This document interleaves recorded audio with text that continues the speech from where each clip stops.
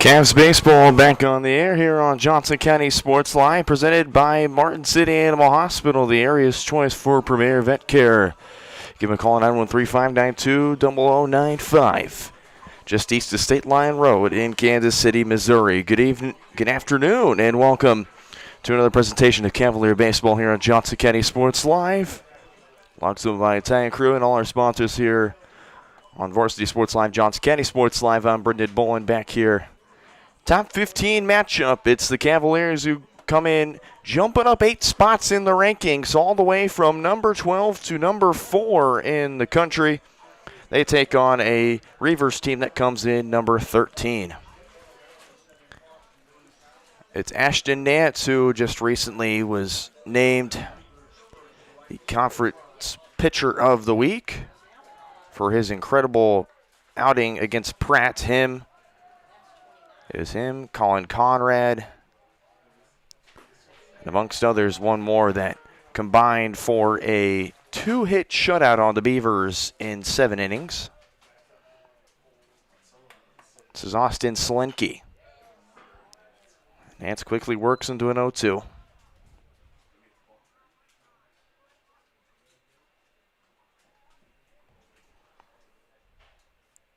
Nice job is that Cooper Westra that ran out there. That one outside. 1 ball, 2 strikes.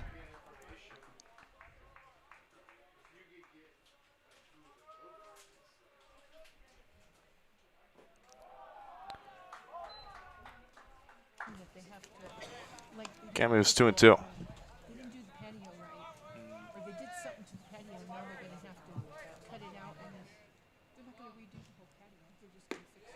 Got him swinging. Strike 3. 5-pitch strikeout for Ashton. 5-pitch strikeout for Ashton Nance. 1 down. And steps in Nolan Geislinger, the commit to the University of Oregon.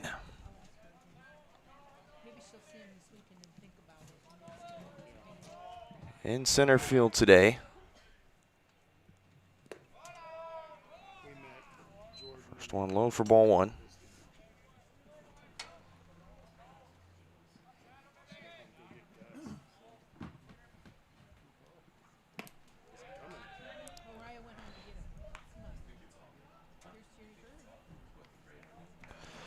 Geislinger, the sophomore from Watkins, Minnesota, out of Eden Valley High School.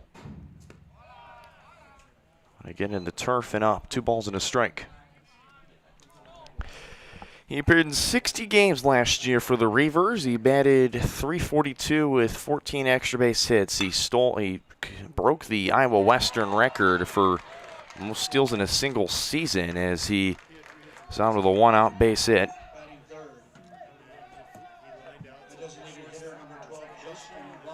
And Justin Romprey will step in the 3 spot.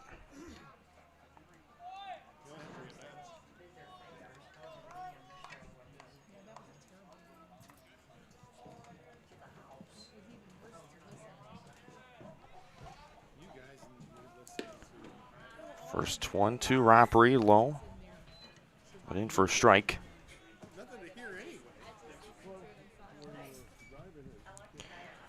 Romprey leads the Iowa Community College Athletic Conference, or the ICCAC, in RBIs 25 through 13 games so far, and he leads in home runs. He has 8, and behind him just 3 spots.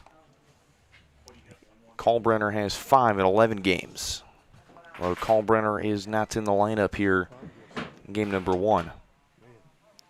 Geislinger on base again, already the conference lead in stolen bases. He has 10. This one is short, can for 2. Wilson is second for 1, on to first. Cavs turn 2. 6-4-3 double play to end the top of the first for the Reivers.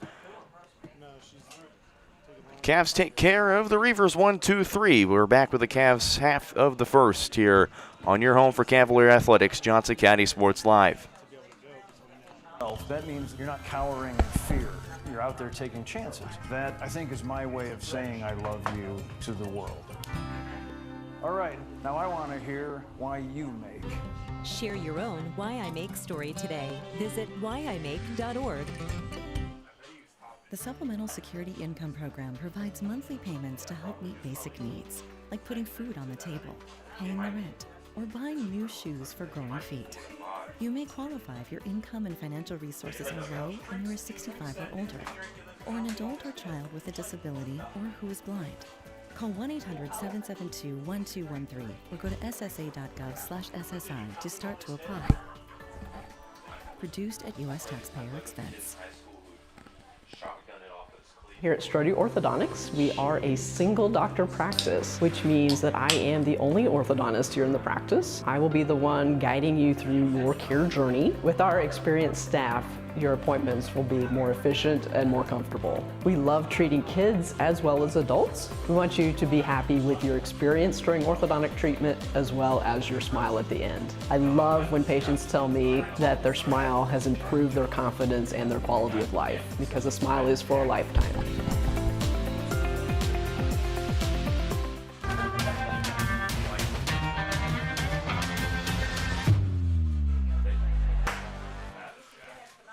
Bottom half of the first here on Johnson County Sports Live. So on the mound for the Reivers to lead this thing off. It'll be number 44, Connor Connell.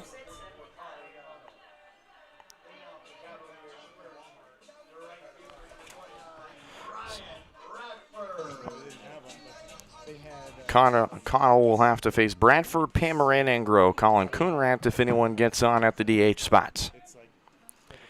He'll step in and face the conference and national player of the week in Bradford, and he pops this one up high and foul and out of play.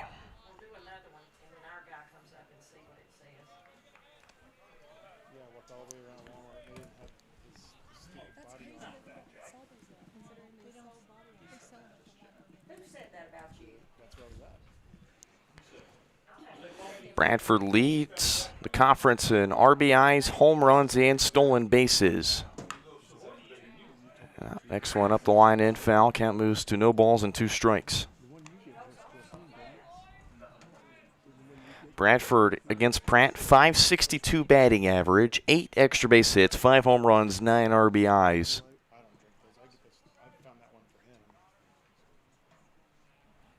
Dominated. This next one's fouled off. Count still moves to no balls and 2 strikes. That was his second conference player of the week. He won back in week 1. And his first national player of the week, second straight for the Cavaliers. Remember, Briggs Rowe last week also was named conference and national player of the week. Bradford stays alive at 0-2.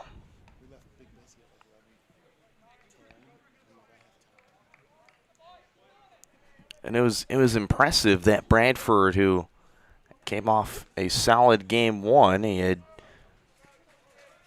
2 doubles and 2 home runs. And then in game 2, first and third inning, rips 2 home runs. Another 0-2. High and out, 1 ball, 2 strikes.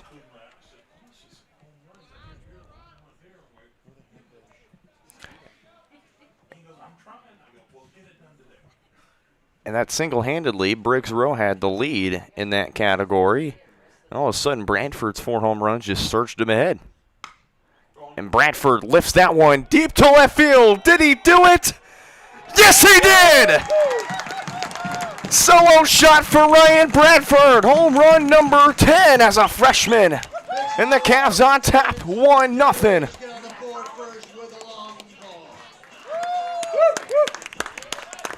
Goodness gracious.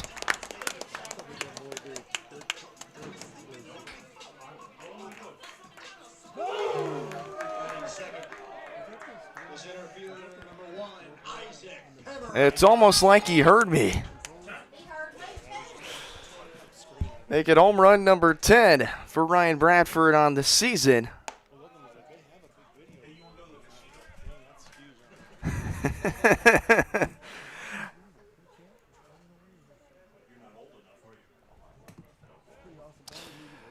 I'd say the odds are in my favor today. 2-0 start to Isaac Pamarin, the future Florida State Seminole.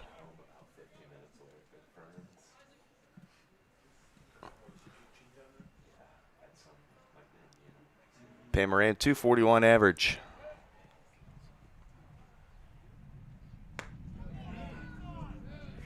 They'll say just in. Count moves to 3 balls and no strikes.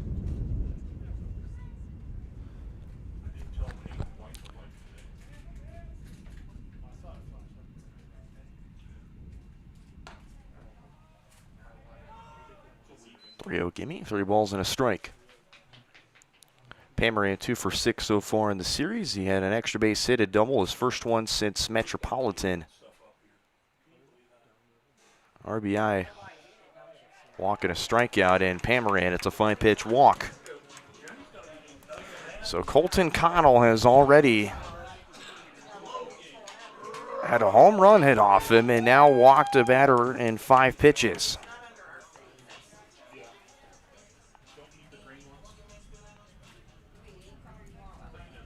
So it steps in the third baseman, Logan Groh. And Groh lifts that into foul territory. And to make the catch is Anderson, 1 down.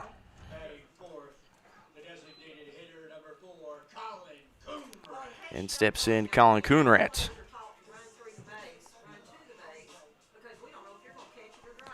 So the DH, Colin Coonrat.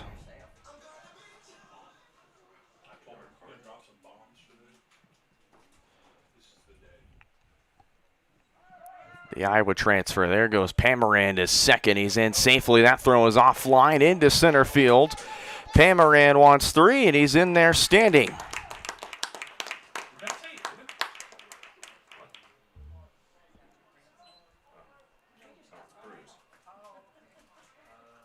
So he'll have to go back to second because they said it hit him.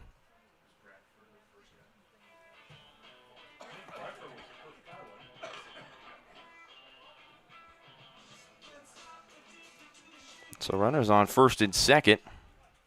Then steps in Boston Bruce.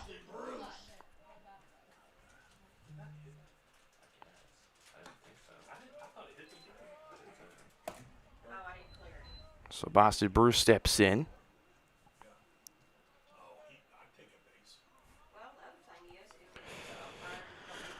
On a start to Boston Bruce.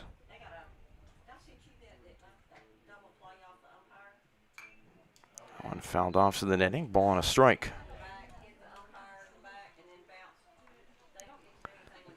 Yeah, KJ Triple C honorable mention last year. 0 for 5 with a run scored, a walk and a strikeout. So far for through the first 2 games. And Pamaran took off way too quick. Now he's in a pickle. Connell gets juked out. Pamaran to second. Gets doubled up. Pamaran slides, and he's out. And after all that, Coonrat was able to get to second.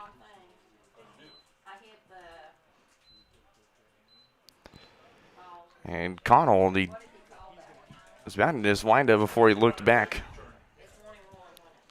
It's a ball and a strike.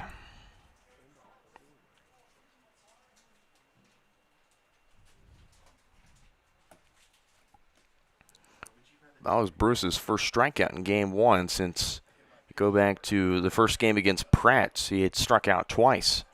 Connell back to second and nothing doing.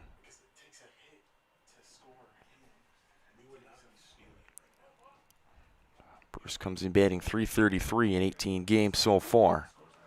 Just 1 home run.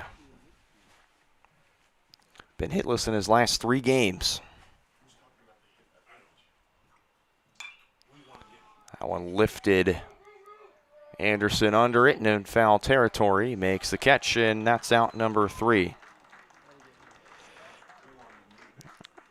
Bradford, solo shot number 10. Puts the Cavs on top as we head to the second. 1-0.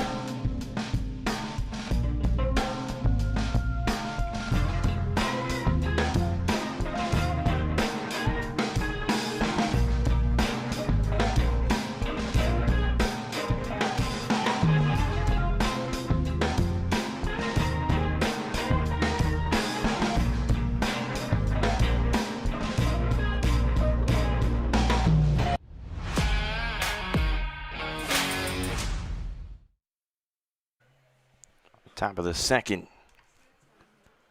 Dylan England to lead things off. First offense swung on and missed for strike one.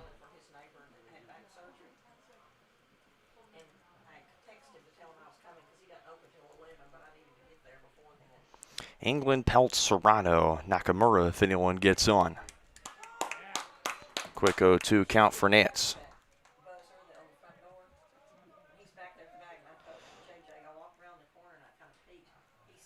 Nance has the most wins in the KJCCC so far. He's got 4.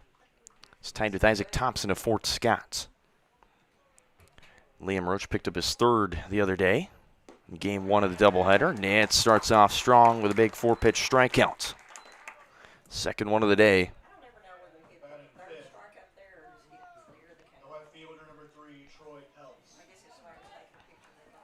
And steps in the left fielder, Troy Peltz.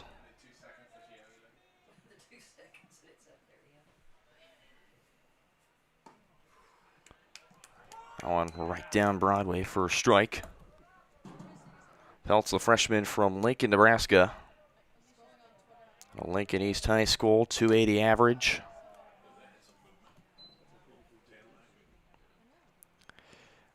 Lincoln East High School to state championships in 2023 and 2025, so 2-time state champ. This one, beautiful play by Briggs at second to throw to first. They'll say not in time. And Briggs Rowe cannot believe it.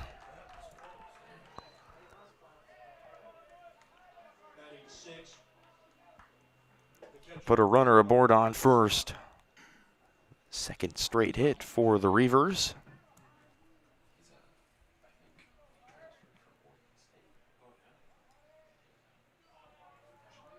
And steps in Martin Serrano. First one fouled off. Martin Serrano, the transfer from Oregon State. He pitched in just 3 games for the Beavers. He went 1 for 3 with a double and a walk. That one in. And the dirt nicely blocked by Boston Bruce. Count moves to 1 ball and 1 strike.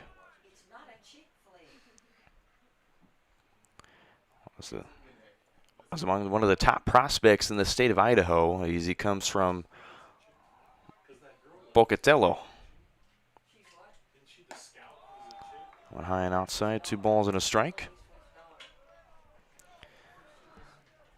Although the most well-known city in Idaho, Boise.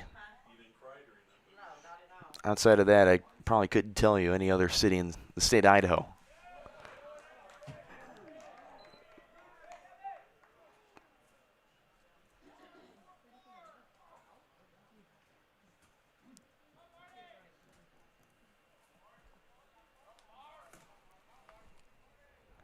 Nance trying to avoid his first walk of the game.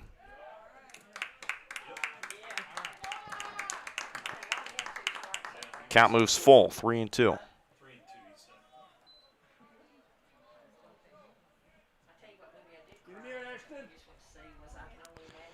Serrano with 4 home runs, 10 RBIs so far in the season. Next one fouled off. Serrano stays alive.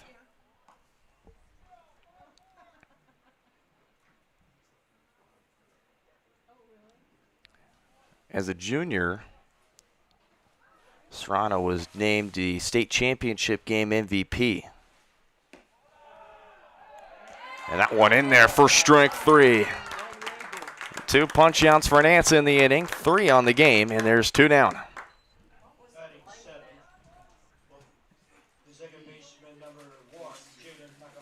And then steps in Jaden Nakamura.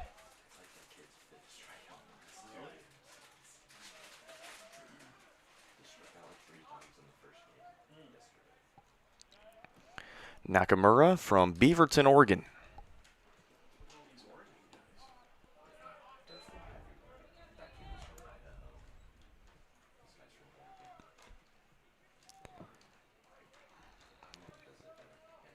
Two-time All-State, 4-time All-League honoree at Aloha High School. 1-0 in for a strike, 1 ball, 1 strike. Lefty-righty matchup here. Criminal justice major.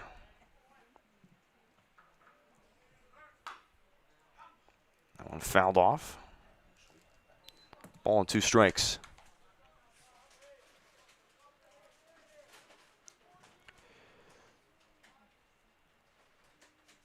So far, just 1 hit and 6 at-bats. Ripped a double his second straight in about a week. One against the Cavaliers, and then in the 3rd game against Crowder. 1-2.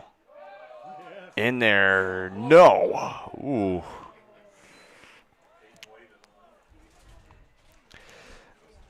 The suspense this umpire has given us so far this first game.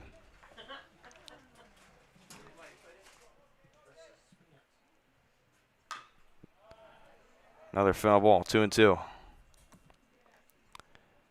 So Deuce is wild on the board for the Nakamura again, the 2nd highest batting average in the conference at .469. Behind him is his teammate designated hitter Justin Rompre, .432 in 13 games.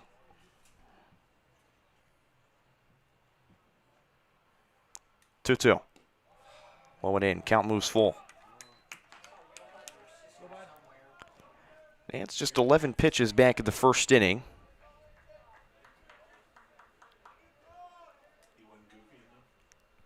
This will be pitch number 21. So the pitch count at 32 for Nance. 3-2. Off speed, just misses. Count moves. Ball 4. Nance gives up his first walk. It puts 2 on for the Reivers. In steps in Caden Anderson.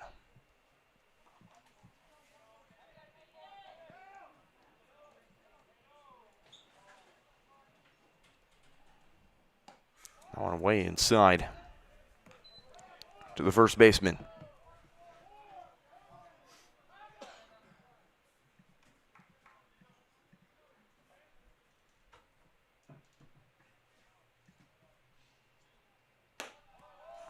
Another one high and in, 2-0. And Boston Bruce will talk to Nance. Caden Anderson, the sophomore from Glenwood, Iowa, transferred last year out of the University of Nebraska. Appeared in 36 games with the Reivers. As the umpire will indicate the mound visit count. 289 with 9 extra base hits and 17 RBIs. One of the most consistent defensive players. He had a .992 fielding percentage, just 1 errors on 124 chances. This one to short. Briggsrow flips to second in time. And that's how we end the top half of the 2nd. The Reivers strand 2. We move to the bottom half of the frame. Cavaliers still in front, 1-0.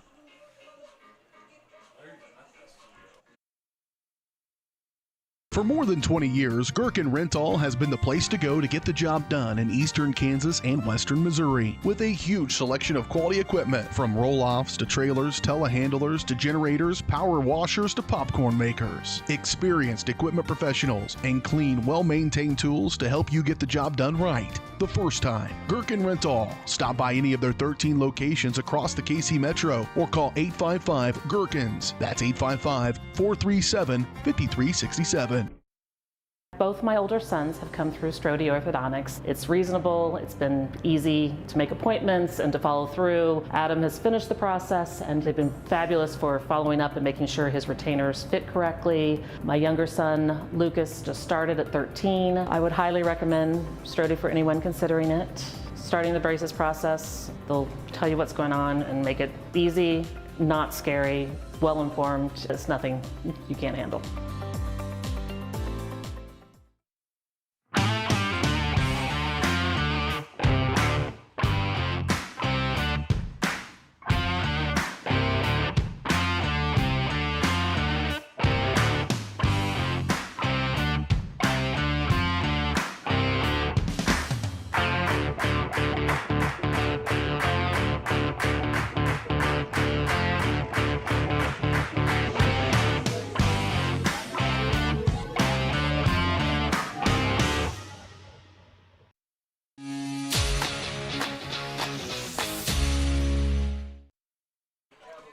Bottom of the second for Johnson County. Briggs Rowe to lead things off.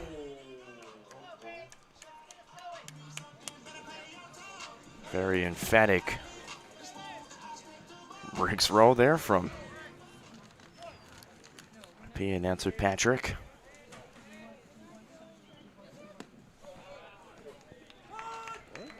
Just offering to Briggs Rowe in for a strike.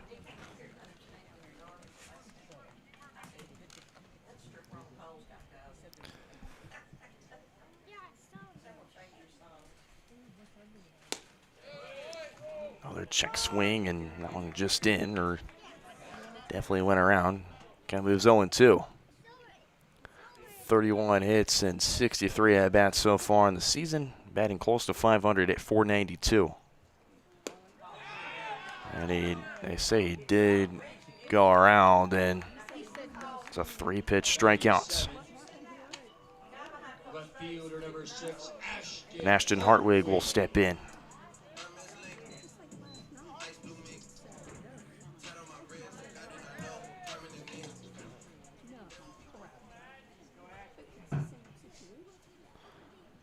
One down for Ashton Hartwig, the sophomore from Edmond, Oklahoma. Takes a first pitch strike.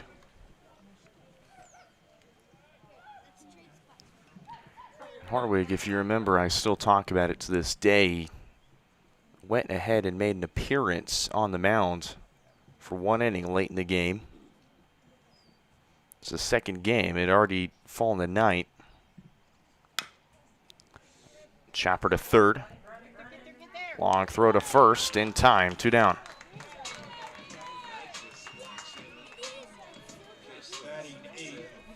And will step in Lucas Wilson.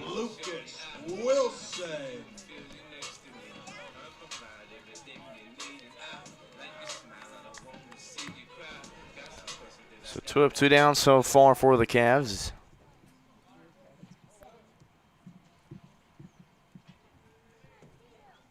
And then steps in Lucas Wilson.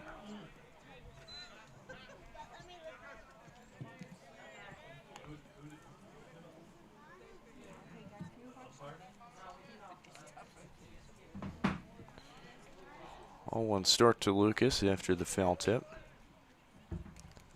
1 hit and 6 at-bats, 2 strikeouts. Ball on a strike.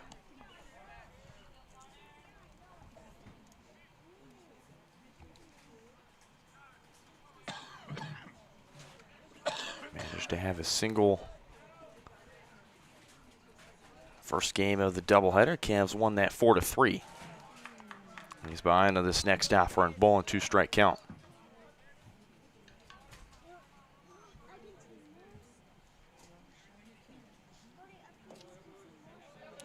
.321 average in so far 18 games played. 1-2 taken high. Count moves even. He was working that hit against Dan Western was his second straight hit in a game. He had a hit in the 4th game against Pratt.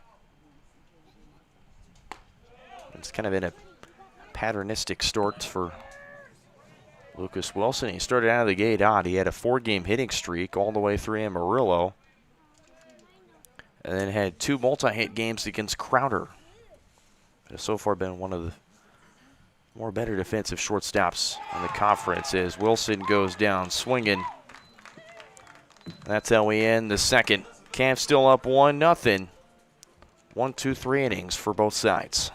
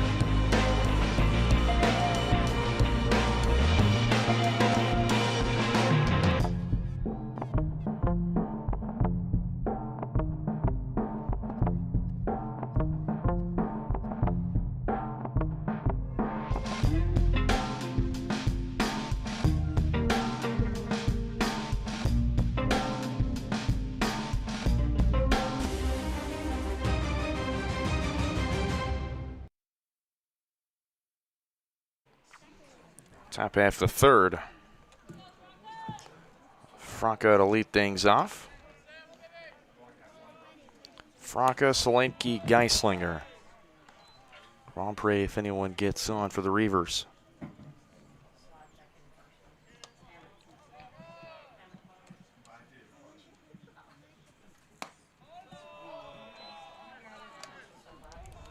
Quick 2-0 start. Mauricio Franca, the freshman from Rotterdam, Netherlands.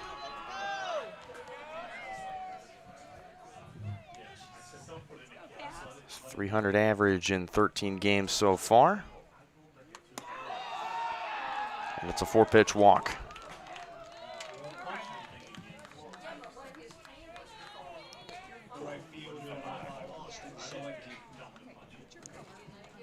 And then steps in Solanke.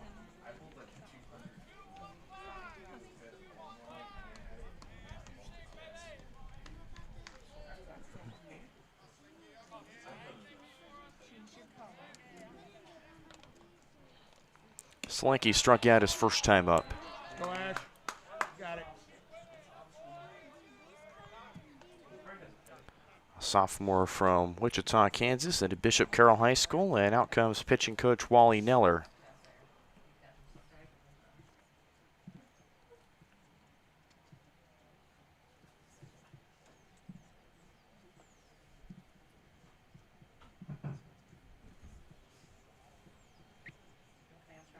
We go back to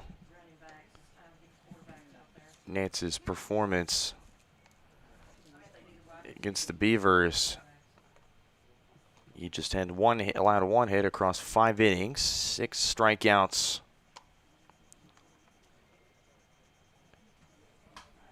Comes in today with a total of 14 strikeouts in 15 innings of work.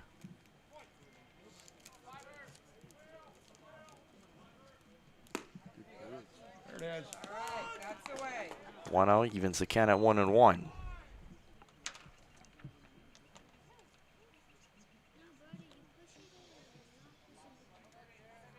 Solanke just 10 at-bats last season. We'll throw back to first, nothing doing. Franco's only stolen 4 bases this season for the Reivers. 1-1 taken upstairs, 2 balls and a strike.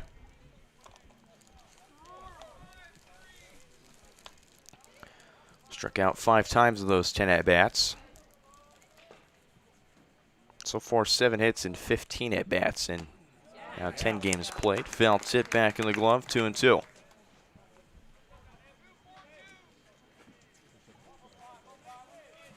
That was his 6th strikeout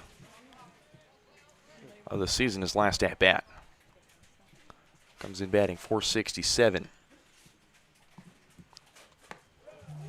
2-2 high and in, full count.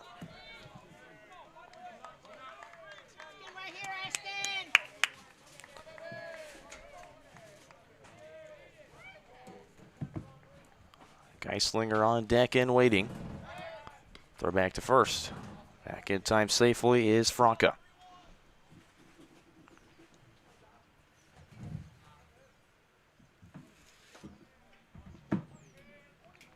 3-2 from Nance. Popped up into shallow center. Wilson ranging back, still ranging back, and he can't make the play. Drops behind him.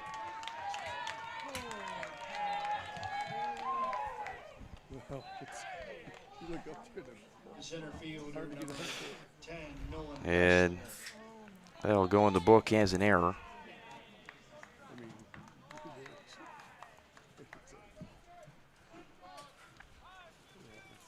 So 2 aboard, nobody down for Geislinger.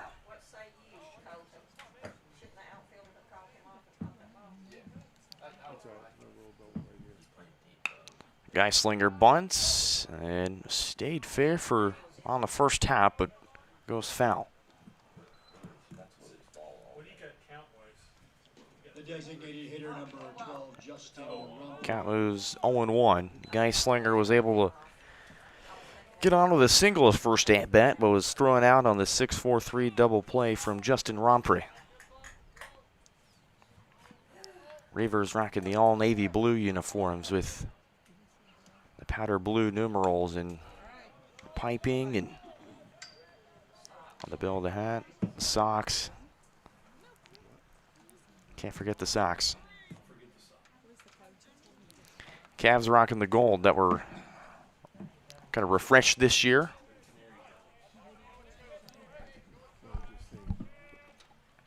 Oh, 2. 3-pitch strikeout. Nance back at a groove. 1 down. I kind of look all the way from the press box and look around the packed house here at Cavalier Baseball Stadium. This top 15 matchup.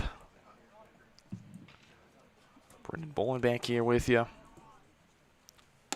DH Rompery steps in, takes the first offer high and in for ball 1. Again, Romper grounded into that 6-4-3 double play his first time back in the first inning. That's how he ended that first inning.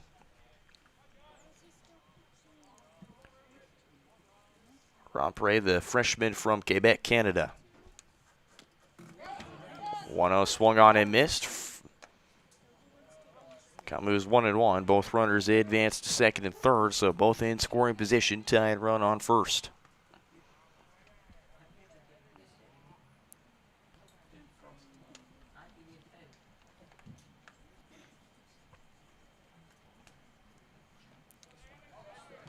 Business admin major.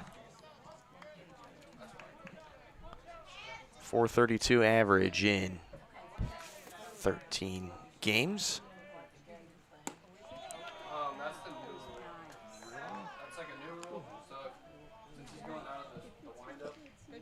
One high and in, 2 balls and a strike.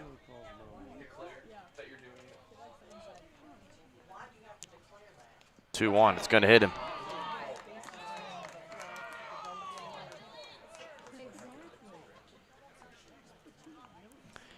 Bases are now loaded. The third baseman, number 6, Dylan England. For Dylan England.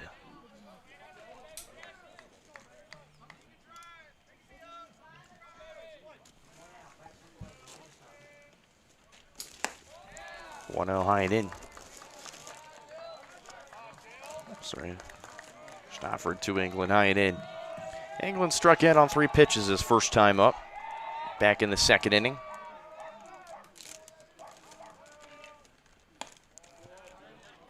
That one just lands in the high outside corner, ball and a strike.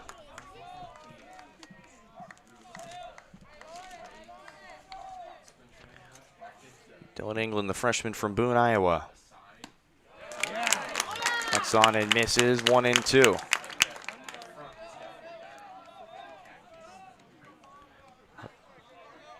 Batted .400 all throughout high school, had 24-1, all-state honorable mention as a shortstop. That one high and in. Umpire will check. They defer, no swing, 2-2.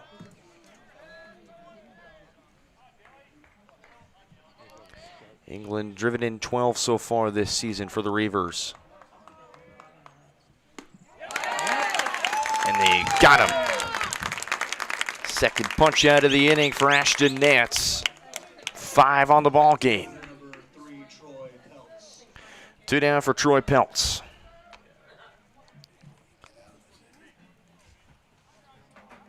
Peltz has the only other hit through 2 innings of work for the Reivers so far.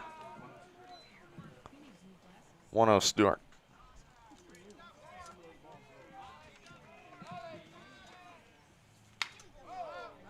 Fouled off.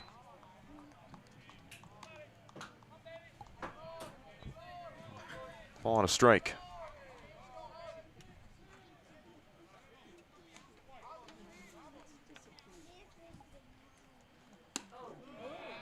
Just inside, 2-1.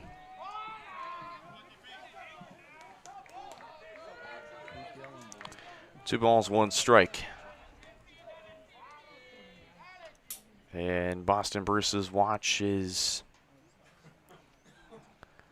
again broken.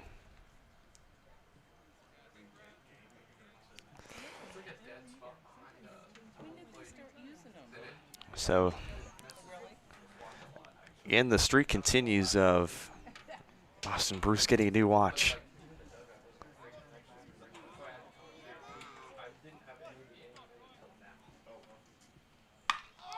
And that one lifted into right center field. Under it is Bradford, and against the wall, he makes the catch. The Cavaliers escape a bases-loaded jam. Impressive work from the freshman Ashton Nance to escape. We move to the bottom half of the third. Cavaliers still in front, 1-0.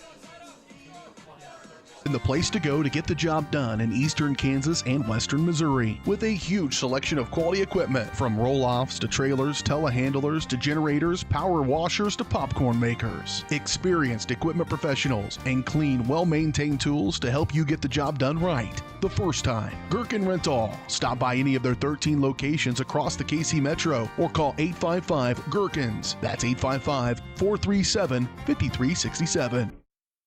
Both my older sons have come through Strode Orthodontics. It's reasonable, it's been easy to make appointments and to follow through. Adam has finished the process and they've been fabulous for following up and making sure his retainers fit correctly. My younger son, Lucas, just started at 13. I would highly recommend Strode for anyone considering it. Starting the braces process, they'll tell you what's going on and make it easy, not scary, well informed. It's nothing you can't handle.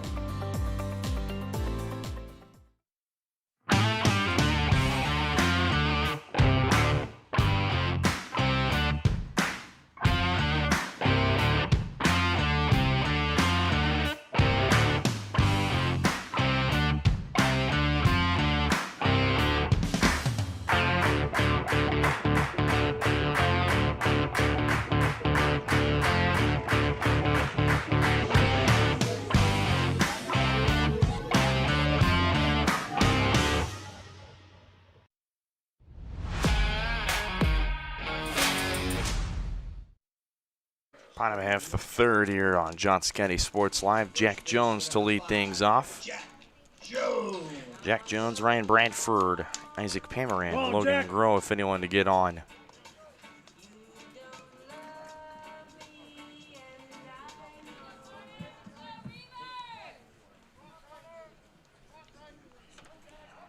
Connor Connell still on the mound for his third inning of work. Goes off speed and it lands in for a strike. Jack Jones, a freshman from Prairie Village, Kansas.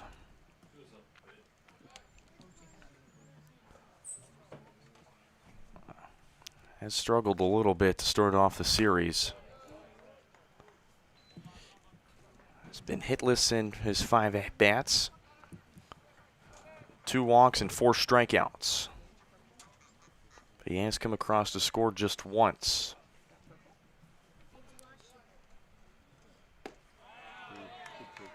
One painted in. Cat moves to a ball and 2 strikes.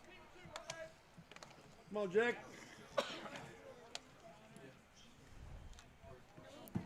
He's been 308 average in 26 at-bats. Jones gets a hold of that one, but carries it foul.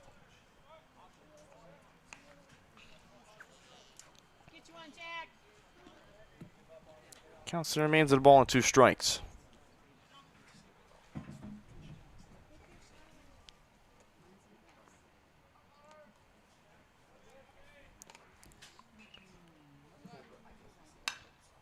One, 2. Into center field. Ranging under it is Geislinger, makes the catch, 1 down. The right fielder, number 29, Ryan Bradford. And will step in the freshman Ryan Bradford.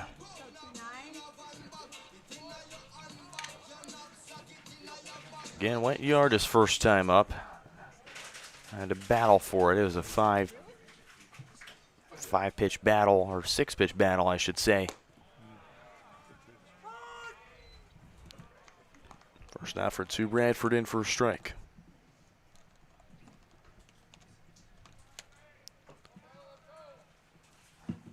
Connor Connell, the sophomore from Luverne, Minnesota.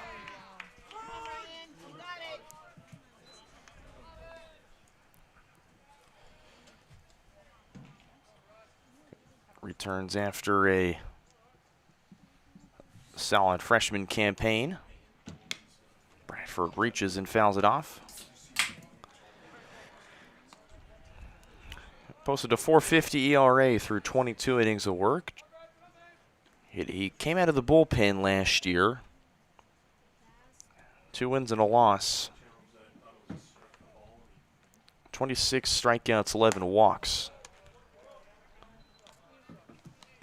0-2 misses outside. Count moves 1-2. So far, has been a perennial starter. It's his 4th start of the season. 1 win and no losses. And Bradford will go down swinging. 2 down. Only the 3rd strikeout for Connell. Total of now up to 12 for the sophomore. And in steps in Isaac Pamaran.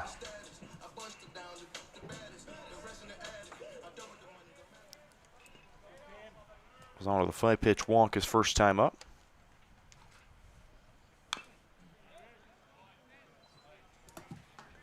That one fouled off.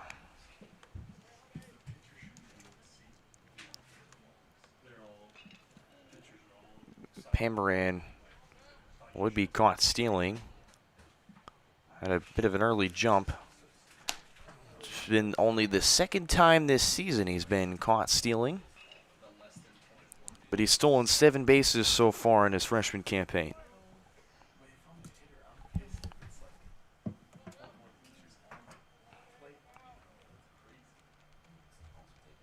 Connell's 1-1. High and up, 2 balls and a strike.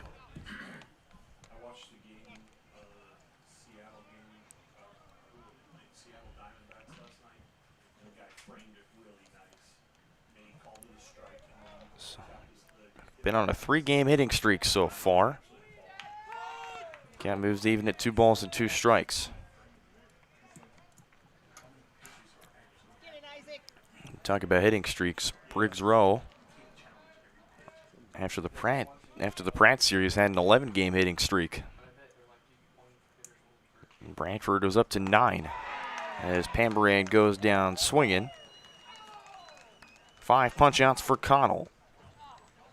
Excuse me, 4 punch-outs for Connell through 3. We head to the 4th. 1-0 lead for the Cavaliers.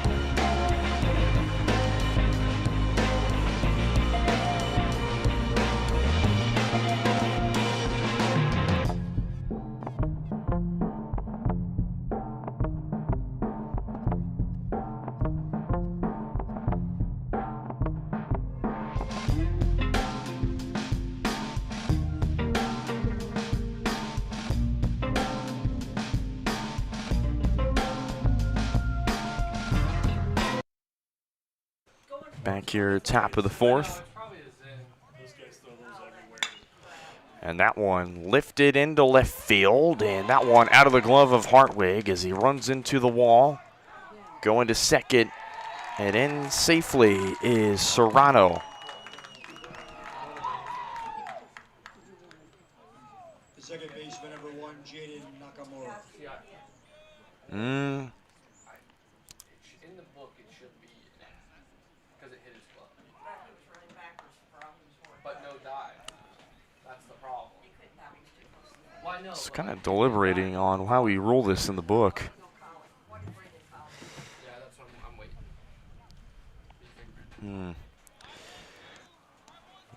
I'd probably, I'd say definitely generously double. And the way I rule it is he had to turn back to make that play, and it came out of the glove. So hang on. I don't think he touched first base.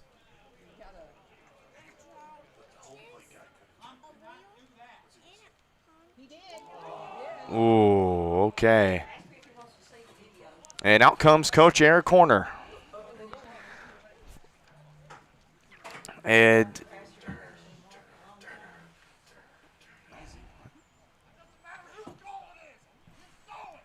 yep, I'm going to have to turn my field mic down as I definitely can't hear him. The first words that came out of his mouth were, "You saw it."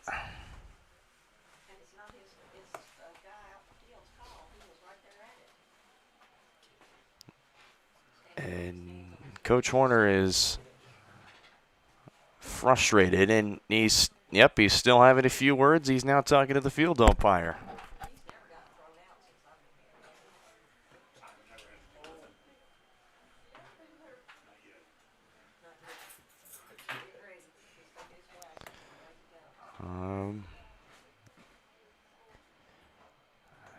Horner, yep, and out goes Coach Horner. So, if I had access to every single aware camera, we could tap in and see if he actually did touch first. And I think there's one right above the dugout. This one bunted to third. Groh flips to first in time. One down. Runner moves to third.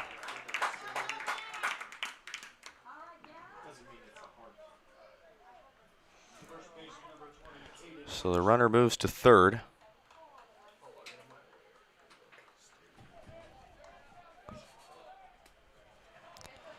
So one down for Anderson.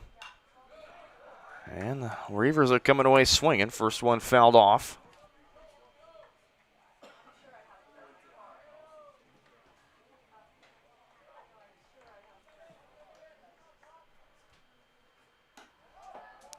That one just got a bit away from nets. High and in. 1 ball, 1 strike.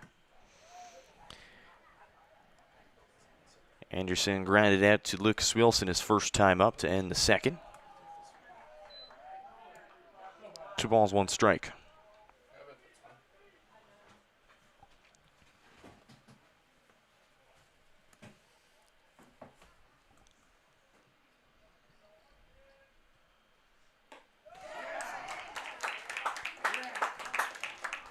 Two balls, 2 strikes.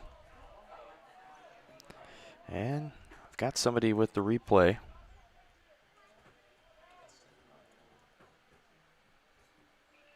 Yeah, he went over the base. Anderson grounds out to Jack Jones. Meanwhile, that run comes in. We're tied at 1.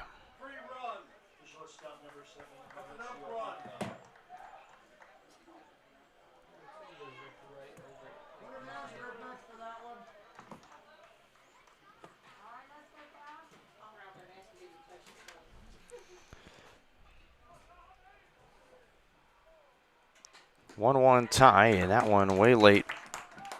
Franca cuts and misses. Yeah, I go back to that replay, and he kind of just hopped over first base, essentially. And I think it was in the spur of the moment where he's turning to look to see if Hartwig would make the play out and left. 3-pitch strikeouts for Ashton Nance. That's Nance's 5th strikeouts. 6 strikeouts for Nance. We're tied up at 1 as we head to the bottom half of the 4th.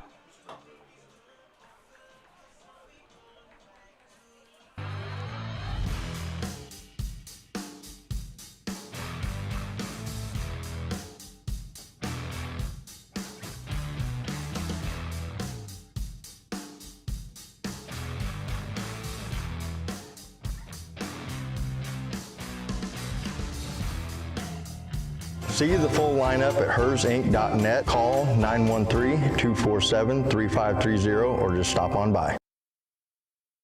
My name is Dr. Claire Strode. I'm the owner and orthodontist here at Strode Orthodontics. You may run into me out at the soccer fields or out on the baseball diamonds. The things that I love most about orthodontics are when patients tell me how much they enjoy their smile and how much more confidence they have after having their treatment. We love serving the families and people here in South Johnson County and also surrounding areas. And I look forward to serving you and your family.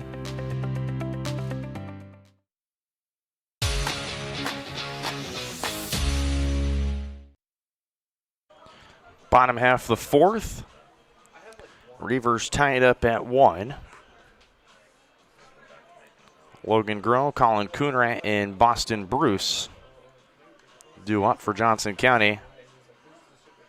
If anyone to get on, it would be Briggs Rowe.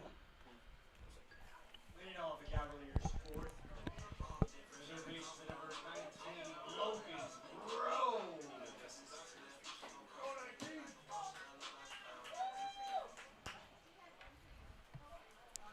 Cavalier faithful here in full effect today. That one outside for ball 1, out of the glove of Serrano.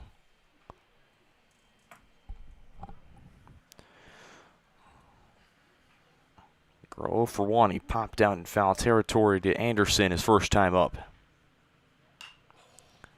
That one will go foul and out of play. Count moves. Ball and a strike.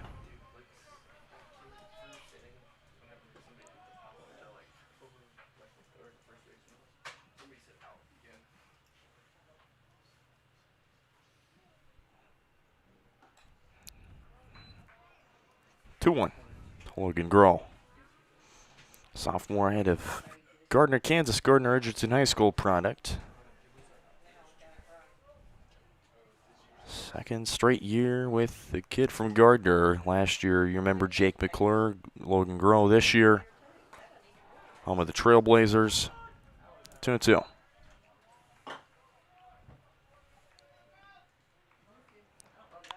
Groh's rocking a 3-game hitting streak. He went 3 for 4 against the Reivers with a run scored, an RBI, and a stolen base as well. Just his 3rd stolen base this season.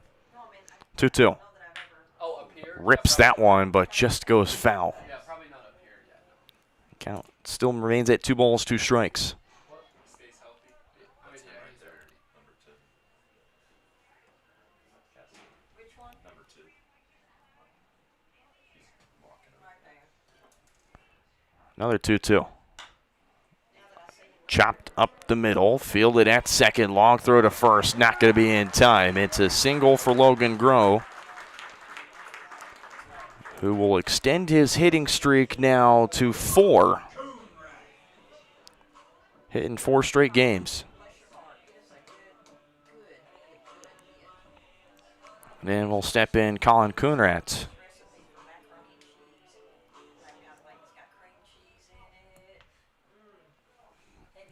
New walk-up song from Forrest Frank. Gotta love it. First one lands in for a strike. The Iowa transfer was plunked by Connell back in the first inning.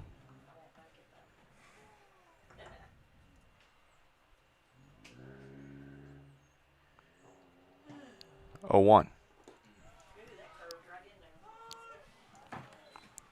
Off speed lands in. Count moves to 0-2.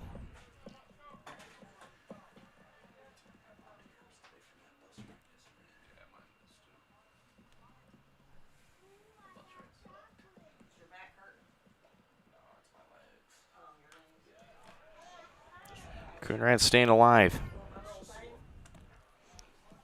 Count still remains at 0-2.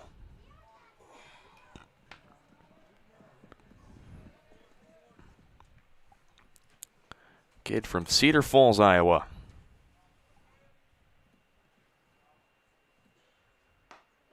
That one just outside, it says on plate umpire. 1 ball, 2 strikes.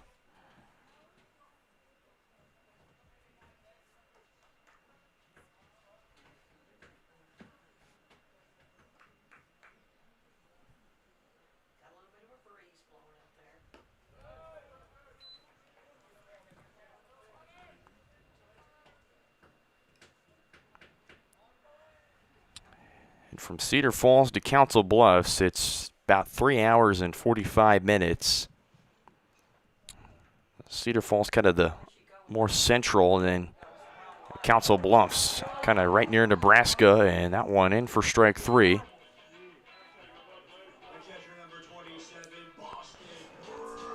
One down, and in steps in Boston Bruce.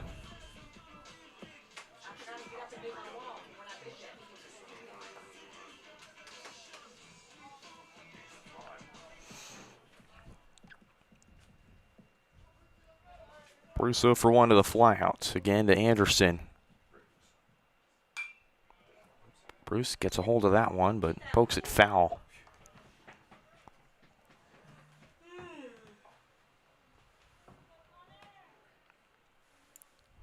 David Dobbs goes out and retrieves it. Got plenty of people here in attendance today. Even I look out in the kind of the right field foul line, kind of among the trees right behind the community college itself. There's people in lawn chairs watching the action as well.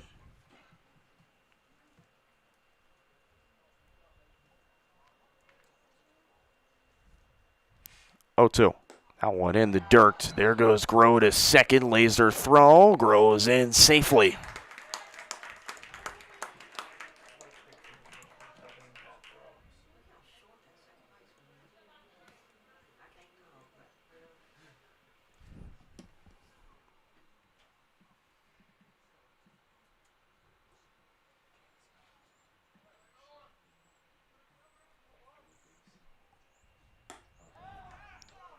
That one just high.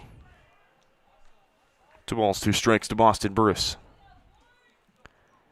That's stolen base right there for Logan Groh. Second straight stolen base this series. Or second stolen base in this 3-game series. Make it stolen base number 4 for the sophomore. Bruce chops that weakly to the pitcher. Connell, throw to first. In time, 2 down. Runner moves to third. Go ahead run on third base.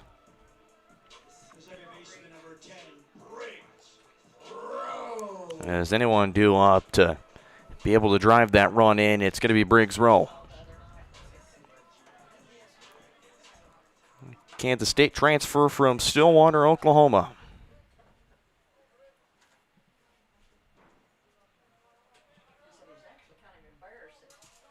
.492 average. That's the second best in the conference.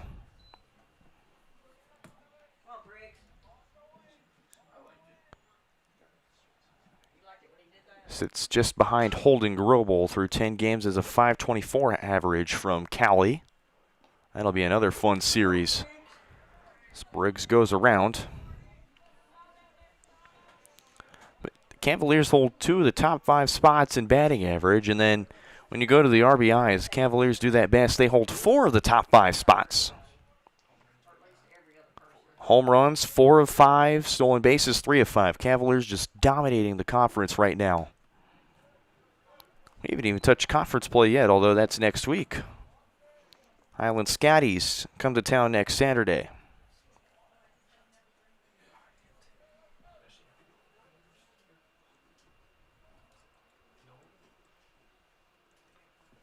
Two balls and a strike. Briggs goes around and misses 2-2. Briggs is 23 RBIs, tied for third. Logan Groh, who sits on third base.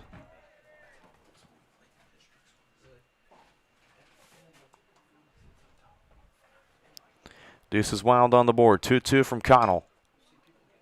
Lifted into foul territory, and that carries out of play.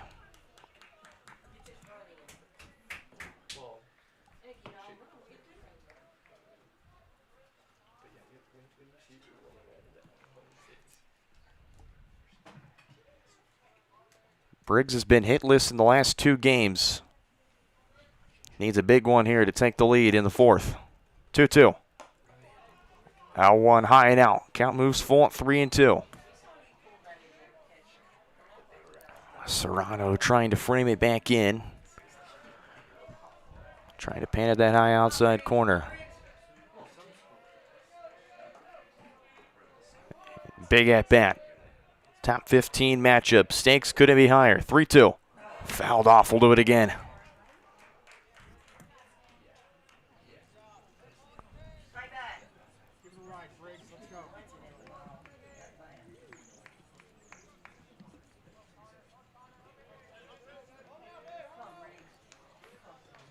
Briggs had 2 hits against the Reivers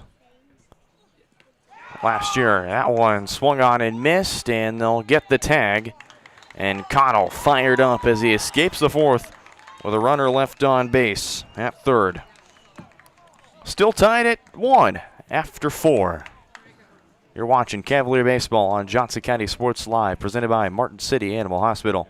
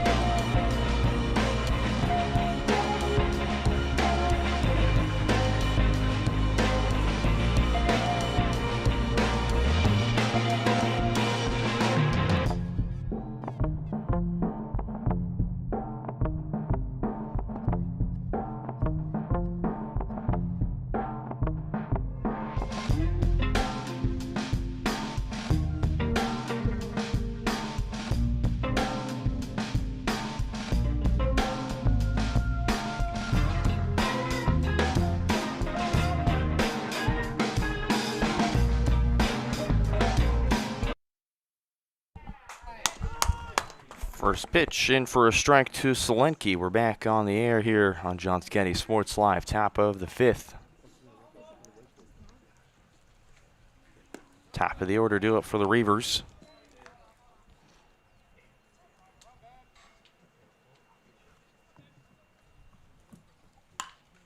One in the air into right center field.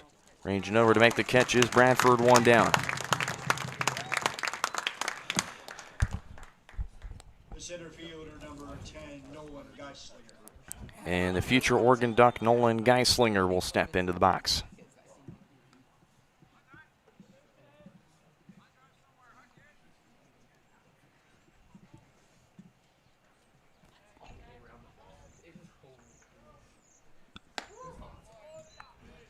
High up, first offering to Geislinger for ball 1. And is able to get on base back in the 1st with a single, but struck out back in the 3rd inning.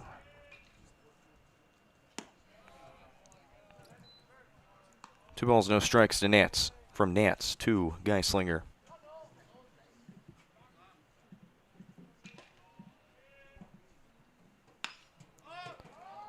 That one high and into right. Bradford calls for it, makes the catch. Back-to-back putouts for Ryan Bradford. Designated hitter number 12, Justin Rumphrey. We could go pretty immaculate as Nance at 6 pitches.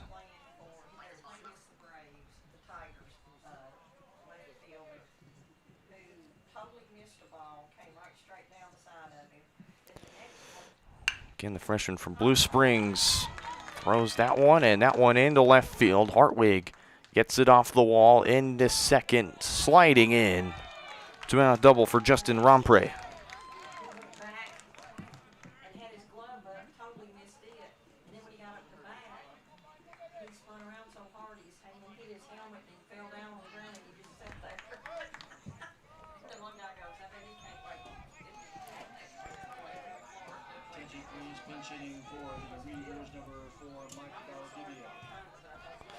So the Reivers will go to a pinch hitter.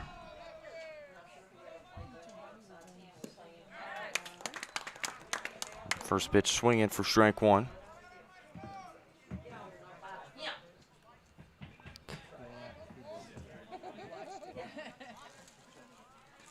is Mike Vedliva.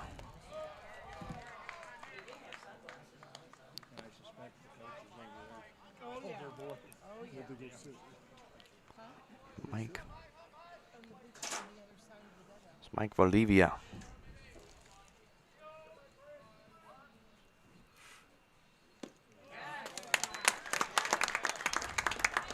Can't lose to 1 and 2.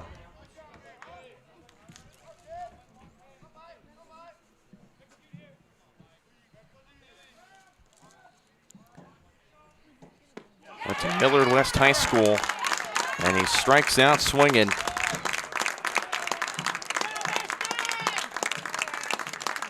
Make it 7 punch-outs for Ashton Nance through 5 innings of work. We head to the bottom half of the 5th.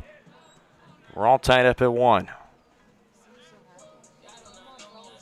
Question: what will you find on all over-the-counter or OTC medicine packages to help you choose the right drug and use it safely? The answer: the drug facts label. This label lists the medicine's active ingredients and purpose, how much to take, and warnings you should know before using it. Remember, even OTC medicines you buy without a prescription can cause side effects you don't want. So follow the information listed on the drug facts label. For more information, visit fda.gov/drug facts label. A message from the U.S. Food and Drug Administration. My experience at Strode Orthodontics was amazing.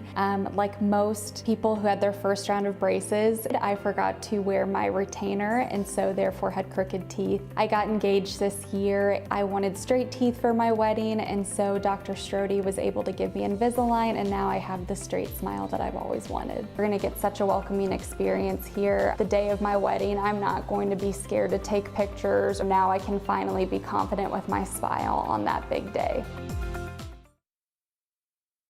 Everybody can make something, because I think everyone has a spark of creativity, and the reason that I have to keep making is because I don't think my life would be as fulfilling without it.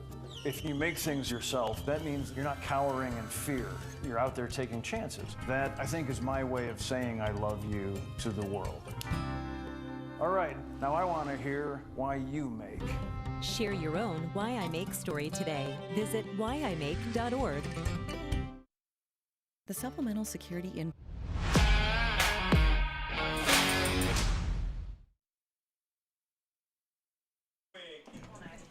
Bottom of the 5th. I'm short, I know.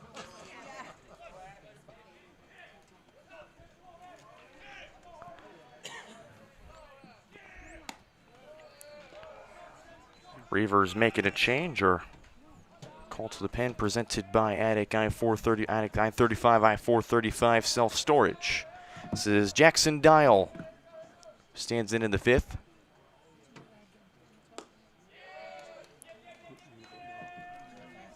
Count moves 2 balls, no strikes to Ashton Hartwig.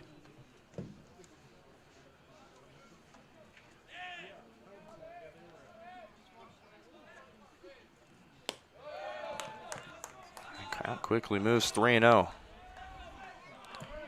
Hartwig grounded out to the third baseman. Originally England, his first time up. Mike Valdivia stands in at third base. 4-pitch walk for Ashton Hartwig. Great job, Matt. Let's go. The shortstop, number 23, Lucas Wilson. Go ahead on first base.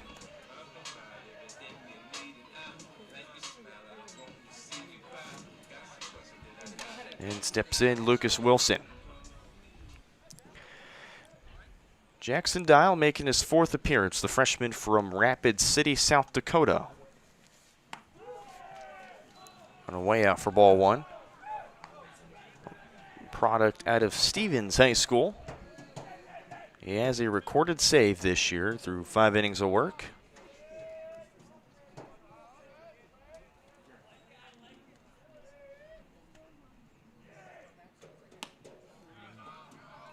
On a win for a strike, 1 ball, 1 strike.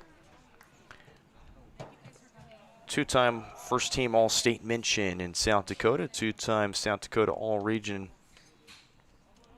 And is a 3-year varsity letter winner.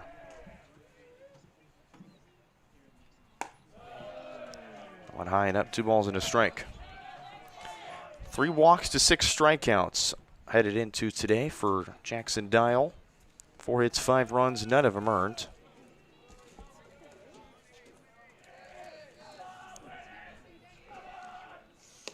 Two one, low and in, 3-1. The Cavalier dugout letting him know. Trying to avoid back-to-back walks, which would bump his season total up to 5 walks to 6 strikeouts. Runner to second, and it's out of the glove, but nevertheless, it's outside for ball 4. Back-to-back walks given up by Jackson Dial. Jack Jones.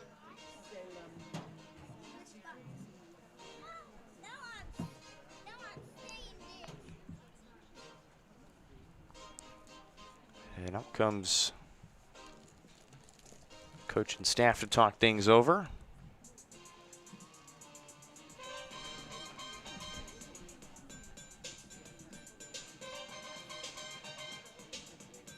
Runners on first and second, nobody down. What? Yeah, it's the Nolan Bus song. It's the Nolan Bus song. It's his favorite song. What is it? All in All by Joyce Smith.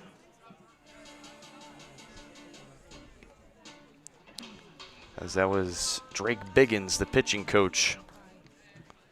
As in steps in Jack Jones.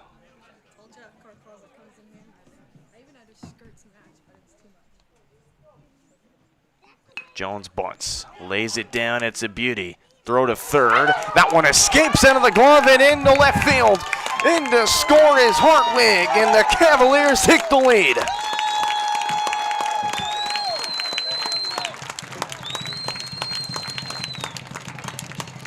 Tossed away into left field in the Cavaliers. Back in front, 2-1.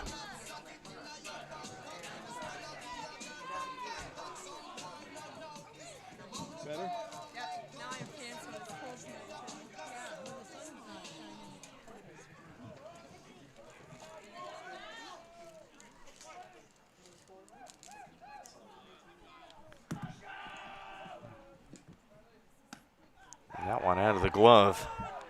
Cavalier dugout still lively as ever as they're back in front. Bradford 1 for 2, a home run and a strikeout.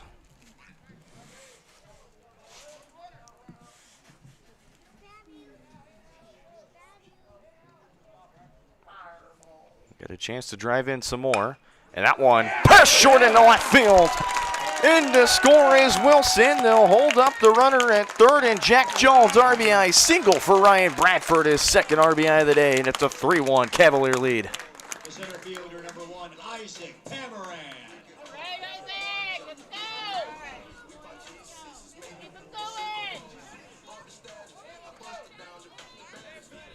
Line continuing to move. It's the freshman Jackson Dial in a bit of trouble.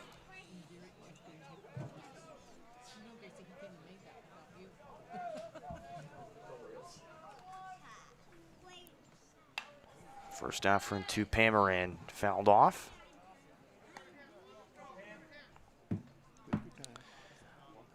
And there's an arm again, moving in the bullpen. It's only a matter before Coach Cowgill will head to the pen. Runner goes to second. Throw there in time, but the tag was not.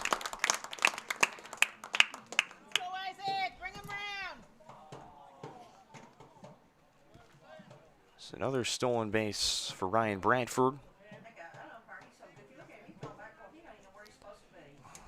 35 RBIs on the season to make it his 12th stolen base.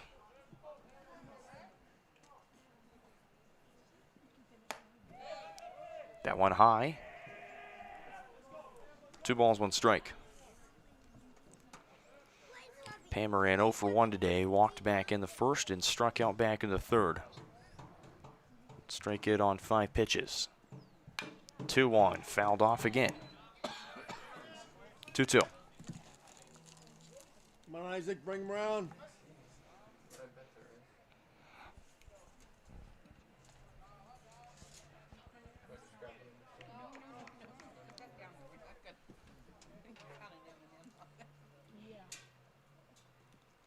Runners on second and third. This one, deep drive into center field. And that one's off the wall. One runs in to score in Jones. Pammer in, wants three as another comes in. They're going to get Isaac. Oh, no, he's safe. Missed the tag at third. 2-run RBI triple for Isaac Pammer, and it's a 5-1 lead for Johnson County. Cavs are roaring here in the fifth.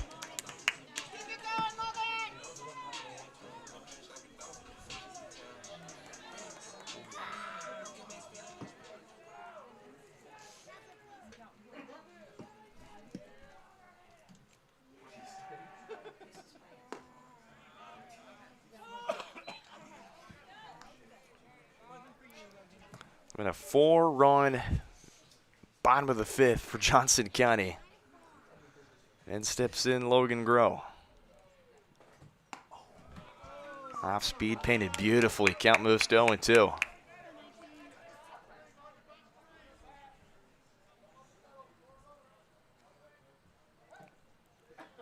And Groh could keep things moving as there's nobody out. Good chance the Cavs could bat around that one. Grounded to short, and that's bobbled by Franca.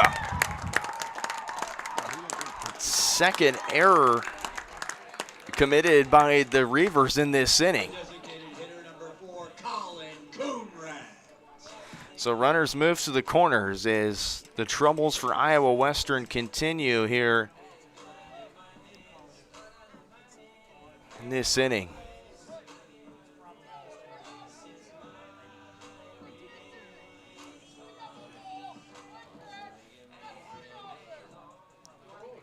Oh, and Ryan Calgill shouting something to his infield.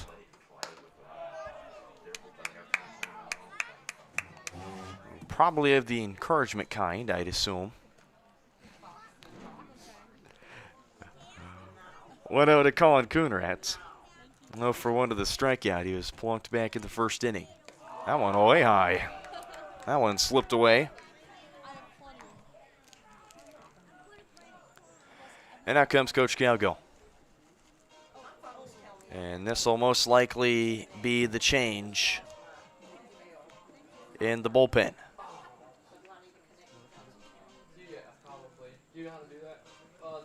Jackson Dial doesn't make it out of the inning as we head for another arm.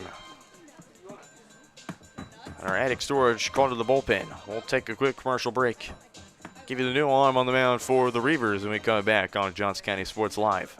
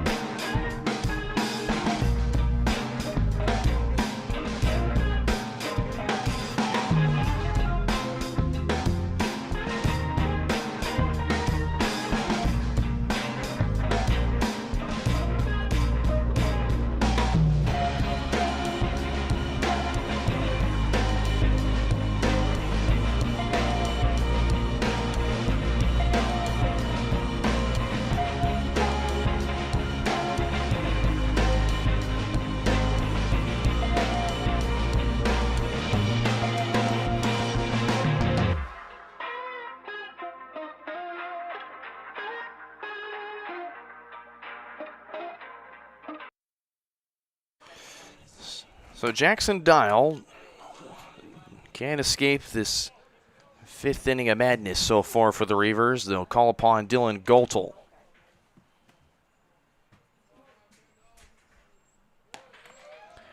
It's another Attic Storage call to the bullpen. Again, our call to the pen presented by Attic I-35, I-435 self-storage. Attic offers climate-controlled units, RV, and vehicle storage, plus clean, move-in, ready spaces. As a veteran-owned, community-focused business, Attic features monitored 24/7 on-site units with friendly on-site managers. Rent, reserve, and pay online anytime at attic-storage.com.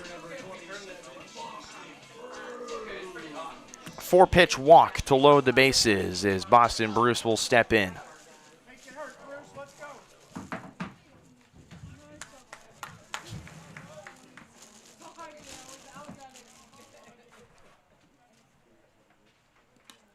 That one in the turf and outside for ball 1.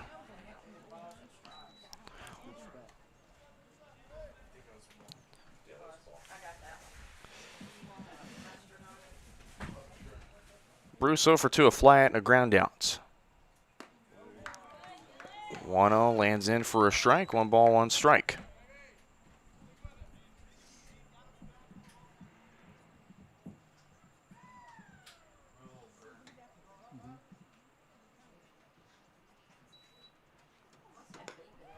It's this. 1-1 misses.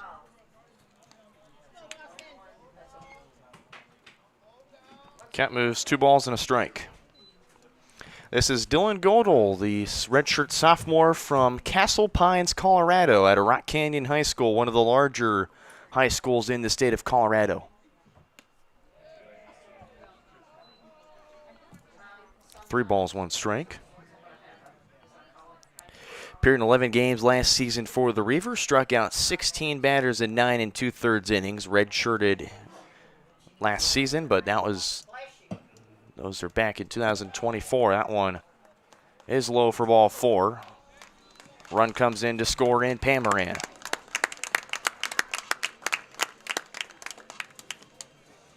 Second baseman number 10, So Groh on third, Coonrad on second, Bruce on first. And then steps in Briggs Rowe.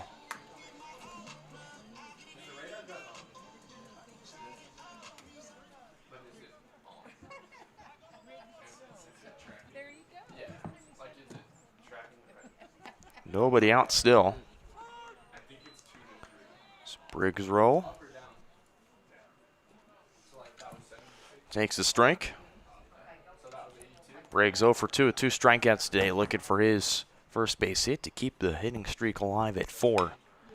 High chopper over the third baseman into left field. Grow in to score. Here comes another runner in Coonrad, and it's a 2-run RBI single for Briggs Rowe.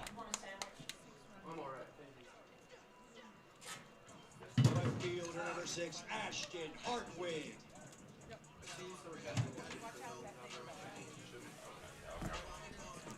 One of the little ones would be fine. I'll just have one. Just one, please.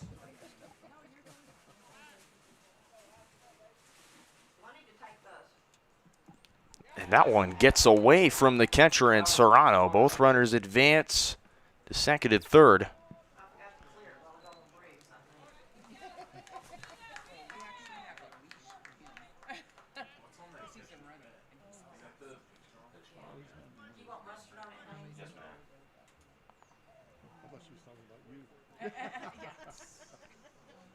And out comes Coach Calgill.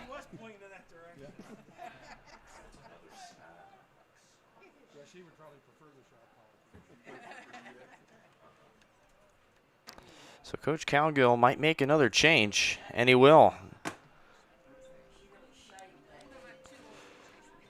So for Dylan Goltel, he also cannot make it out of the inning. Another arm for the Reivers to come into the game when we come back.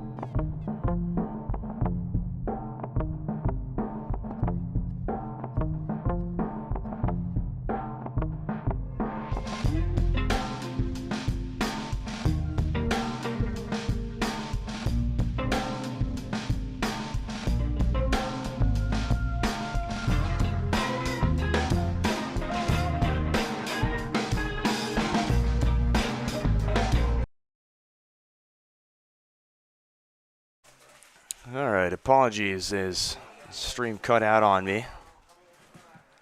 So meanwhile, while we were away, Boston Bruce grounded out 6-3. What would come in to score the run, and Ashton Hartwig and the Cavaliers.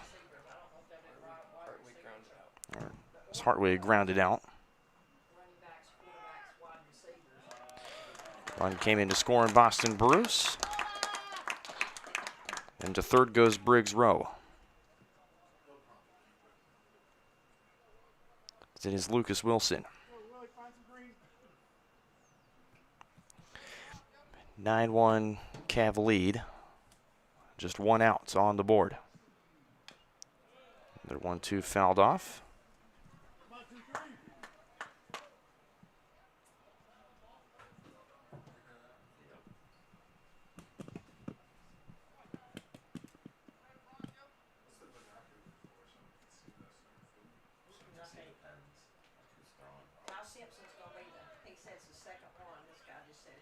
You think? That's what he just said. Here's Ty right here. I think Mendoza's going to go first. Mendoza. He got the binoculars 2-2. so y'all could try to see the pitcher's number faster. Middle infield comes in. And that one outside. Yeah. 3 balls, 2 strikes, full count. It is 2-2, right? I have 3-2. What does Brendan have? 3-2. 3-2. Full count offering. In for strike 3. 2 down.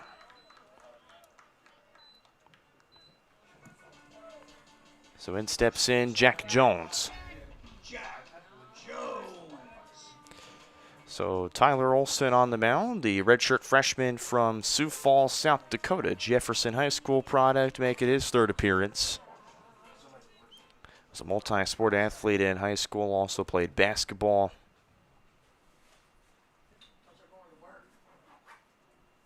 Steps in a pretty pivotal spot, trying to get the Reivers out of this inning. Okay, is that work gloves or is that batting gloves he has on? They look pretty work-like. I don't know. I think he's just switching it up. 1-0 got away from him. Count moves 2 balls, no strikes. This is to Jack Jones. 1 for 2, a single and a flyout. Feeling a lot better. Okay, but so that baseboard heater is off. Yeah. 2-0 painted in for a strike. 1 ball, 2 strike. Or 2 balls and a strike, excuse me.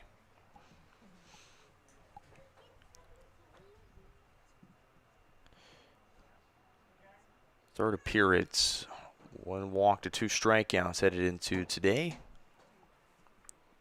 Faced only a total of 6 batters. This one popped up into left field. It'll carry into center, and making the catch is Geislinger for out number 3. It's an 8-run bottom of the 5th for Johnson County. They lead it 9-1 after 5.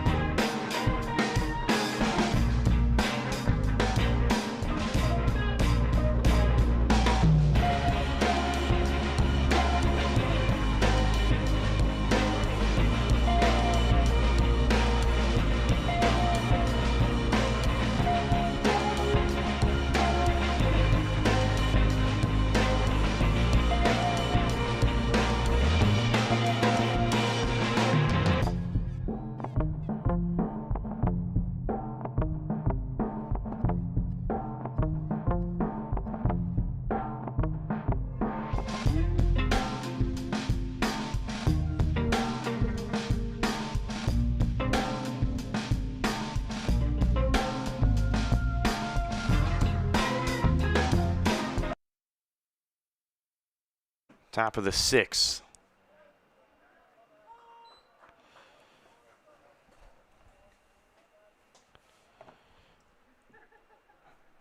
It'd be 5, 6, 7 due up for the Reivers.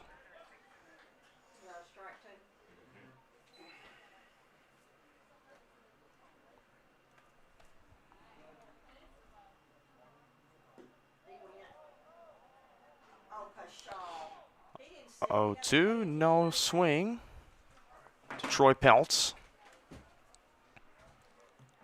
Do you have a song ready, just in case? Kent moves to a ball on 2 strikes. 2-2. For Nance, he's working on what could be the longest he's gone in a game. Building upon what he did against Pratt, and he starts off strong with another punch out.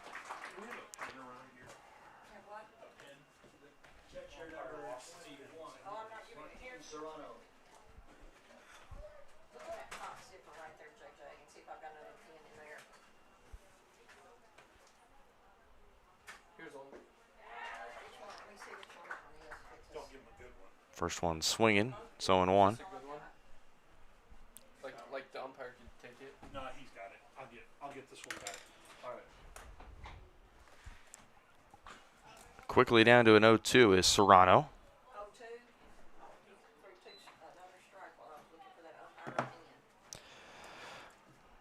Serrano has been aboard with a double, and he's struck out on a couple pitches. Great fielding by Jones. Flips to Nance.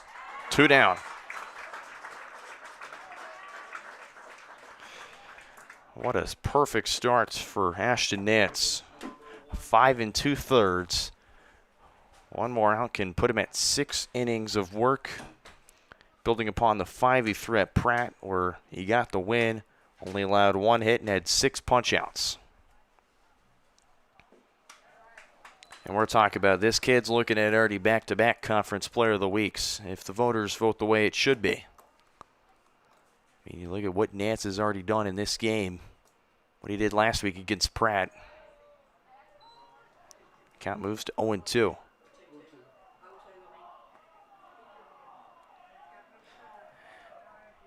Already at 8 punch outs, looking for 9. The 0-2. High. 1 ball, 2 strikes.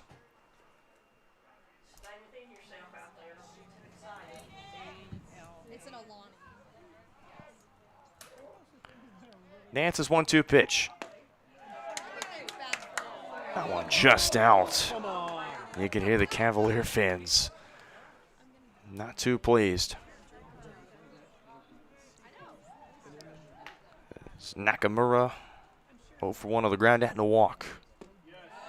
Look at that one.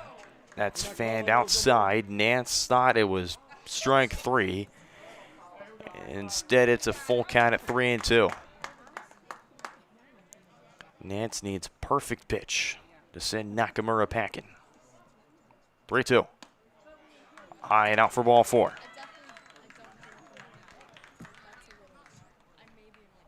There's 2 down for Caden Anderson. The first baseman, number 20, Caden Anderson. Anderson 0 for 2, 2 groundouts today. Grounded out to Wilson his first time up in the 2nd, and then to Jack Jones back in the 5th. Or in the 4th, my apologies. 1-0 start.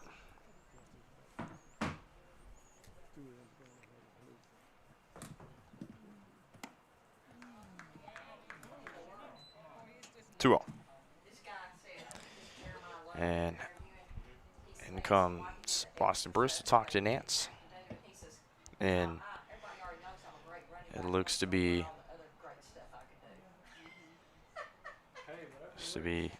Nance just getting some encouragement from Bruce on what he sees from the umpire's zone.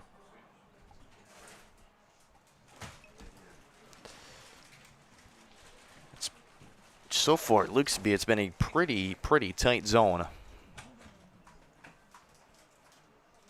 I'd say almost barely white to white. 2-0. In for strike. 2 balls, 1 strike.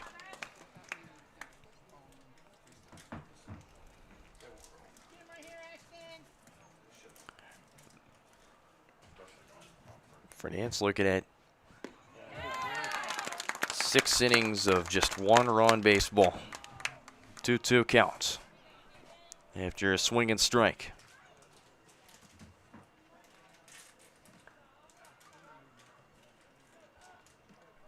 Looking at 9 punch-outs. That's what he will get. 9 punch-outs through 6 innings of work for Ashton Nance. Stranding a runner on. What a day for the freshman. We move to the bottom half of the 6th. Ashton Nance might have just pitched a complete game. We'll take a quick commercial break, and when we come back, Cavaliers' last chance to pad the board here on Johnson County Sports Live.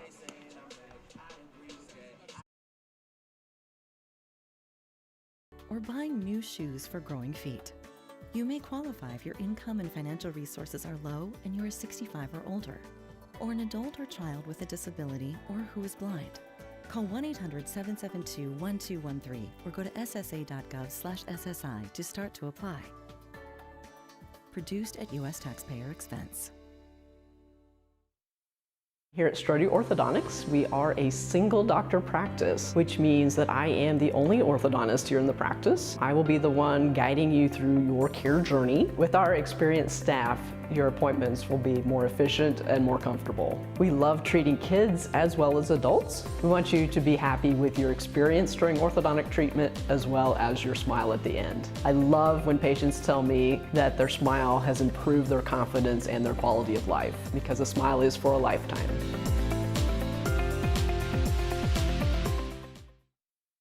For more than 20 years, Gherkin Rental has been the place to go to get the job done in eastern Kansas and western Missouri. With a huge selection of quality equipment, from roll-offs to trailers, telehandlers to generators, power washers to popcorn makers. Experienced equipment professionals and clean, well-maintained tools to help you get the job done right the first time. Gherkin Rental. Stop by any of their 13 locations across the KC Metro or call 855-GHERKINS. That's 855-437-5367.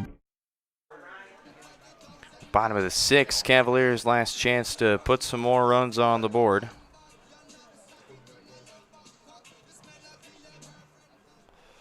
It'll be the top of the order due up for Johnson County. That one way inside on Bradford.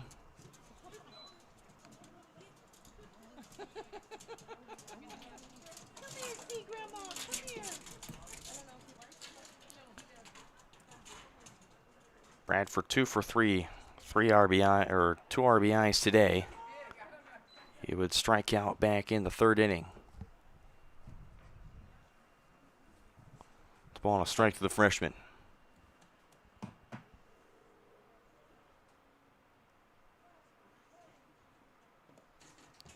That one way low and in. Again, it's Tyler Olson on the bump, although the Reivers have a couple arms moving in the bullpen.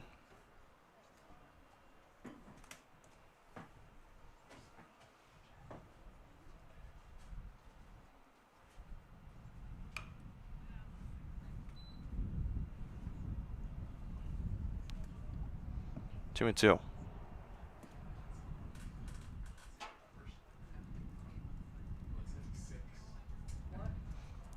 So I'll take a look at some scores from around KJCCC as Kent moves full.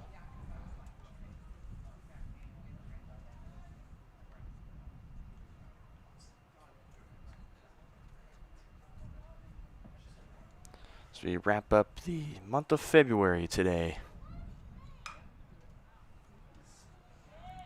Count still at 3-2 to Bradford.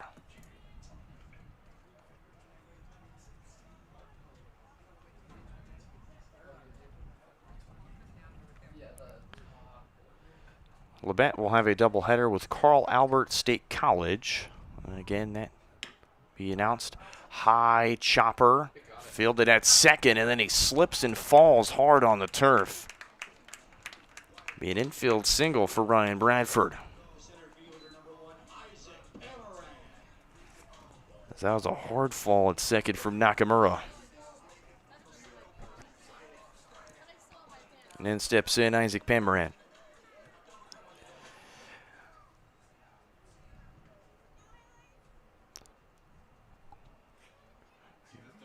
Garden City takes on Tyler Junior College. They're in the bottom of the fifth in that game right now in Bullard, Texas. Tyler Junior College up on the Broncobusters 11-1.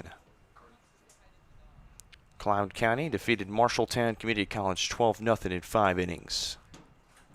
Butler in the bottom of the sixth with Des Moines Area Community College. Grizzlies up 10-4 on the Black Bears. Dodge City takes on New Mexico Junior College. Pratt has a game with Northern Oklahoma College in need. Here we go. Game in the East Division. Cowley down 6-1 on Indian Hills Community College. That's in the top of the third. And Arkansas City, Kansas. Coffeyville takes on the Blue Dragons at Hutch. Ravens up 2-0 on the Dragons in the bottom of the third. 3-0 gimme in for a strike. 3 balls, 1 strike. Highland a doubleheader with Northeast Iowa Community College. Colby takes on Northeastern Junior College. Allen against Arkansas State University Mountain Home. Kevin still full of 3-2. Seward County takes on Otero. And then last matchup of the day, East-West game. Barton will travel to Kansas City, Kansas to take on the KCK Blue Devils. That's all around the KJCCC. And that throw way wild from the pitcher all the way into right field. On his jets to third is Bradford. What could have been just a simple throw, it goes wayside all the way into right field.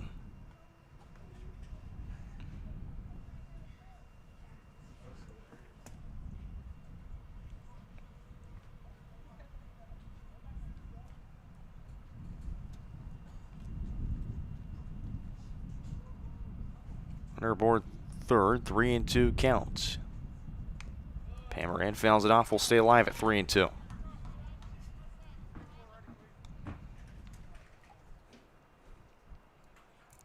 Cavaliers play some of their best baseball at home, 7-1 here. Although on the road, played just a bit more from that Amarillo series, 9-1 on the road. On the ground into center field. RBI single for Isaac Pomeran, his third RBI of the day, and the Cavaliers in the double digits.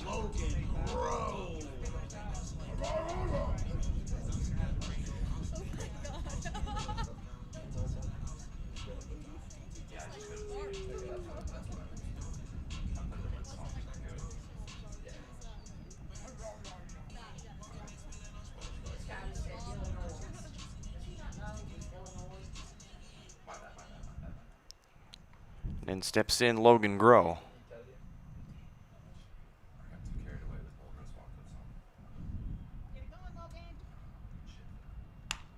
Logan Groh flies that into center field. Geislinger under it makes the catch. 1 down.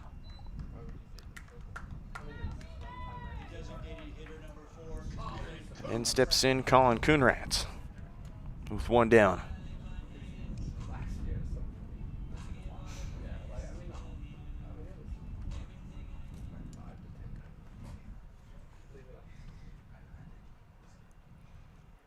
We'll take a look at some stuff around Johnson County.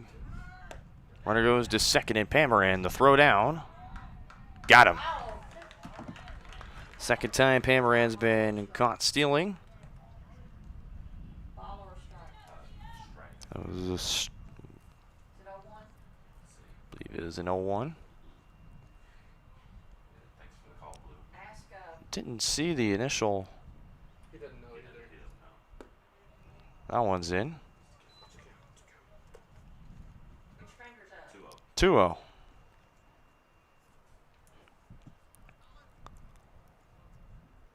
To Coonrat.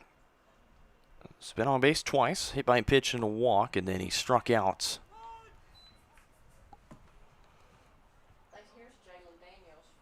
2 balls, 1 strike. Probably.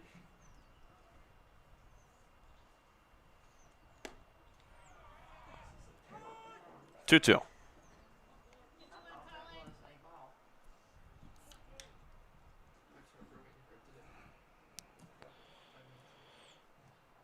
Coonrat just looking to keep this inning building. Can't move Soul at 3-2. 2 down in the inning.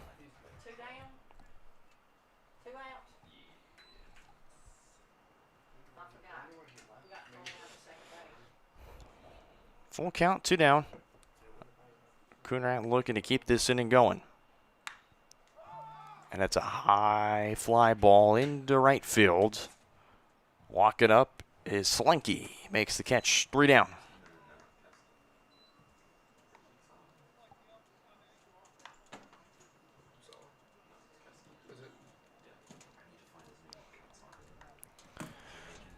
For the Reivers,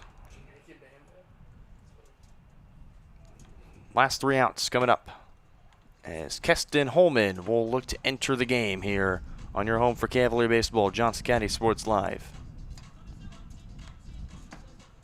Older sons have come through Strode Orthodontics. It's reasonable, it's been easy to make appointments and to follow through. Adam has finished the process and they've been fabulous for following up and making sure his retainers fit correctly. My younger son, Lucas, just started at 13. I would highly recommend Strode for anyone considering it. Starting the braces process, they'll tell you what's going on and make it easy, not scary, well informed. It's nothing you can't handle.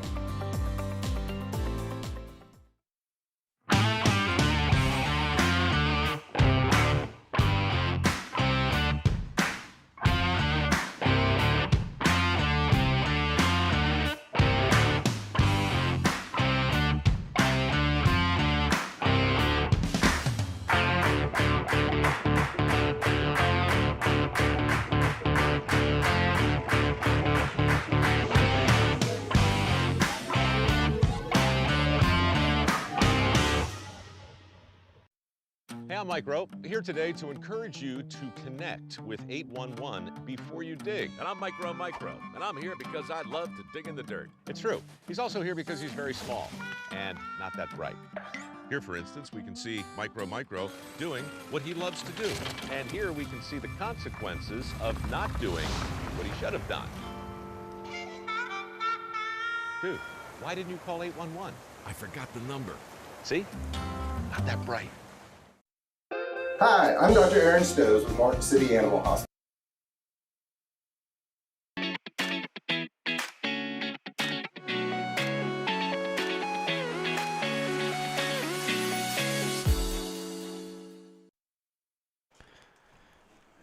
Top of the 7th.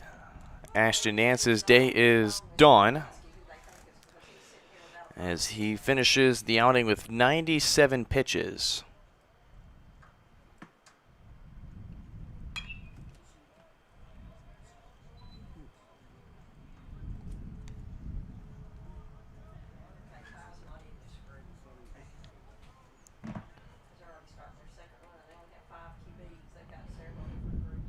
Oh, 2 to the pinch hitter in Noah Kubo.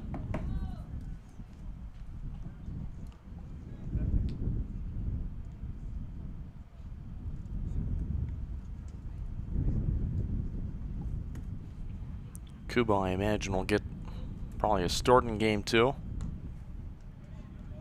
That one just moves outside, 1 ball, 2 strikes.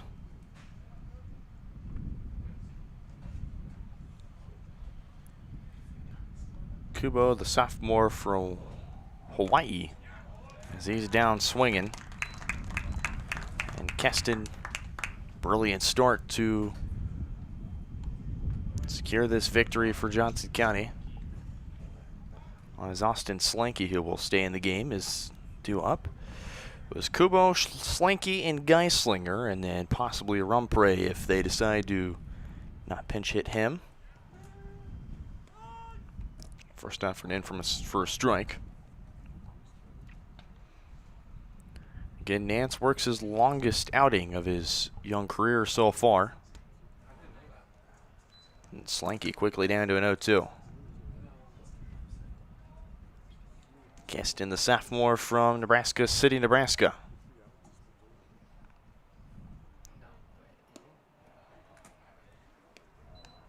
One ball, 2 strikes. To Slanky, who's 0 for 3 today, reached on an error back in the 4th.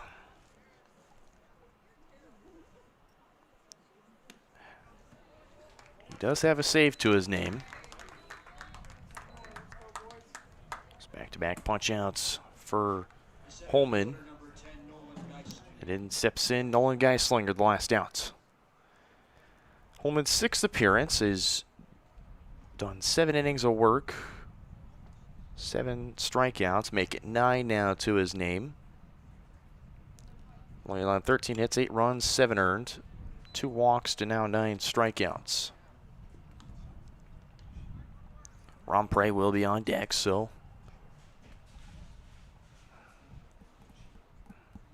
we'll keep things moving with the order it was. Just Kubo getting a pinch hit appearance, try and get some energy going. And now Geislinger's down to the final strike for the Reivers. A 1-run, 3-hit day of perfection for the pitching staff. 1 ball, 2 strikes.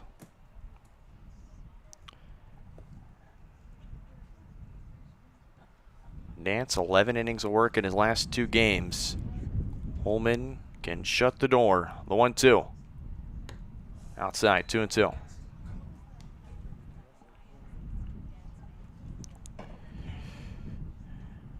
At the 2 o'clock hour, 2 hours of play for the Cavs and the Reivers in game 1. And we'll still play another couple bit here, 2-2.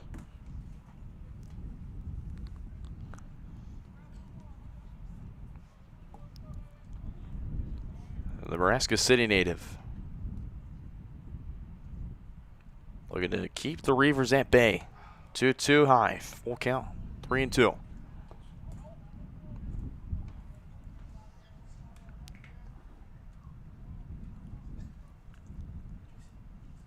Sixteenth pitch from Holman. Here it comes. Got him swinging. 1, 2, 3 on punch outs. Keston Holman shuts down the Reivers. 10-1 our final in game number 1. We'll have our post-game show following up after this. Cavs take game 1, 10-1.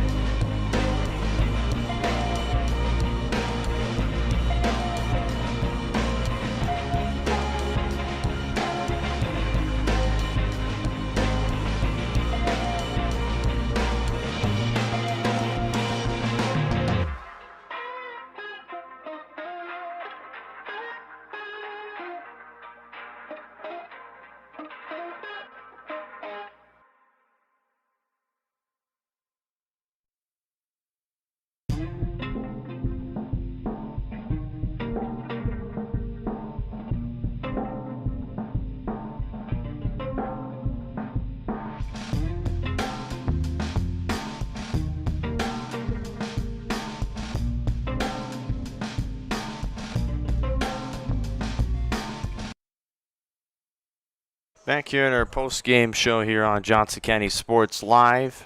Brendan Bullen back here with you to break this one down. Final score in this one,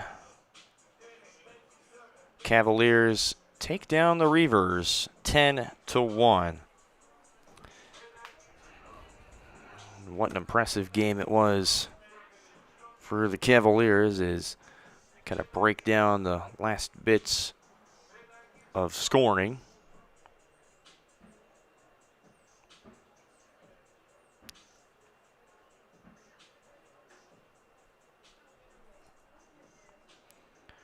Four hits, 8 runs back in the 5th inning.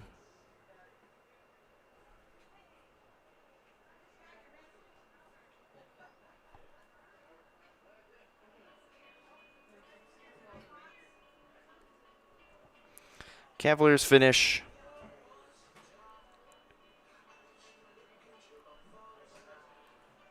with 10 runs on 8 hits.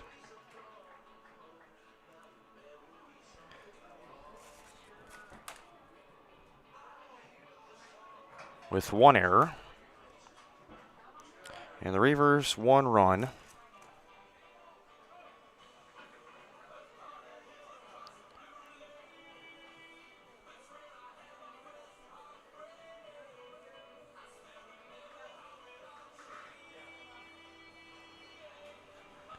Finished with 1 run on 3 hits. With, this error count is going to be plenty.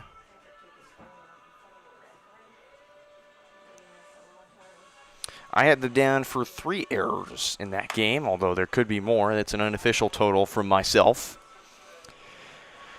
Player of the game, you could jock it up to this whole team if you wanted to, but for me, Isaac Pamaran drove in the most runs. He gets my player of the game, a much deserved win for Isaac Pamaran. He finishes the day with 2 hits in 3 at-bats, 4 plate appearances, drove in 3 runs, and scored 1 himself. That's the batting player of the game. If I had to go to a pitching player of the game, you got to jock it up to Ashton Nance, who finished with a pitch count at 97. Through 6 innings of work, he allowed 4 hits, 1 run, walked 3 batters, and struck out 9. That's all on 97 pitches. Keston Holman finishes with 16 pitches, 1 inning of work, 3 strikeouts, no hits, no runs, no walks. That's the totals for you in Game 1. We'll be back here in about half an hour with Game 2. Starters and first pitch. 9-inning game, just a reminder, unless the 10-run rule puts us at 7. You're watching Cavalier Baseball on Johnson County Sports Live. We'll see you in about half an hour for Game 2. This has been Brendan Bullen. See you soon.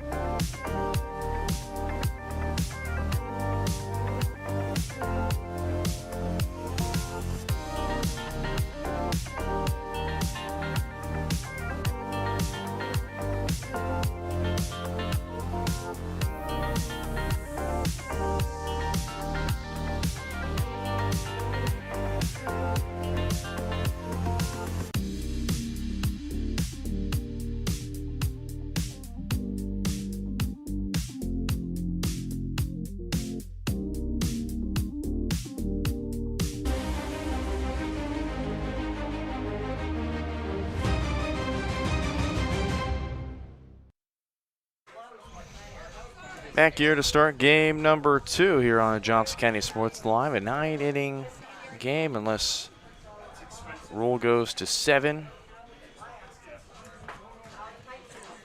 Cavalier Baseball presented by Martin City Animal Hospital, the area's choice for premier vet care, just east of State Line Road. Make sure you give them a call at the number on the screen. It's Victor Crystal on the mound for game number 2.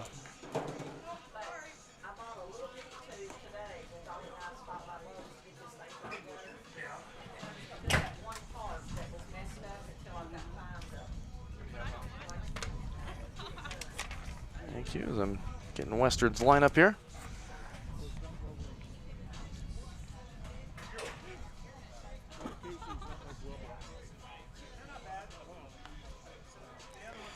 All right, leading off and in right field for the Cavs, Ryan Bradford, Pamaran batting second in center, Groh batting third at third, Coonrat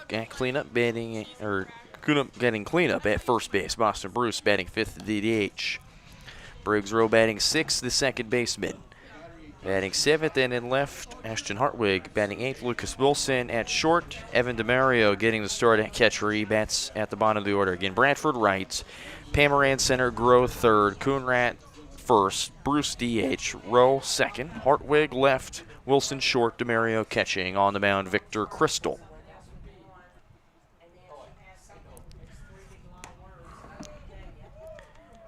England will get on the mound, or get in the box to start off.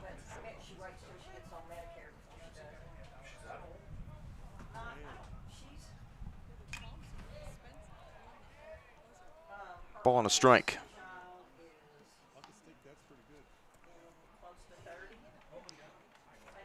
England batted cleanup before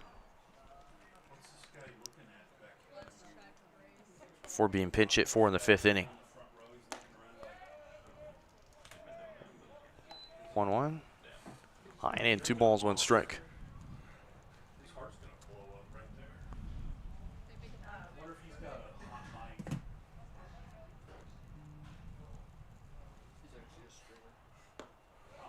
He's a streamer. 2-1 lands in for a strike. 2-2 the count.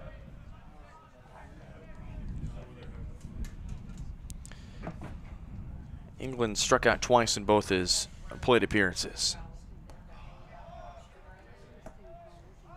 Somebody brought them. They fall off the truck and Red Bull brings them. Oh yeah. The boys got them all, didn't you? 3-2 loaded count. Crystal winds and deals. Swing and a miss for strike 3. And Crystal gets the first at via the strikeout.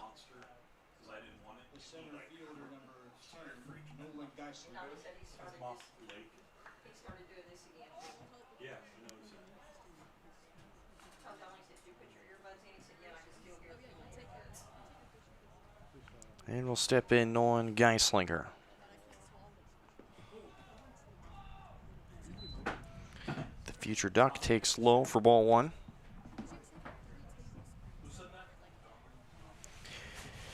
The sophomore from Watkins, Minnesota.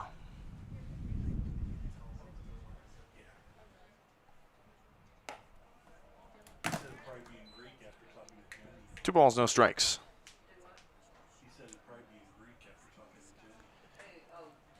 Geislinger batted .342 his freshman year. 3-0.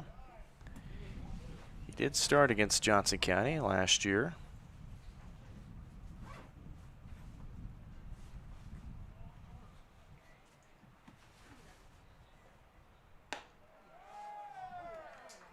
High and out for ball 4.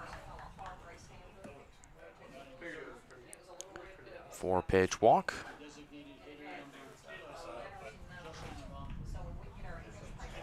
And will be Justin Rompre.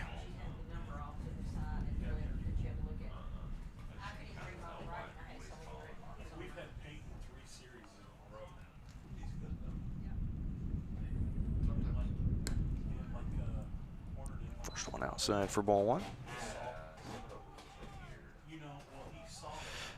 Western batted .315 as a team last year. Combined .451 runs across 61 games.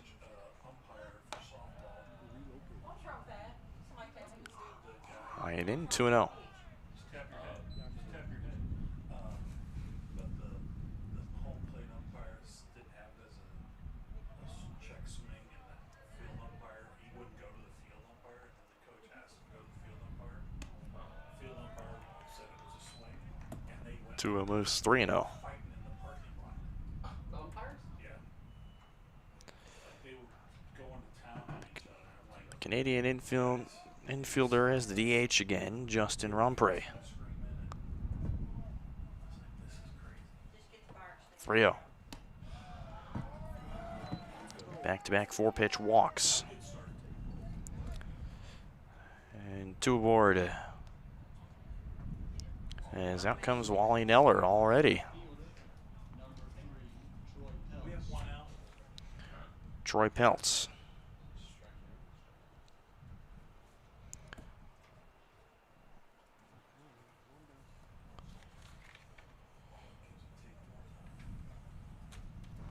So Wally Neller, 2 on, 1 down.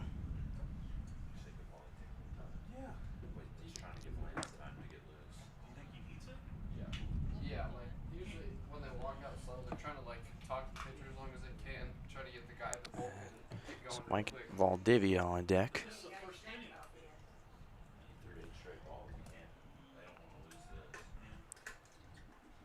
So Delmar Baxter Most.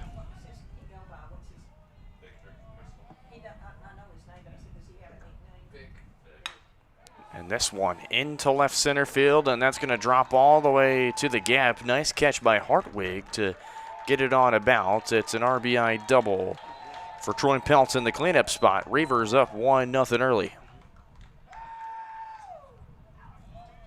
Batting fifth, designated baseman number 4, Mike Valdivia.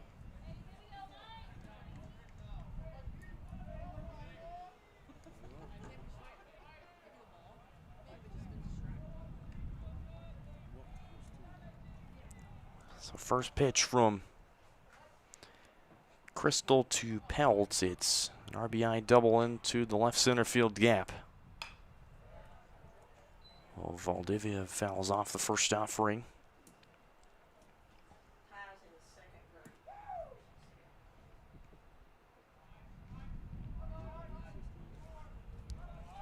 Valdivia pinch hit for England. He went 0 for 1 of the strikeouts. That one way high, wild.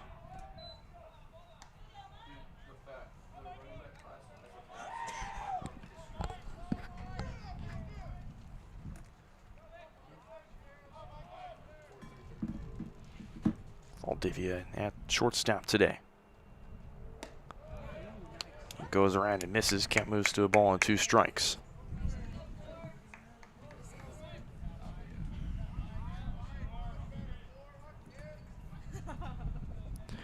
One ball, 2 strike count to the Missouri from the Missouri transfer Victor Crystal.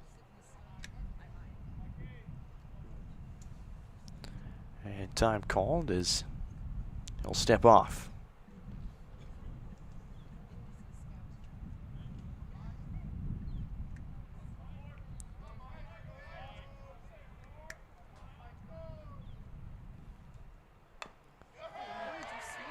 Check swing fouled off.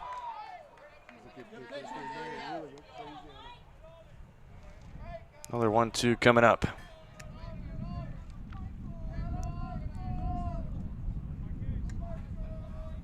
Vic's first start since the Pratts. First series of the Pratt doubleheader. Their foul ball still alive at 1-2. 2 wins and no losses for Crystal in his 4th start now. Through 10 2/3 innings of work. 5 hits, 7 runs, 7 earned, 10 walks, 21 strikeouts, 1 home run given up. And another foul ball. Be the 7th pitch of the at-bat between Crystal and Valdivia.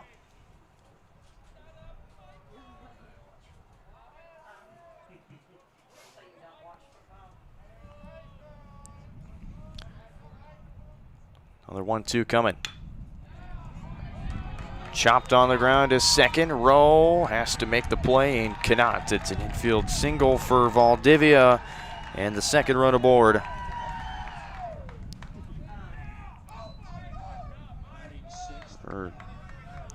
Hold the runner at third. And steps in Nakamura.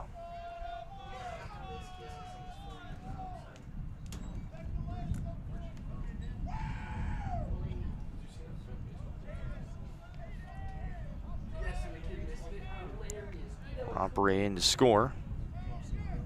Pelts to third. First one in for a strike to Nakamura.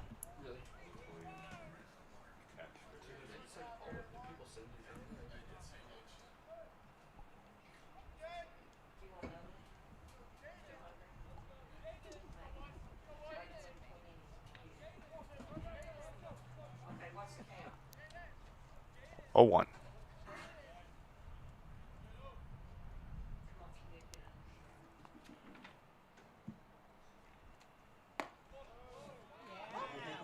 Count moves to no balls and 2 strikes.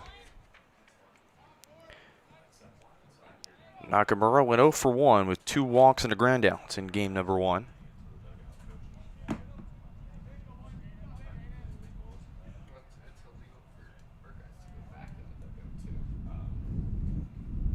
Crystal fires. Hide out.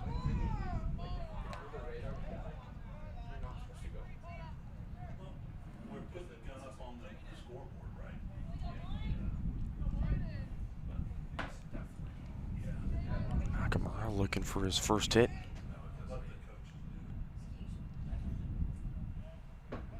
Runners on the corners. There goes the runner to second. There's strike 3.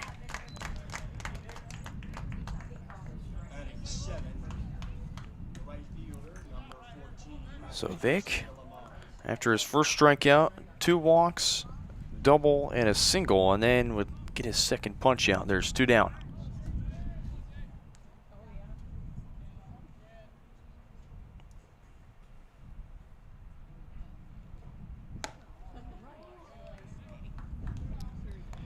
This is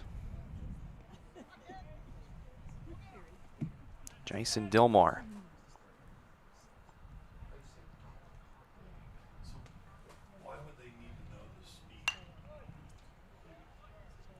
Ball on a strike to Dilmar.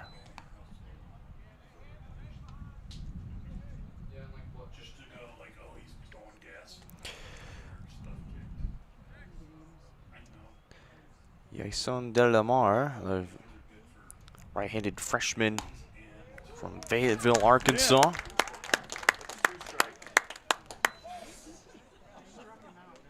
One ball, 2 strike.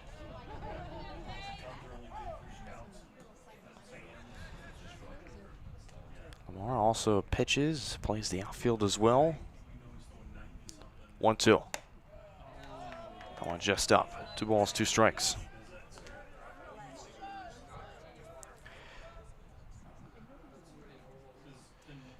Batted .400 with 48 hits and 31 RBIs in his high school career.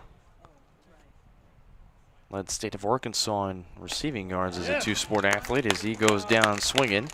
It's a 3 strikeout inning for Victor Crystal, but gives up 2 as the Reivers on top first. 2-0 as we head to the bottom half of the frame here on Johnson County Sports Live. 35th and State Line Road. At Martin City Animal Hospital, we provide cutting-edge diagnostic services, including digital radiology, ultrasound, and in-house same-day blood work. Also, specialty care such as general surgery, cold laser therapy, animal chiropractic, small animal reproductive services, and dental cleaning. With 4 other locations and a team of 15 veterinarians, our commitment to you makes Martin City Animal Hospital the vet you can trust. Hers Incorporated in Spring Hill is your area's premier small engine repair shop. Before you replace that faulty trimmer or mower, let our experts get you back to work. And if you are in the market for a new handheld, we carry Maruyama and Red Max trimmers. Plus, Hers is still the best place for hydraulic hoses, cylinder repair, and mechanical control cables. If that's not enough, we're also a UPS drop-off location. To learn more, visit us at hersinc.net, call 913-247-3530, or just stop on by. Up your lawn care game at Hers Inc. in Spring Hill. We have one of the area's largest and most diverse selections of lawnmowers, including top brands like Altos, Bobcat, Gravely, Dixie Chopper, and Red Max. Quality built machines for any size job. And when you get your mower at Hers, we offer full service and repairs covered by your warranty. From the backyard to the back 40, the all-star lineup of mowers at Hers will make you the captain of the lawn. See the full lineup at hersinc.net. Call 913-247-3530 or just stop on by. Number one, obviously, is safety. We definitely call 811 to.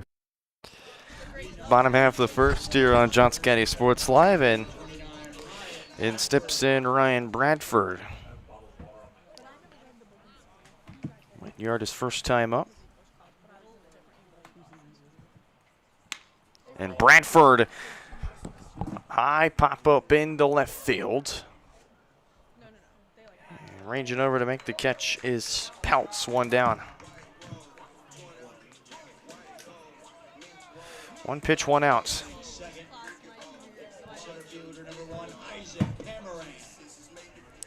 This is Creighton Tuzio.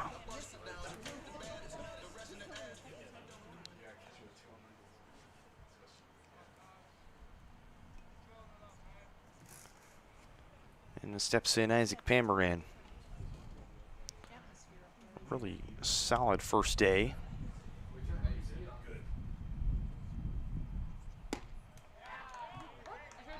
First offer in for a strike. Pamaran went 2 for 3, scored a run, and drove in 3.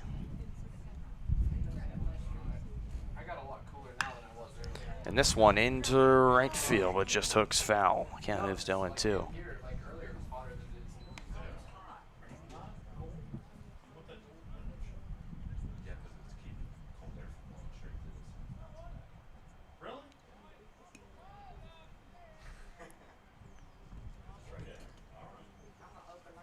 Because I have hot coffee. 0-2. On the ground and foul.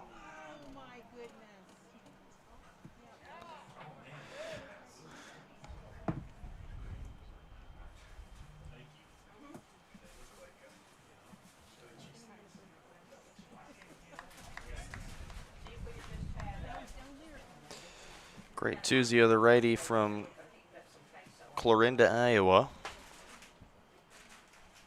Fourth offering to Pamaran. This one popped up, and that's going to go foul and over the fence. Be the 5th pitch coming up. Creighton Tuzio, the righty that's committed to Oregon State. His sophomore, his 3rd start and his 4th appearance. Appeared in 16 games last season for the Reivers. Struck out 50 batters in 39 innings of work. There's a punch out to start his second at bat. 2 down. Third baseman number 19, Logan Grow. 2 down for Logan Grow.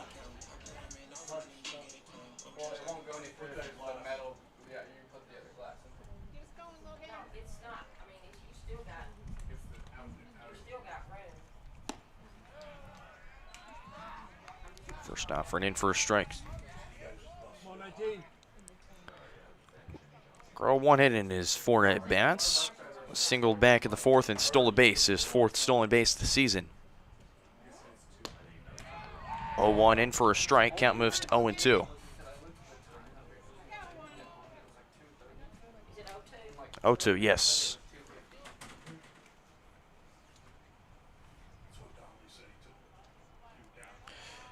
Four-time district champion out of Clarinda. This one flown into right field. Under it is right fielder, makes the catch. 3 up, 3 down. As we head to the second, Reivers up 2-0. I told Donnelly, I said he probably wanted that picture.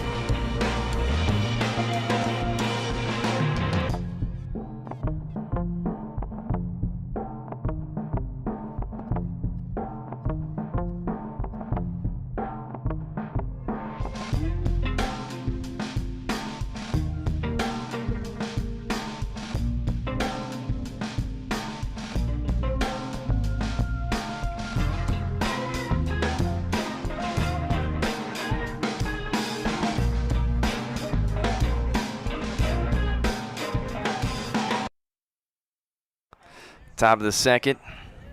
Cavs go down 1-2-3. 8-9-1 due up for the Reivers. First offer in from Crystal, grounded at third. Grow, laser beam throw to first. In time, 1 down.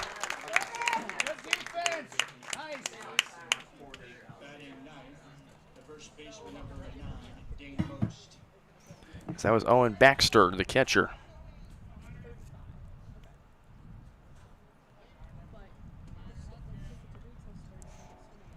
And in steps in Dane Most. First one high for ball 1.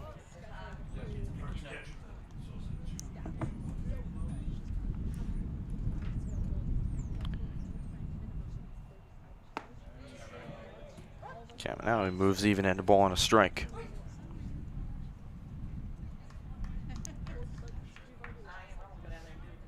Dane Most, the sophomore from Broomfield, Colorado, played in the 2 doubleheaders last year.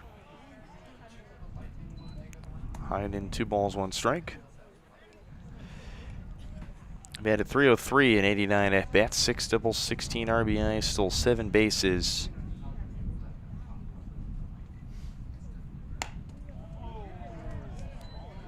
Two on high, 3 balls and 1 strike. Dane's father, Jeremy, played baseball at Division II side Colorado Mesa, home of the Mavericks. 3-1. Flown into center. Pamaran has to shield the sun out of his eyes. Ranges forward, makes the catch. 2 down. The third baseman, number 6, Dylan England. And back is the third baseman, Dylan England.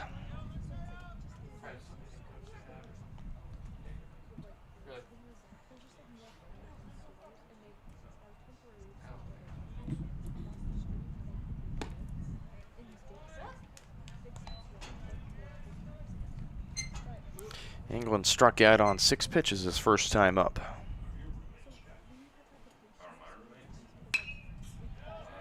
And this one into right. Bradford in stride makes the catch. 3 up, 3 down in the second for the Reivers. We head to the bottom half of 2.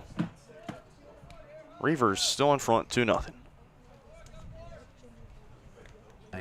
Fiber optic, whether it be telephone or pipeline or anything. Don't take a chance. Don't think you know and say, well, I don't remember anything being put in there. Call 811 and make sure that that's identified, that there isn't something there before you make that crossing. Because in the end, we want everybody going home. As a 50th birthday present for myself, I went ahead and chose to get myself braces. I had braces when I was a kid, and I had not done the whole retainer routine that I was supposed to, and my teeth had gotten out of whack. So Strode Orthodontics was highly recommended to me. I came down here and immediately was impressed with the professionalness of the staff, as well as just the kindness and the happiness and the joy that's in this office. I knew that this is the place that I wanted to come. It had to be a good place, and this was a good place. What would happen if I had to pick up the phone, call 911 for one of my family members or one of my neighbors? What would I do if no one was on the other end to respond? What if there was no 911? So you can be a part of the solution. Anybody can be a firefighter. Male, female, younger, older. We have school teachers. We have leaders in business. Is me, you, anyone that wants to be. There is no typical firefighter. Bottom half of the second. 4-5-6 due up for the Cavaliers. Coonrat, Bruce Rowe, Hardwig if anyone gets on.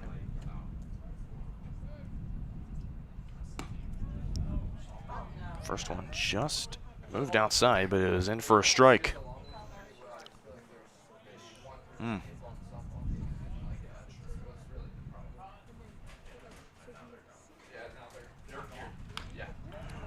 Tuzio gets Coonrat to chop it foul towards the dugout.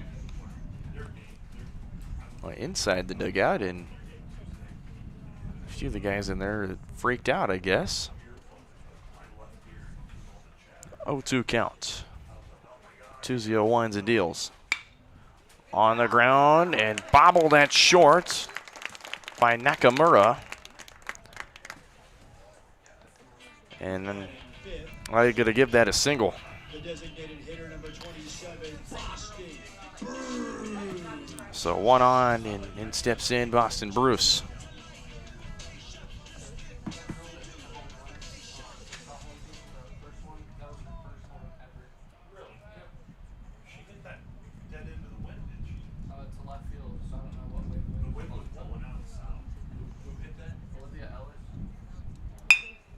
Bruce on the ground into left field for another base hit.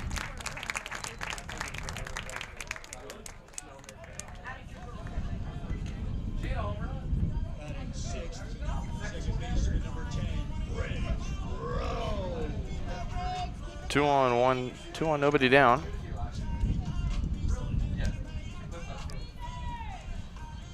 And in steps in Briggs Rowe.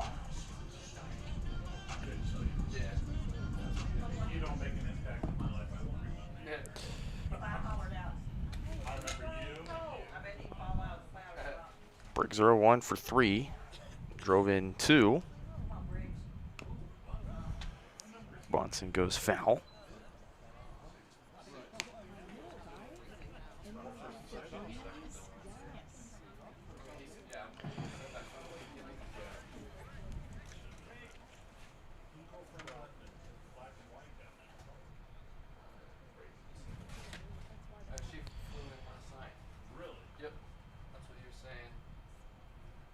Coonrat dancing at second. Briggs shows bunt, pulls back, throw back to second. Back in time is Colin. 1 ball, 1 strike.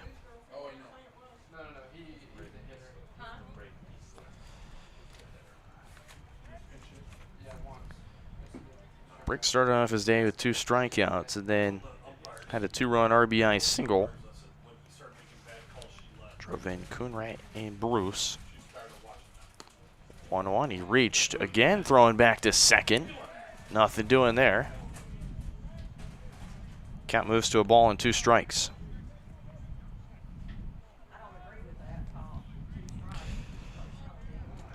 So Ashton Hartwig is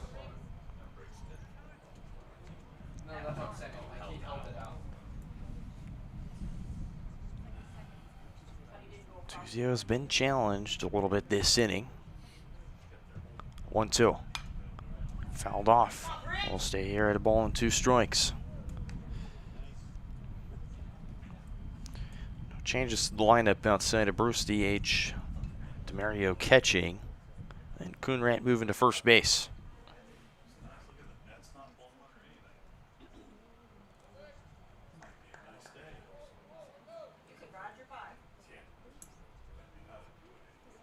Another 1-2. Off speed, got away. 2-2. And Tuzio, I can imagine he doesn't want to give up that first run for Johnson County, and you saw it happen. Cavs put up an 8 spot back in the 5th inning of game number 1. Went through the order and then close to halfway through the order again. 3-2.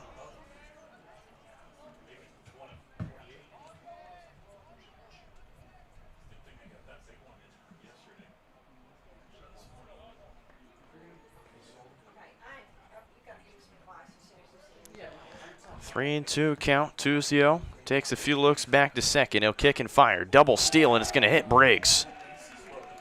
And the bases are going to be loaded.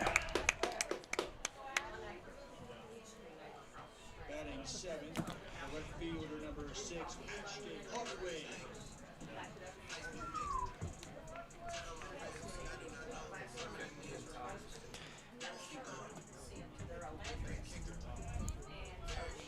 So in steps in Ashton Hartwig as Baxter talks to Tuzio as I look over and Kubo and a few arms to the bullpen for the Reivers.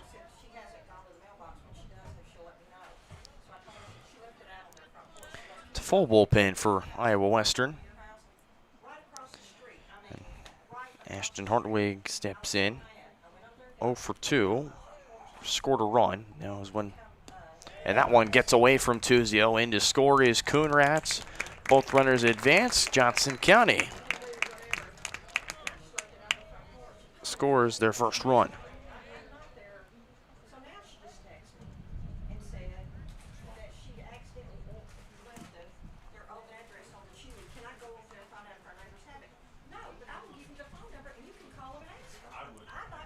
Two, 2-1. Johnson County just trails by a run.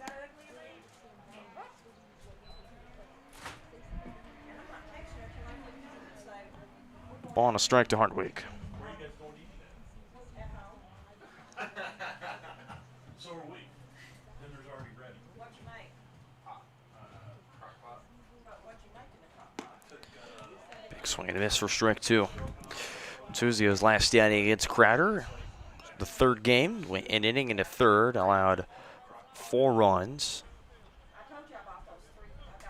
Struck out just one batter. ERA posted at 10.5 as Hartwig goes down swinging. 1 down. And steps in Lucas Wilson. Number 23, Lucas Wilson.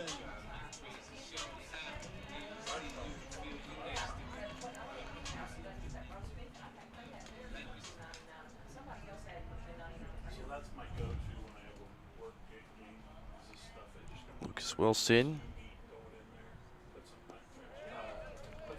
It's going to hit him. And it'll load the bases. Second batter that Tuzio's blunked. Bases loaded once again. It's for Evan DeMario. Batting 9th, catcher number 36, Evan DeMario.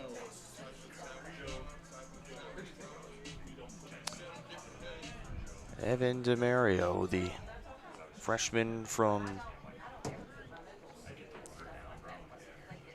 East Summit, Missouri at Rockhurst High School.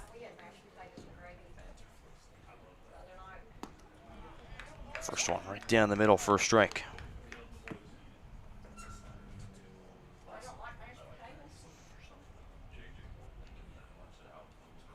DeMario born at Overland Park, but grew up in Lee Summit. Just 4 hits, and that one high and in. Plate appearance, or he's been in 22 at-bats. 21 plate appearances for him, just 4 hits. And 2 of those 4 have been for extra bases, 1 double and 1 home run. And DeMario, swing and a drive deep to left field. It's out of here! Grand salami for Evan DeMario, and the Cavaliers are up 5-2.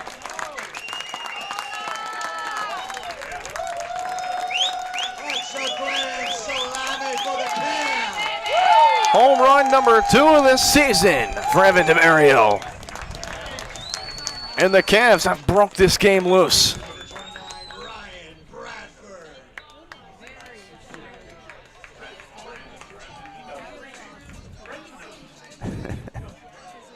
Sure do.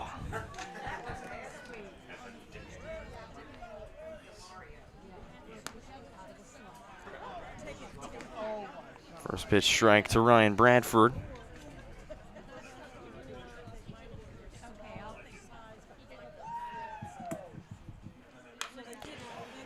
Ryan Bradford fouls this next one off. Kent moves to 0-2.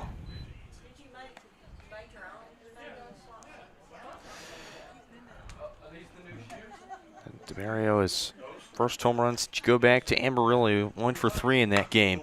And now Bradford hits that one into left field. That'll drop down all the way to the wall, right near the bullpen. Bradford is going to stay put at second. And Creighton Tuzio is getting worked right now.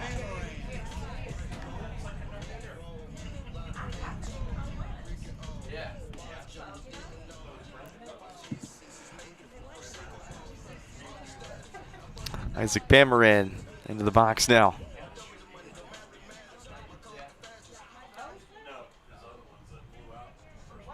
Struck out his first time up. 5-pitch battle.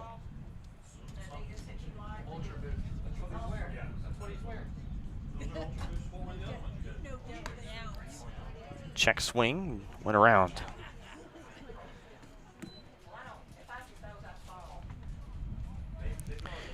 Pamarin went to an 0-2 count, had 2 foul balls, and then was able to, did unfortunately strike out. That was Tuzio's 1-2-3 inning, and then you look at this second, it's been a completely different story. On the ground to second. Throw to first in time, 2 down, runner moves to third.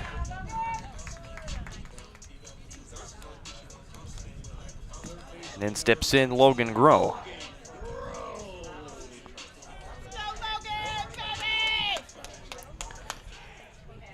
Logan Groh flew out to the right fielder. And Jason DeLamar, his first time up. Groh blasts that foul. That one, plenty of carry.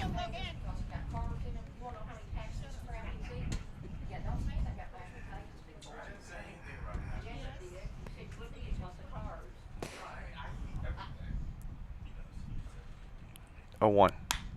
That one slapped into center field. And ranging over to make the catch is Gieslinger. That's a 5-run bottom of the second for Johnson County. Cavs go through the order. We head to the third. 5-2, Johnson County lead.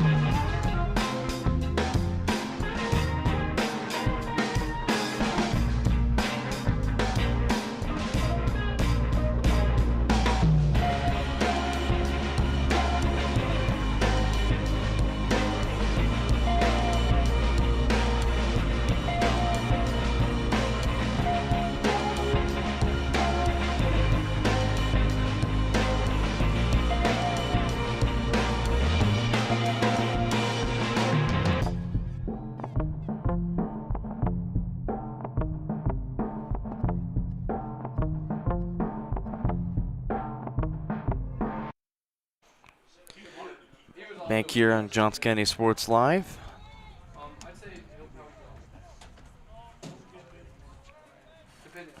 Evan DeMario grand slam. Puts the Cavs in front 5-2. Geislinger, Rompre, and Peltz due up for the Reivers. If anyone gets on, Mike Valdivia. 2, 3, 4. Geisling was on to the 4-pitch walk. Back in the first inning. Opposite field, foul.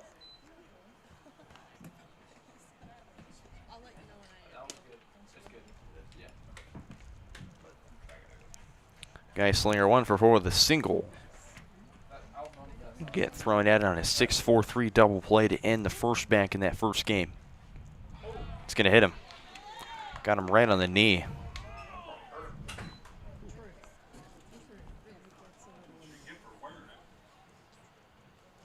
The designated hitter, number 12, Justin Rompry. This might be the last video. There's an arm active in the Cavalier bullpen.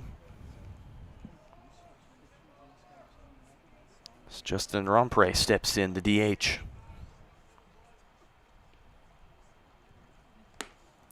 That one outside. 4-pitch walk for Rompre back in the first. Was one of 7 Reivers to get in the lineup. 4 Vic went 1, 2, 3 back in the second. Big swing and a miss to the designated hitter Rompre.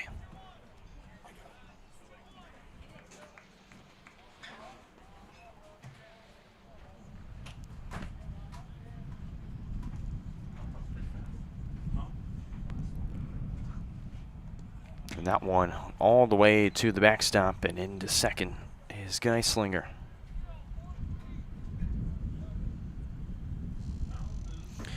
Evan DeMario will talk to Crystal. Looks to be Coach Horner almost a little bit out of the dugout to watch the bullpen activity.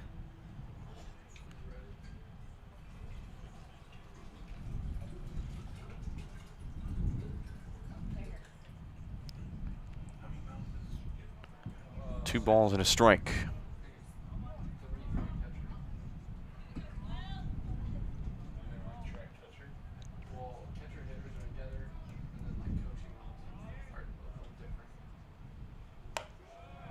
One high, DeMario trying to bring it down. 3-1.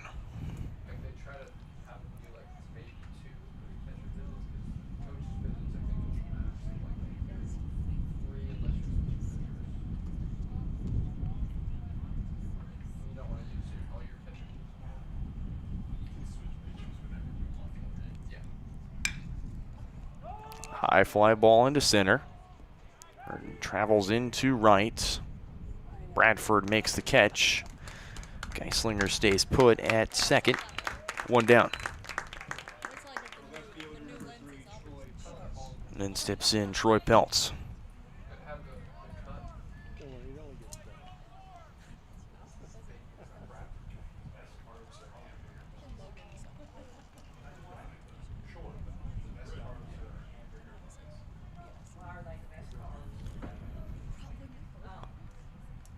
Crystal takes a few peeks back at second, fires, and that one just lands outside. My favorite is Hawaiian bread. If I can get a bread, it's Hawaiian.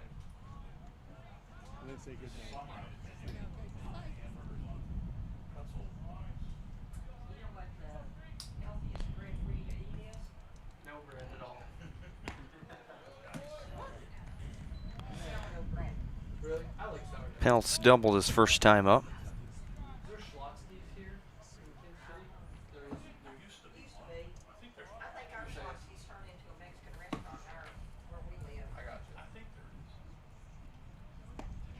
Big swing and a miss.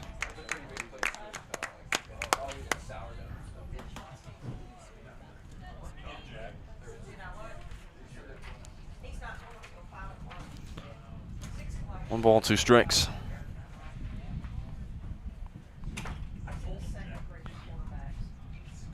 Crystal kicks and fires. In there for strike 3. 4th punch out for Victor Crystal. 2 down for Mike Valdivia.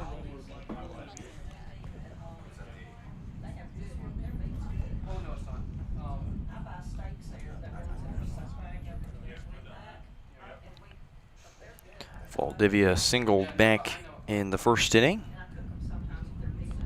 was a 7-pitch at bat that he was able to drive in an RBI. He was driving a run.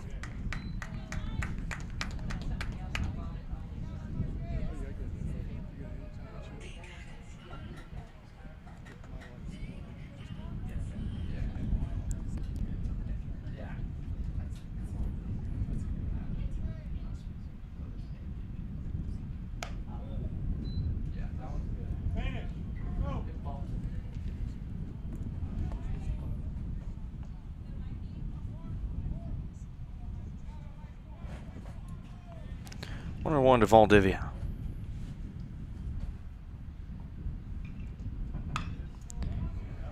Lifts that in the infield. Coonrat makes the catch.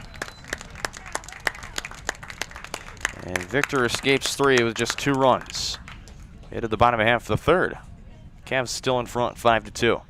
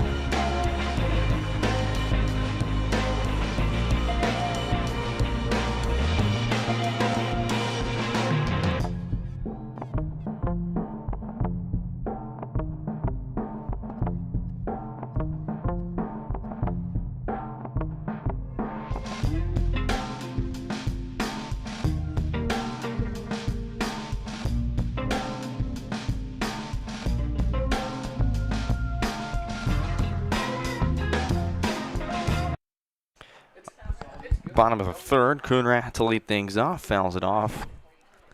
Cat moves to 0-1. Creighton Tuzio, that's pitch number 36, made to be number 37 for the right-handed sophomore. And Coonrat right to the left fielder. And Peltz, 1 down.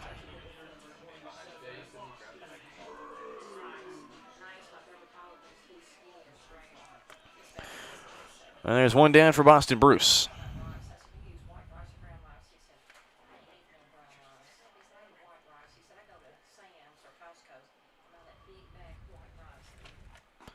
Boston Bruce 0 for 2 in game 1 and had to duck out of the way. Wow. Coonrat, Bruce, Rowe. Hartwig, if anyone, to get on. Same order that we started back in the second. That one in the turf. Count moves to 2-0.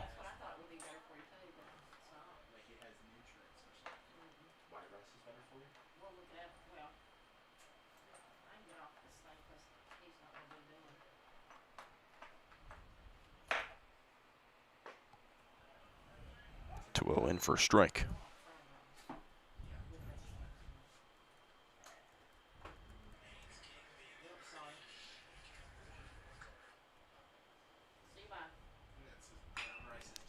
Two one into center. Geislinger makes the catch. 2 down. 2 down for Briggs Rowe.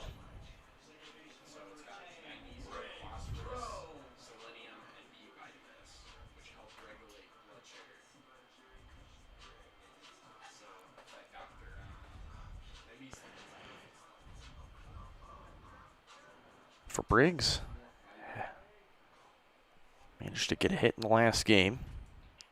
He'd been hitless in the first 2 games of the series.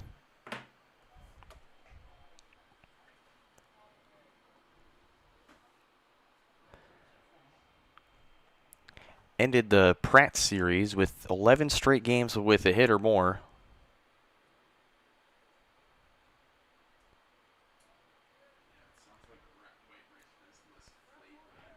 And 9 of those 11 games that he had a hit in were multi-hit games of 2 or more.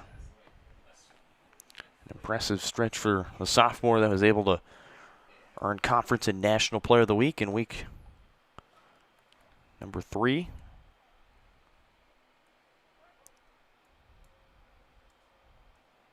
Of course, Bradford getting the nod this week, Conference and National. 0-2, right? 0-2.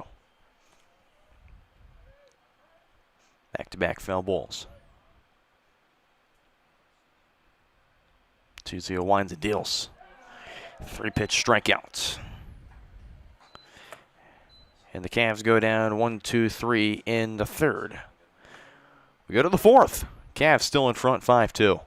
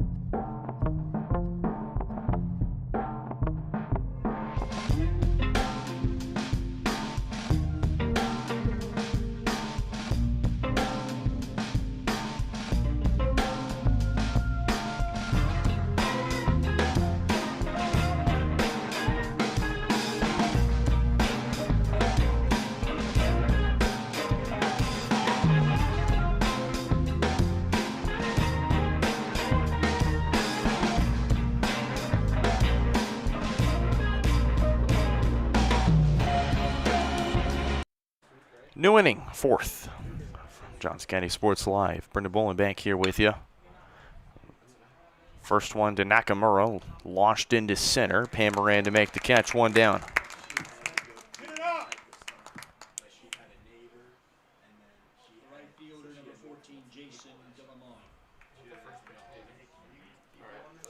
And in steps in Jason DeLamar.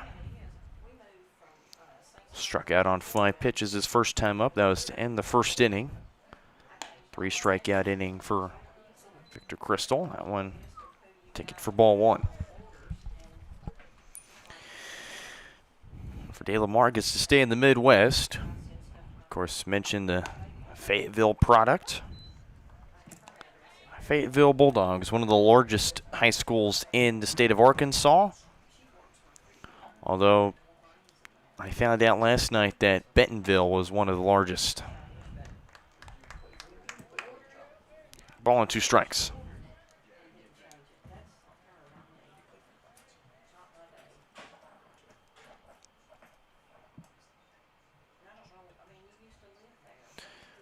Crystal's 1-2 pitch.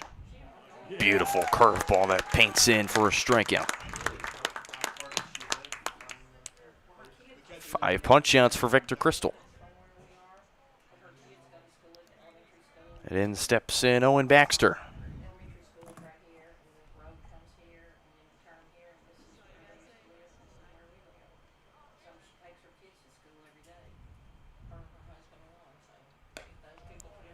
First one high and out.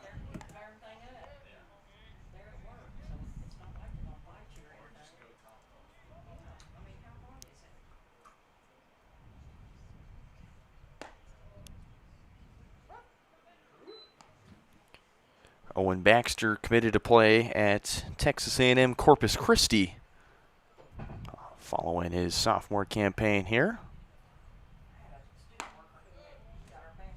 That one in for a strike, 1 ball, 2 strikes. Just had a Cavalier sent there this past season, Max Townchick.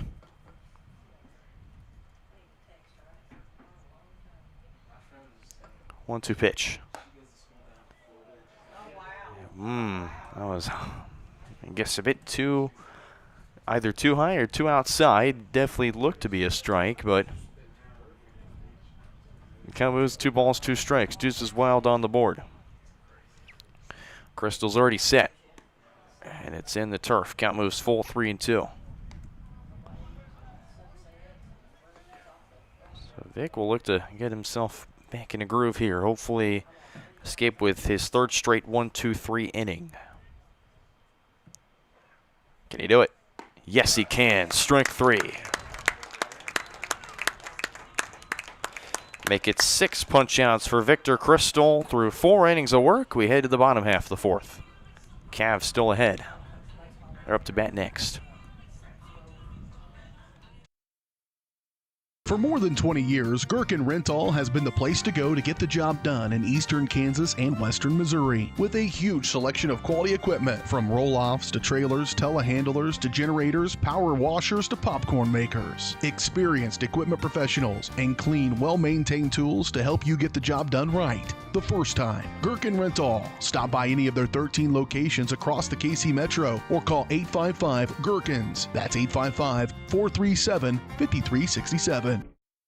Both my older sons have come through Strode Orthodontics. It's reasonable, it's been easy to make appointments and to follow through. Adam has finished the process and they've been fabulous for following up and making sure his retainers fit correctly. My younger son, Lucas, just started at 13. I would highly recommend Strode for anyone considering it. Starting the braces process, they'll tell you what's going on and make it easy, not scary, well informed. It's nothing you can't handle.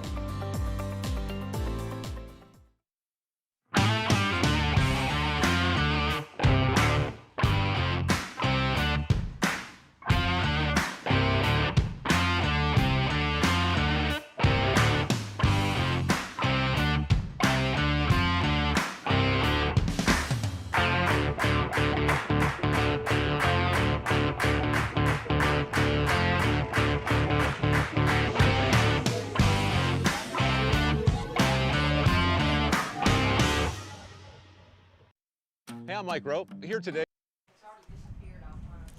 Bottom half of the 4th. First pitch to Hartwig, fouled off. Hartwig, Wilson, DeMario due up for the Cavaliers. If anyone gets on, we'll go back to the top of the order thrice more with Ryan Bradford. Ball and a strike. Hartwig's first at-bat was back in the 2nd inning when the Cavs went through the order. He struck out on 4 pitches. First of 2 punch-outs for Tuzio today. 2-1.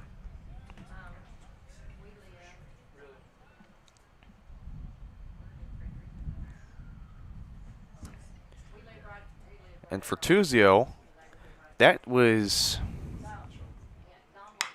on the ground to 3rd. Fielded cleanly, throw to 1st, in time, 1 down.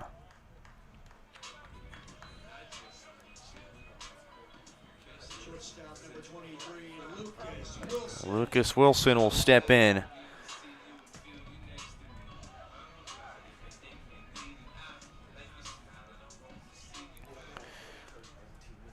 Wilson again, phenomenal summer. Solid product at Staley High School. As the redshirt freshman takes a strike. He was the second of Tuzio's 2 batters he hit today. He hit Briggs Rowe back in the 2nd. He would come around to score. Quickly down 0-2.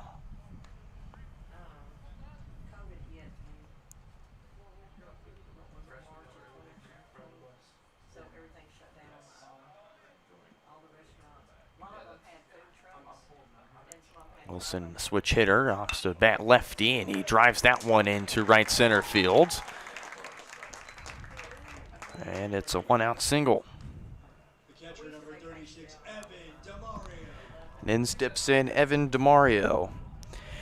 And I'll tell you right now, DeMario on his grand slam should feel very prideful about what he did.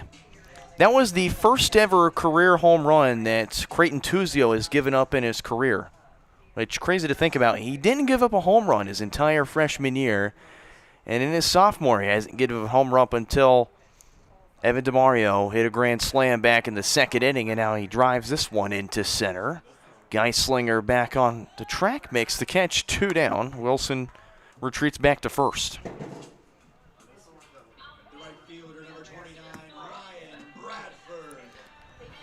And when I went back through the log and made sure that I was believing what I was seeing,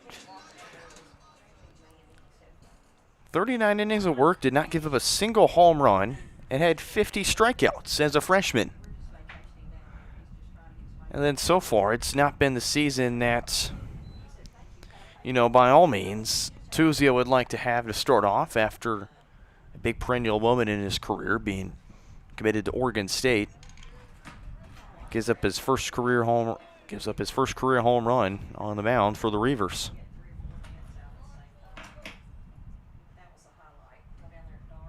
Oh, 1. In for strike 2. Bradford did back off just a little bit, but moved in 0-2.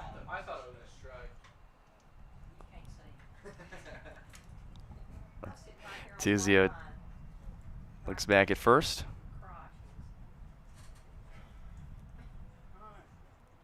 Time, swing and a miss for strike 3. Bradford goes down swinging, and that's how we end the 4th inning.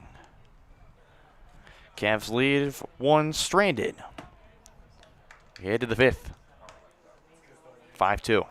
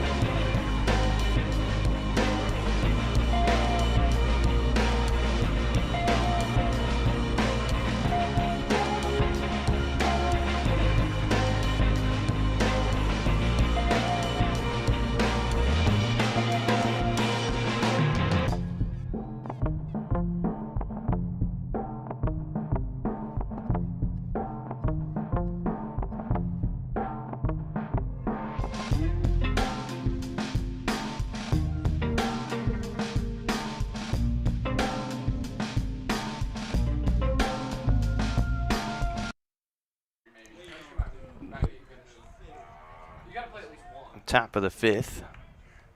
That's a good one. It's a safe play. Dane Most to lead things off. That one head level. Most, England, and Geislinger. If anyone on, Justin Rompre.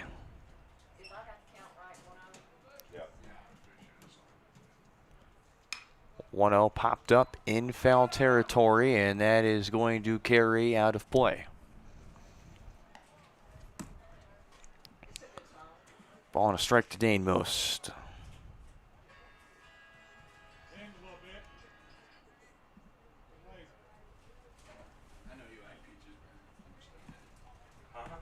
I know you like it. Oh, that one way inside. 2 balls and a strike. Can't say I have before now. It's like you can take a Metallica for whom the bell tolls. Yeah, I can't put that one. No one will like that one if he's pitching. 2-1, that one way high and out. 3-1. What's the score? It's 5-2.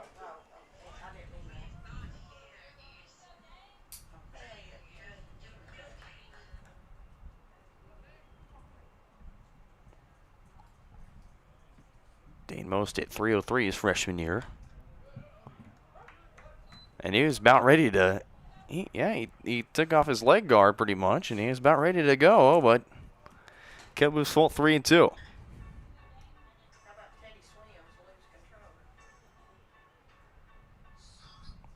Dane Most was hitless in last year against Johnson County, and this year a single into left field. So leadoff single for Dane Most, who had to work for it. 6-pitch at bat. Runner aboard for the Reivers.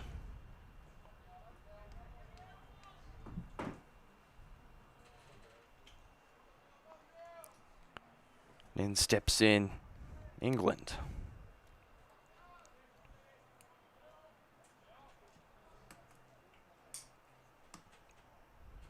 Victor Crystal will be pitch number 72. Ripped foul up the first base line. England 0 for 2. Strikeout on 6 pitches back in the first, and then flew out to the right fielder in Bradford back in the second. Simple Man, Give Me 3 Steps, or Freebird by Leonard Skinner. Freebird's awesome. That's what they play for the men's and women's hockey team. 0-1 just outside. DeMario trying to frame it back in. Count still remains at a ball and a strike.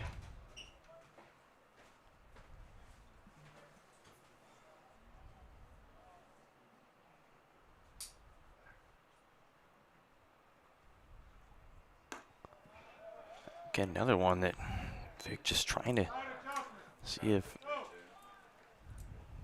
DeMario can frame back in. Count moves in favor of England. 2 balls and a strike.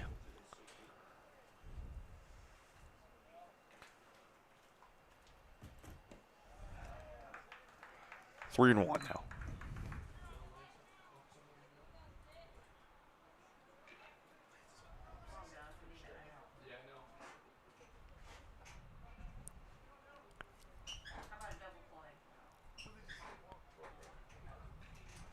Most batted 375. The freshman, is that one fouled off? Count moves full at 3-2.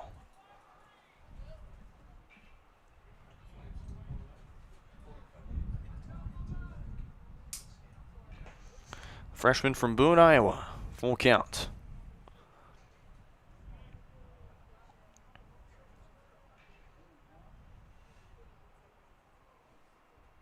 Oh, that's going to hit him. Got him almost near the head. Oh, my goodness. And out comes head coach Eric Horner.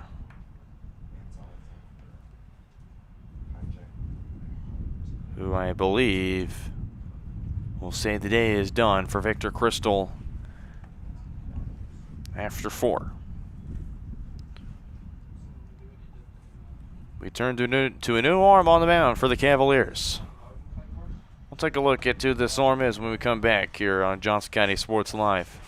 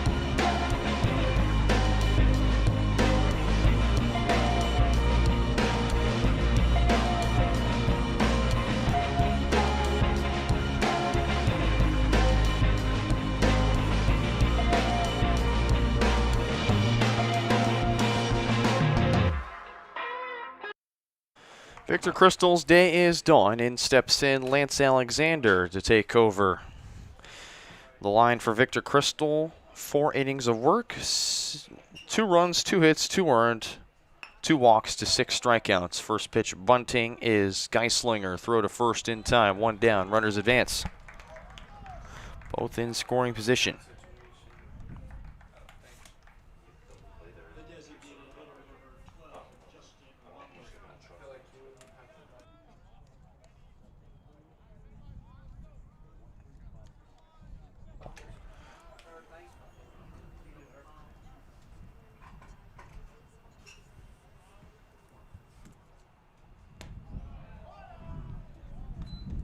First one low and out for ball 1.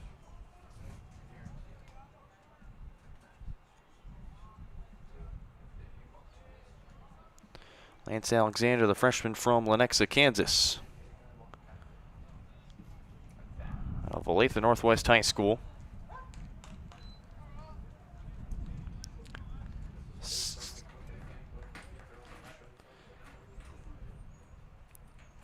Played high school ball with another pitcher on this side, Brett Piercy.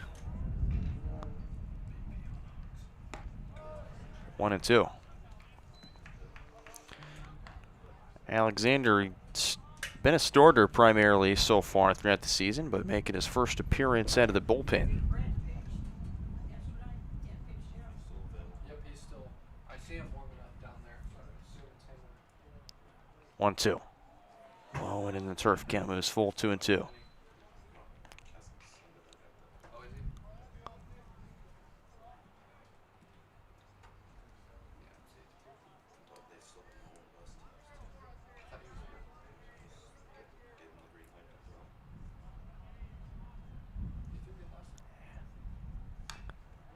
Another foul ball. Do it again at 2-2. It's his last start. Game number 2. I was back on the 19th of February. The Cavs won that one 12-11. It's the walk-off home run from Briggs Rowe that game. 4 hits, 3 runs, 1 earned, 3 walks, and 3 strikeouts. 2-2. Swung on and missed. Ground out and a strikeout. Runners still in scoring position. And then steps in Troy Peltz.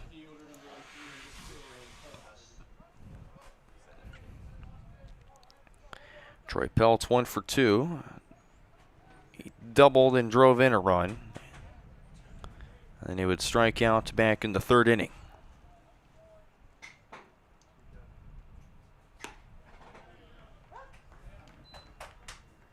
First pitch a strike. Yep. 14 total strikeouts now in the season for Lance Alexander. And quickly looking to bump up that number to 15. Already down in the count 0-2.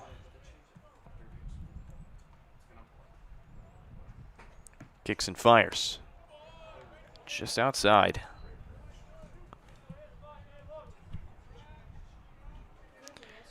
Alexander's ERA at 7.82, but has been productive. He had to face 2 really good teams in Amarillo and Crowder that gave him a bit of a challenge.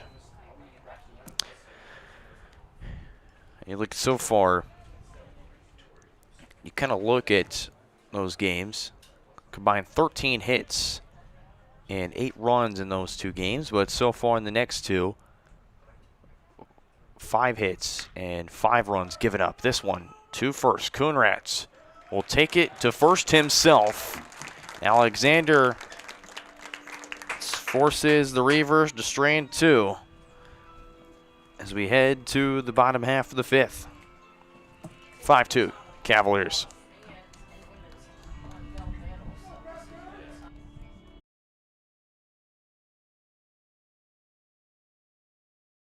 Connect with 811 before you dig. And I'm Micro, and I'm here because I love to dig in the dirt. It's true. He's also here because he's very small and not that bright.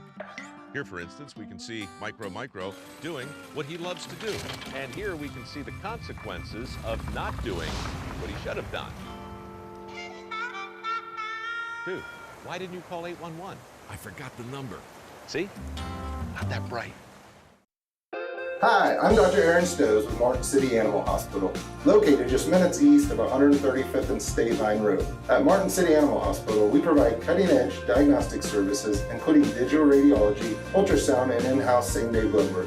Also, specialty care such as general surgery, cold laser therapy, animal chiropractic, small animal reproductive services, and dental cleaning. With 4 other locations and a team of 15 veterinarians, our commitment to you makes Martin City Animal Hospital the vet you can trust. Hers Incorporated in Spring Hill is your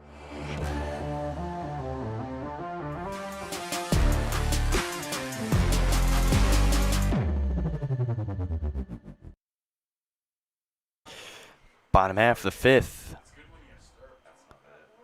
Isaac Pamarin, Logan Groh, Colin Coonrat, Boston Bruce, if anyone gets on for the Cavaliers here in the bottom half of the 5th. First pitch swinging and fouled off. And you go back to Pamarin, his first game, 2 for 3, 3 RBIs and a run scored. So far has not been able to replicate that. 0 for 2, a strikeout and a ground out. Quickly falls behind 0-2 in the count.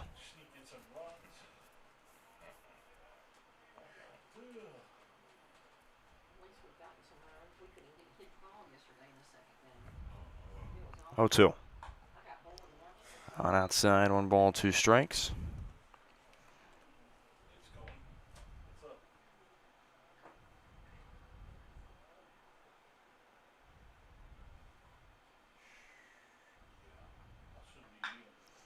On the ground to first. Right towards Dane Most, 1 down.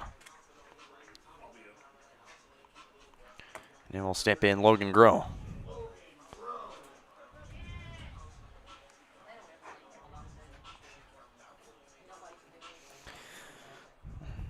Take a look around Cavalier Athletics softball split yesterday against McCook.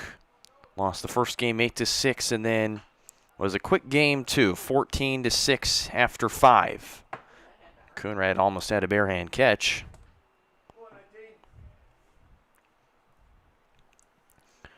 Groh for 2, 2 flyouts today, 1 to right, 1 to center.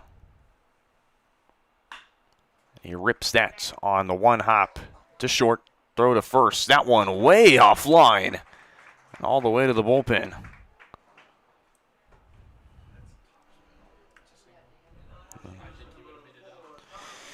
And yep, that'll be probably a single as I defer over to people to my left. In the sense that if we're looking at it from a scoring advantage, I think Colin was pretty much almost a first by the time that throw was going to get there. So this is throwing error, but won't go down as an error in the book. It would have been an error if Logan went to second.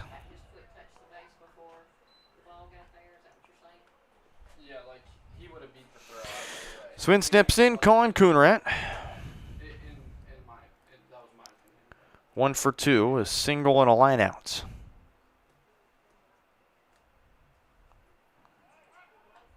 But would make it to third on a wild pitch.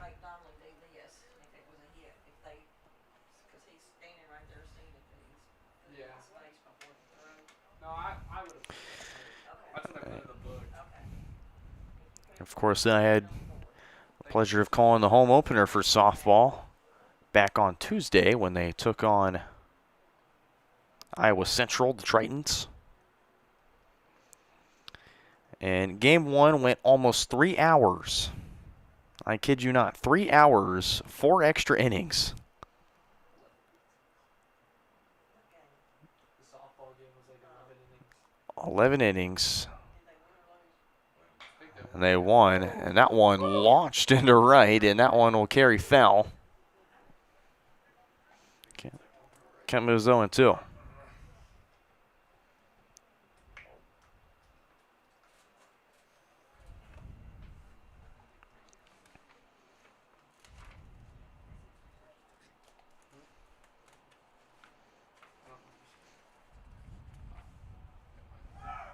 Runner goes. Rat fouls it off.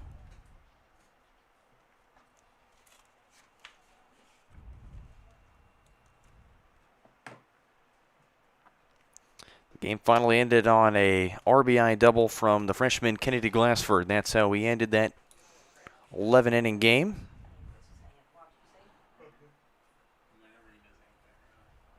Still an 0-2 to Coonrat.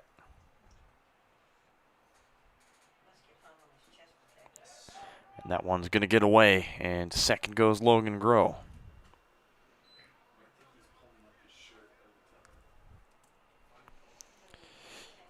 But after 4, Creighton Tuzio pitch count was at 55. Ball and 2 strikes. We'll go to a new baseball.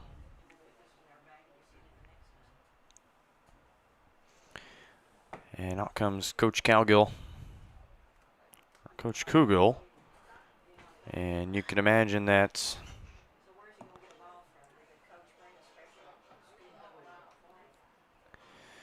normally the pitching coach last time out would have signified just a normal mound visit, so it could be something defensive. Or I wonder if they might go with a change.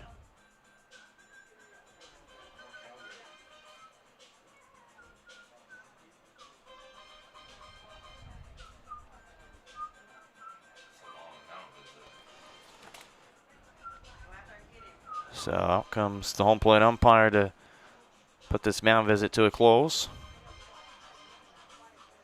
Again, Logan Groh on second on a passed ball. And Yeah, they do that on purpose. it was all along going to be a pitching change. We'll take a look at the new arm for the Reivers when we come back. And repair shop. Before you replace that faulty trimmer or mower, let our experts get you back to work. And if you are in the market for a new handheld, we carry Maruyama and Red Max trimmers. Plus, hers is still the best place for hydraulic hoses, cylinder repair, and mechanical control cables. If that's not enough, we're also a UPS drop-off location. To learn more, visit us at hersinc.net, call 913-247-3530, or just stop on by.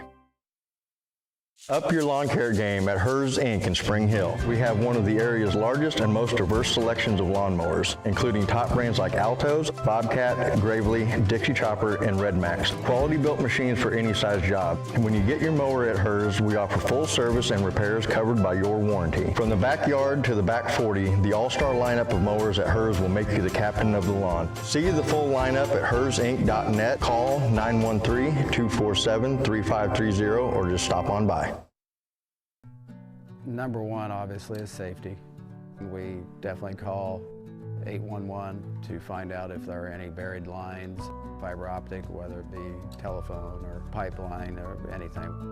Don't take a chance. Don't think you know and say, well, I don't remember anything being put in there. Call 811 and make sure that that's identified, that there isn't something there before you make that crossing. Because in the end, we want everybody going home. As a 50th birthday present for myself, I went ahead and chose to get myself braces. I had had braces when I was a kid, and I had not done the whole retainer routine that I was supposed to, and my teeth had gotten out of whack. So Strode Orthodontics was highly recommended to me. I came down here and immediately was impressed with the professionalness of. Bottom half, the fifth one down. Tuzio's day is done after 4 1/3. First offer to Coonrat, grounded to first. Most steps on the bag in time, 2 down. Runner moves to third, and Logan Groh, and Boston Bruce will be tasked in bringing him in.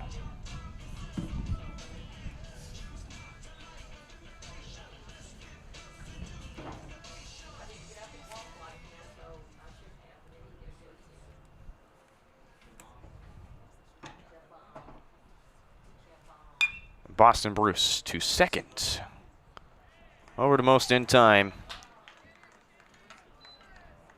And that's how we end the fifth.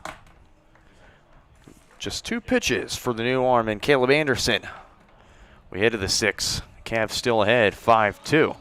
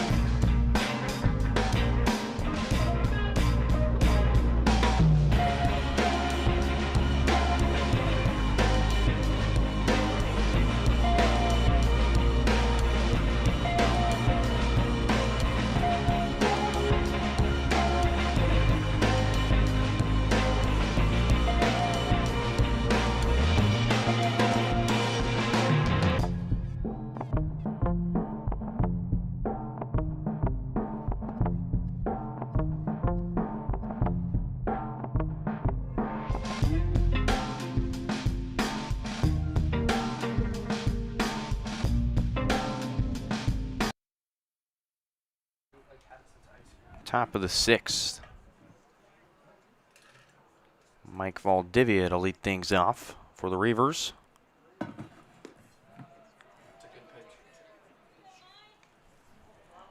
One-0 start. And before I forget, I'll kind of go over the final line for Reivers starter Creighton Tuzio. 4 1/3 innings, 5 hits, 5 runs, 5 earned, no walks, and 3 strikeouts.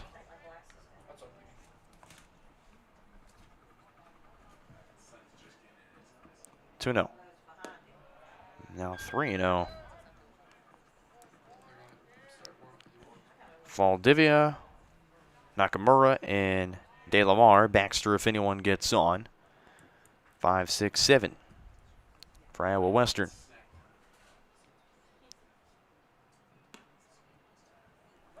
.30 gimme for a strike.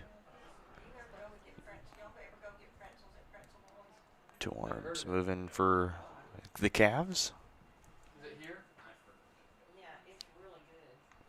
3-1 to Valdivia. And he almost threw his bat for ball 4, but kind of saved himself a little bit by just windmilling his bat around.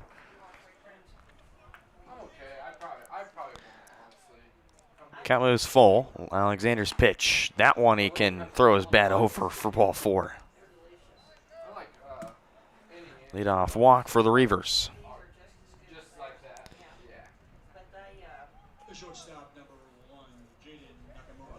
And then steps in Jaden Nakamura.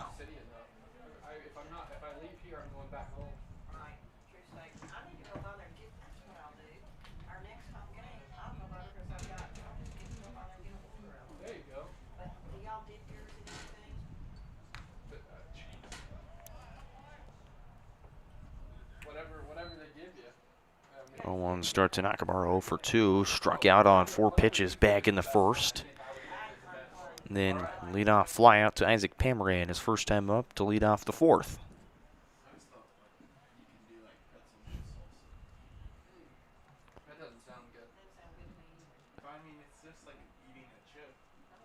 Nakamura again, the freshman from Beaverton, Oregon. Runner went. And Nakamura trying to go for the bunt and run.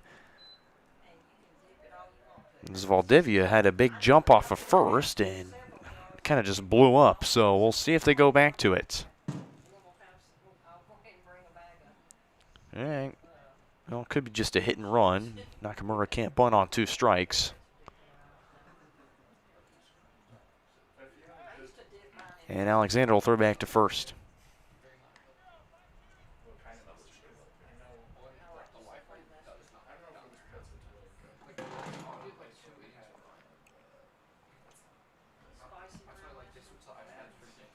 0-2. High and out, kind of a pitch out, nothing doing.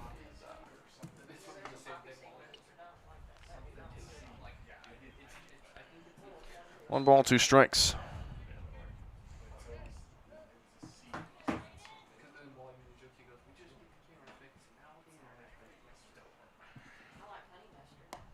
One, two, in the high corner for strike 3. Alexander's second punch out of the game.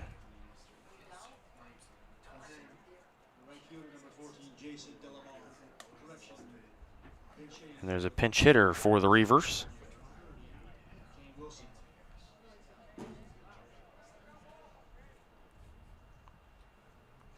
This is Kane Wilson to pinch hits for Jason DeLamar.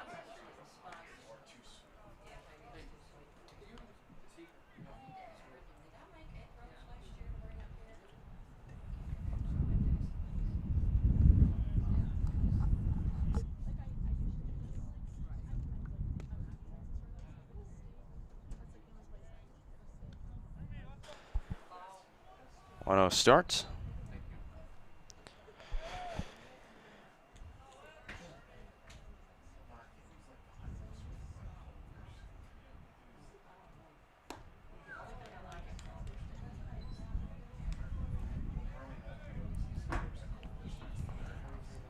On a strike to Kane Wilson.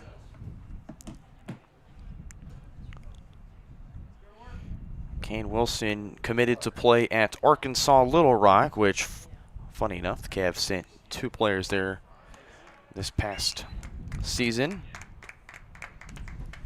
Jake McClure and Easton Rowe, the 2 Cavaliers currently at Arkansas Little Rock.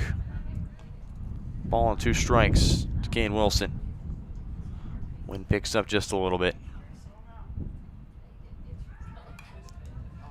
Fouled back in the netting.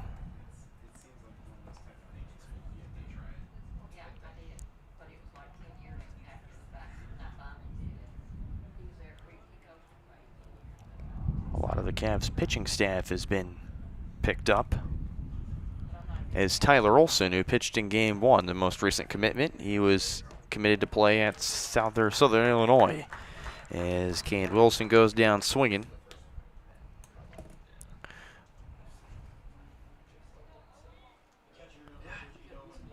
Two down for Owen Baxter.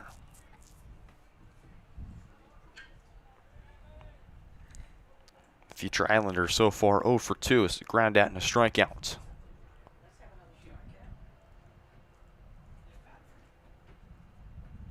Dane Most awaiting on deck. Runner to second. DeMario, his throw on line, and they'll say he was safe. Yeah, he shouldn't have tried to dive back for it.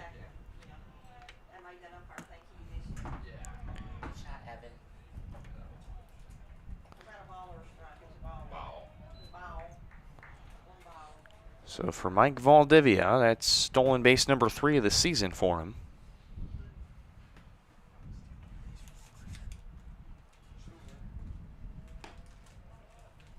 One in for a strike, ball and a strike to Baxter. Ground out and a strikeout.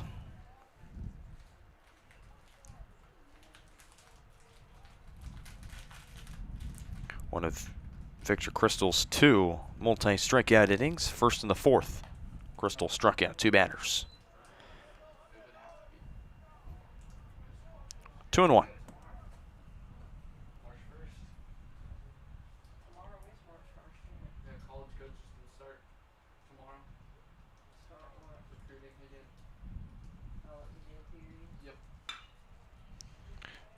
That one fouled off, lifted into left field and foul.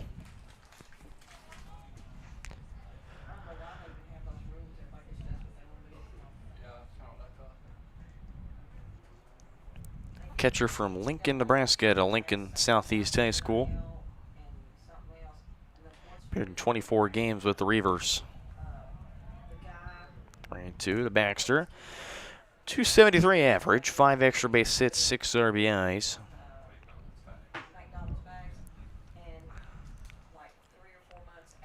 Was a 2022 state finalist at Lincoln Southeast High School. 3-2 outside for ball 4. And there's 2 on for the Reivers.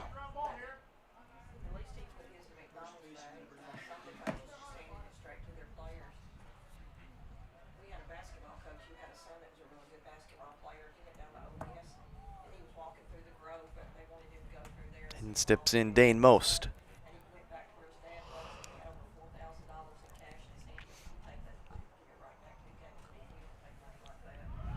Most 1 for 2. Both runners go. Throw to second. Gets into center field. And the run in to score is Valdivia.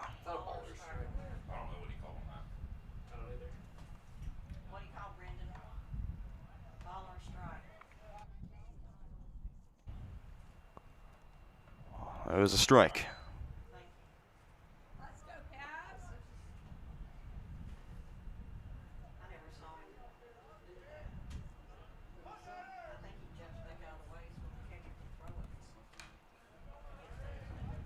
Oh, and 2 to Most.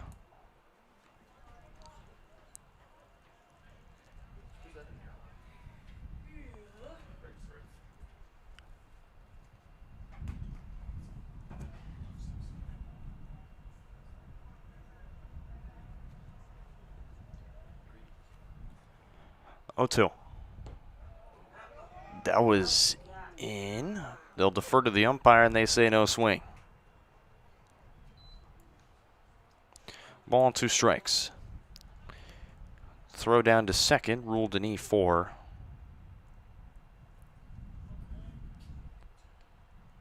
One, 2. Swing and a miss. Alexander escapes the inning. Reivers get 1 back. They still trail by 2 as we head to the bottom half of the 6th. You're in your home for Cavalier Baseball. Johnson County Sports Live, presented by Martin City Animal Hospital.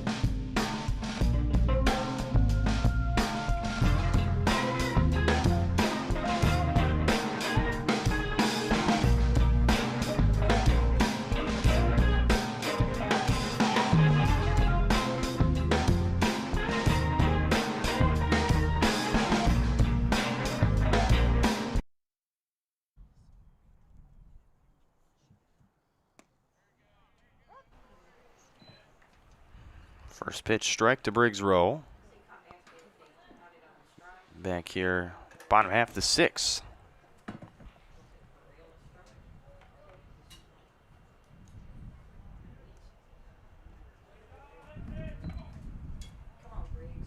Briggs Rowe, Ashton Hartwig, Lucas Wilson, Evan DeMario if anyone gets on.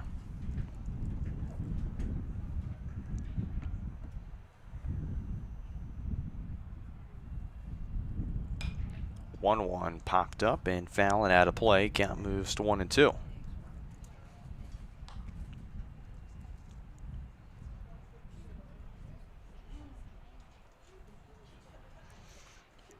Briggs 0 for 1. Was hit by a pitch his first time up back in the 2nd and then struck out back in the 3rd.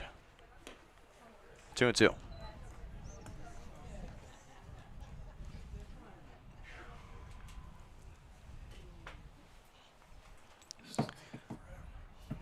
Varsity Sports Live will have the KJCCC Region 6 tournaments for both the men and women's basketball teams. That'll happen all next week here on Varsity Sports Live, and they'll say Briggs Rowe is out.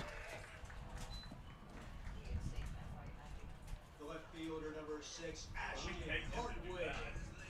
One down for Ashton Hartwig.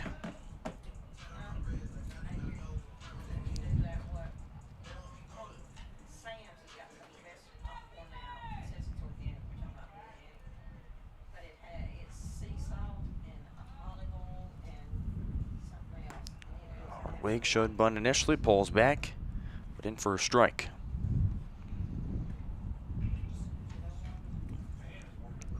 Hartwig's 0 for 2, strikeout and a ground out.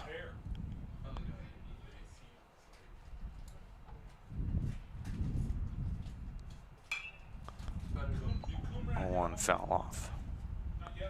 Cambo's doing too.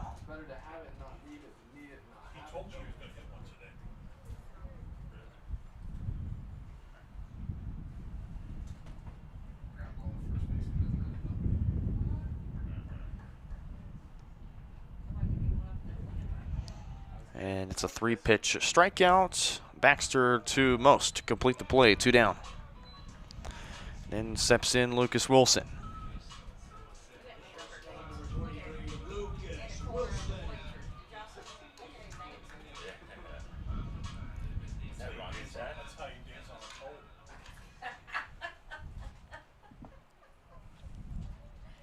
Lucas Wilson, 1 for 1 today, was singled back in the 4th, was hit by a pitch back in the 2nd. Nice job by Baxter to save the home plate umpire there.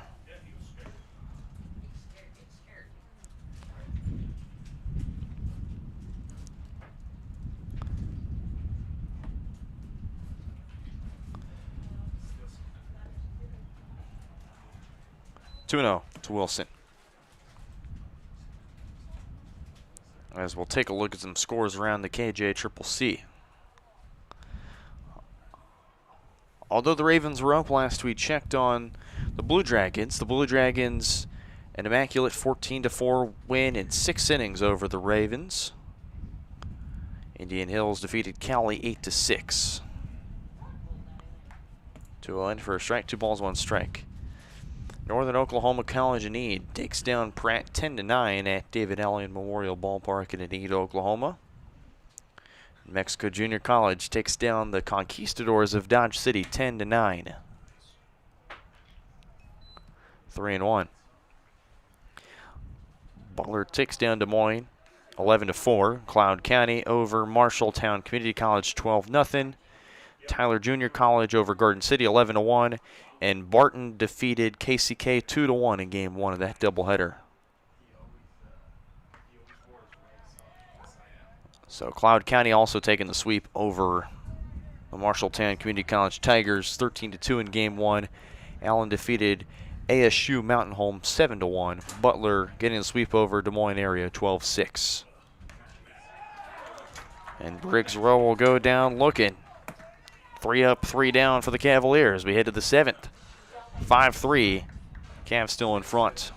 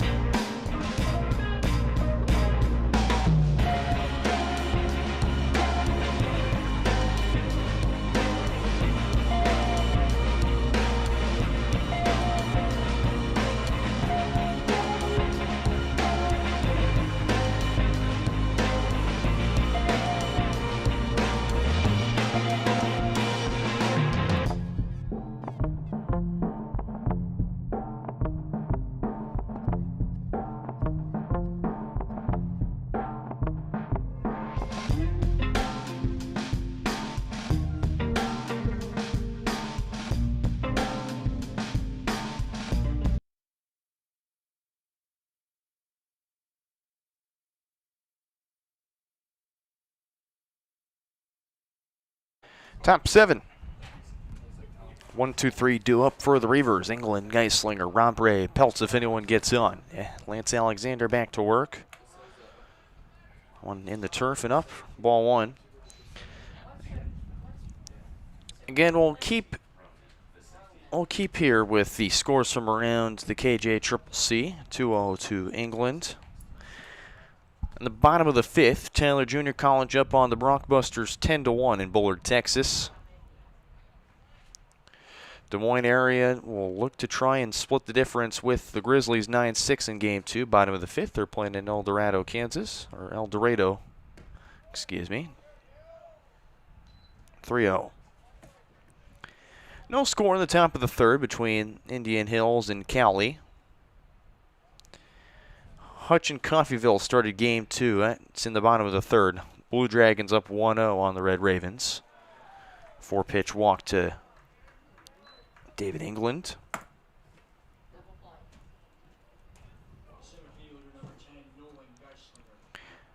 We'll take a look at what's to come on Sunday. Gordon City and Taylor Junior College will square off in the doubleheader. Colby has Northeastern Junior College. That's all the games we have for you on Sunday around the KJCCC. Again, game should pick back up on Tuesday. That's when the Cavs will travel to Highland. This one lifted into right field, and no doubt about that one. Into the trees, a 2-run shot for Nolan Geislinger to tie it up at 5.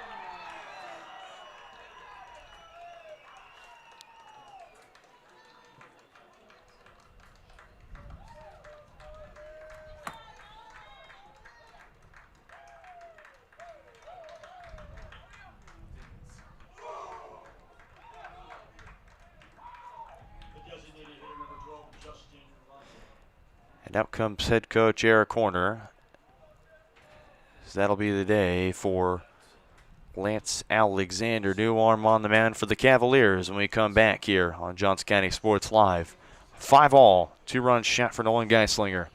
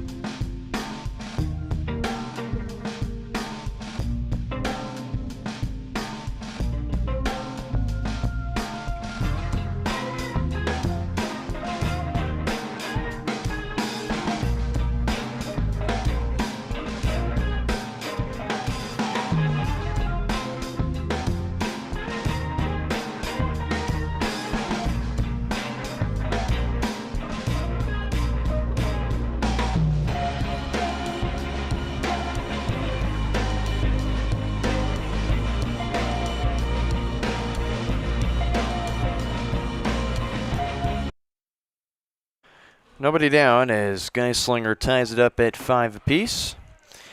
Final line for Lance Alexander.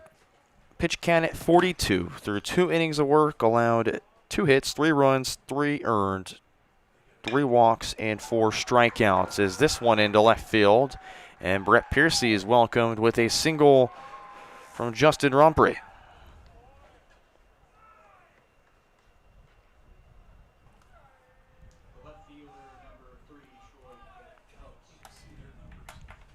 And then steps in Troy Peltz.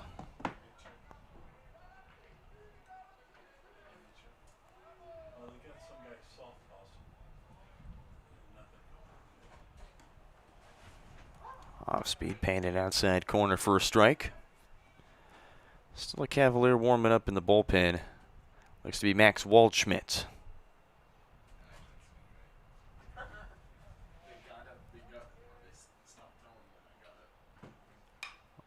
0-1. Popped foul. That's going to get out of play. 0-2.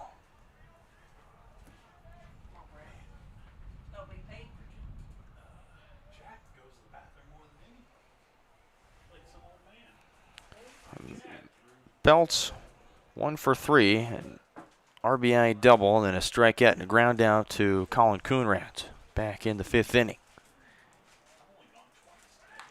0-2.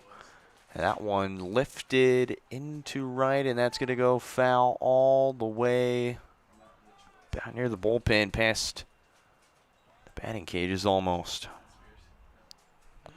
Count still at 0-2.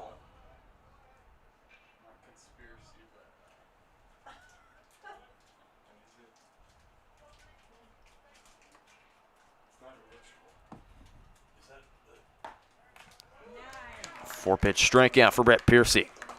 1 down.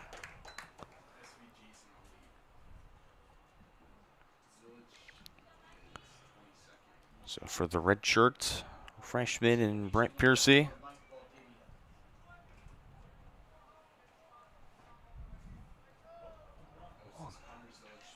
Take care of Peltz.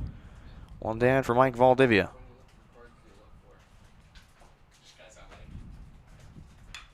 Valdivia drills that into left field. That one fouled off.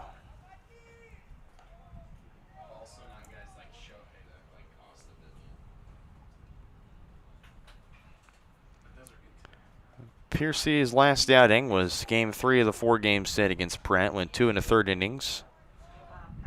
No hits, no runs, no earned. 2 walks, 2 strikeouts. Quick 0-2 to Valdivia.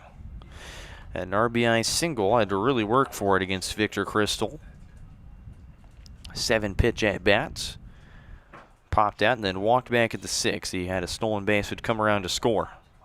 The lone run for the Reivers back in the 6th. Off the Briggs Rose glove.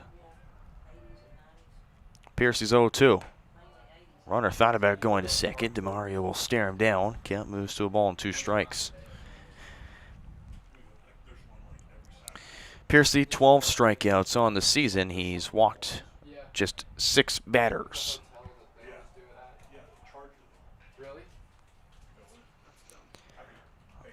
0-2. That one flown into right. That's going to go foul all the way to the bullpen. And maybe even past that.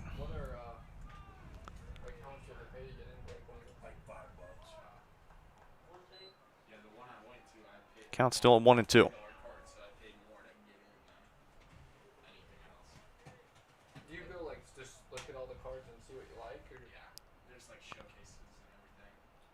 Another 1-2. In there for strike 3. Back-to-back punch-outs for Brett Piercy. There's 2 down for Jaden Nakamura.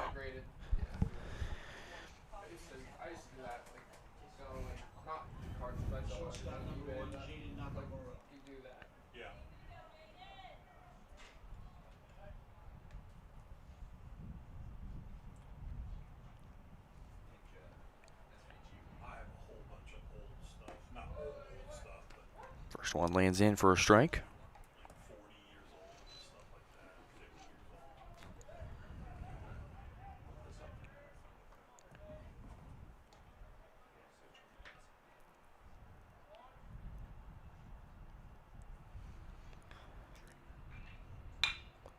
On the ground to second. Briggs Rowe fields it cleanly, flipped short, and Wilson in time.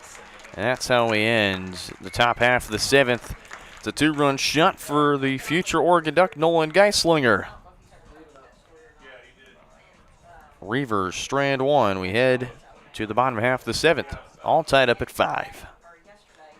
You're watching Cavalier Baseball on Johnson County Sports Live, presented by Martin City Animal Hospital. As well as just the kindness and the happiness and the joy that's in this office. I knew that this is the place that I wanted to come. It had to be a good place, and this was a good place. What would happen if I had to pick up the phone, call 911 for one of my family members or one of my neighbors, what would I do if no one was on the other end to respond? What if there was no 911? So you can be a part of the solution. Anybody can be a firefighter. Male, female, younger, older. We have school teachers. We have leaders in business. Is me, you, anyone that wants to be. There is no typical firefighter.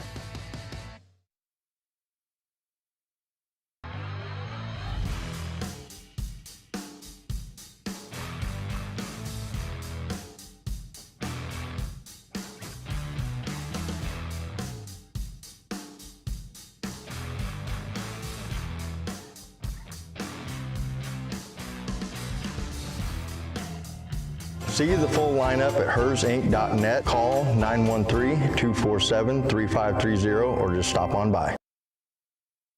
My name is Dr. Claire Strode. I'm the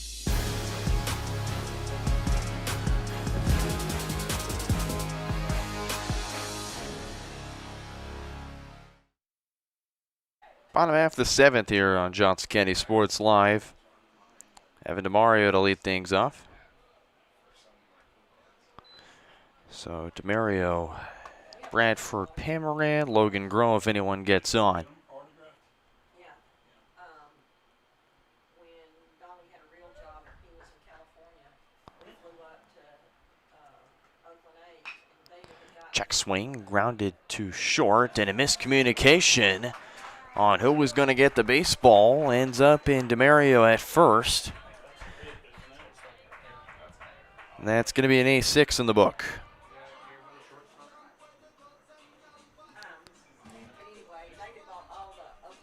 So runner aboard on first, and for Ryan Bradford. So David was in the dugout for like 3 hours before the guys ever went back to the clubhouse with their families out on the field. He had everybody's autographs on his cards. He got a Jose Canseco gave him a bat that he autographed. And what's that one catcher's name? Started with an S. Bradford fouls off the first offering. Anyway, he got his bat autographed. It was broken. He walked out and gave it to David. I can't think of not Terry Steinbach. Yeah, that's it. Steinbach. And then the funniest thing was Count quickly moves to 0-2. So it's still with Caleb Anderson. After he went in for Creighton Tuzio.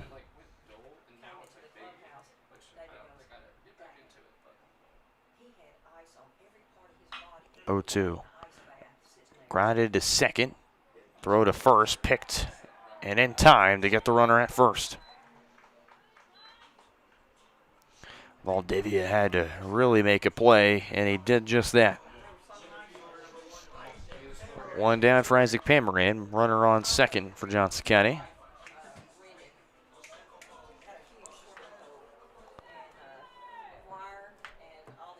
Pamaran 0 for 3, hitless in game 2 after a spectacular game 1. 2 groundouts and a strikeout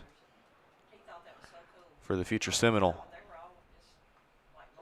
That's going to hit him on the foot.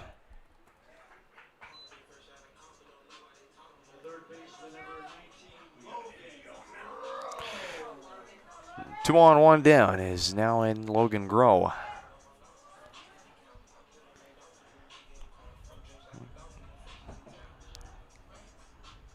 Logan Grow, 1 for 3, 2 flyouts and a single.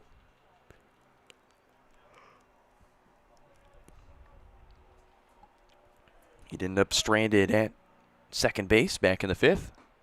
That one again way inside.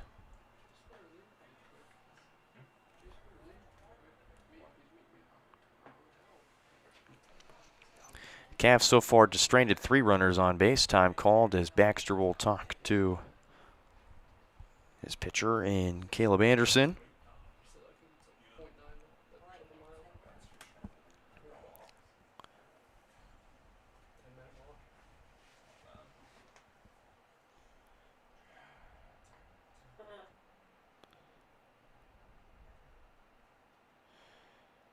KJCCC Region 6 basketball tournament begins March 3rd. Final day of regular season action happening Over on the men's side, Neosho up on KCK 23-20. Fort Scott takes on Labette.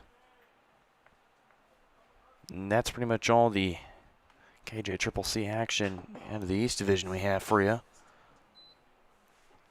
Ball on a strike to Logan Groh.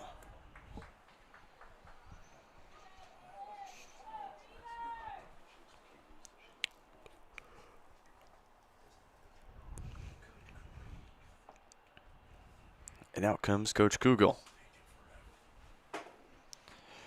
And you can imagine this inning is going to run, or this mound visit is going to run a little bit long, so that way whatever pitcher be necessary, or never mind, he's pretty much ready to go. Just has to tie his cleats, I believe. So 1-1-1 across the board.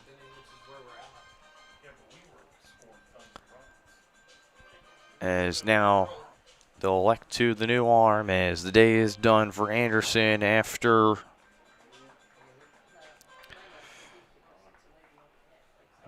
two and a third. Take a look at the new arm for the Reivers when we come back here on Johnson County Sports Live. 2 on, 1 down for the Cavs.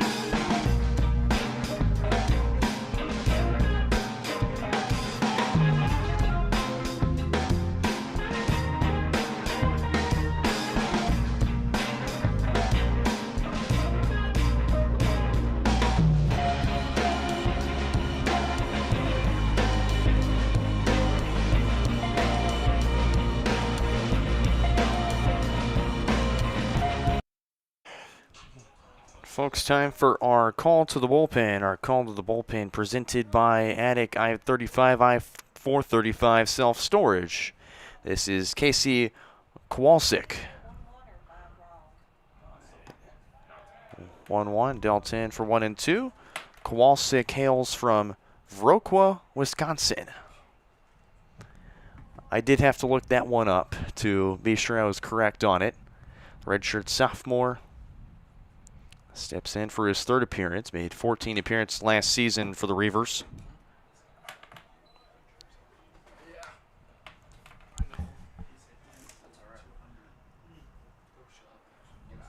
Two and 2. Last year was had 2 wins, no losses. Struck out 25 batters in 25 innings with a 3.24 ERA. Can't move his full at 3 and 2. So far this season for Kowalczyk,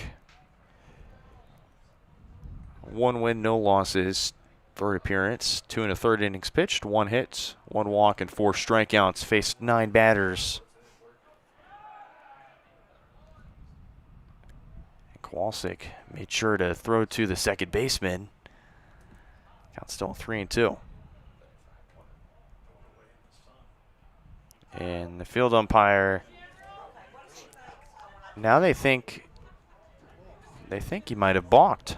He already stepped. Well, the other guy before him had already stepped off for the at bat. So I'm thinking, and then the pickoff wasn't like he threw it to second, and the guy wasn't near second base. So they're trying to figure out. So they're trying to see if That it should be a balk. Nothing. Cat moves 3-2.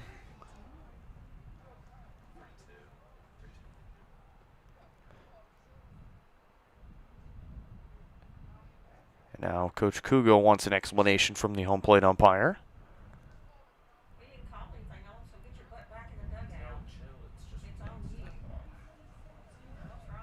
And I'm not sure why he's talking. The umpires didn't necessarily call anything, so I'm not sure what he's frustrated about.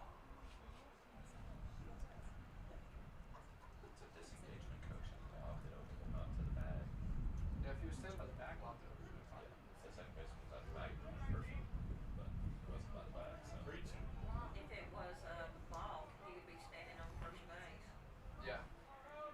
3-2 still.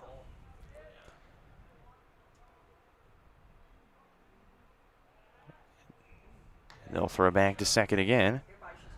That time the second baseman was near the bag.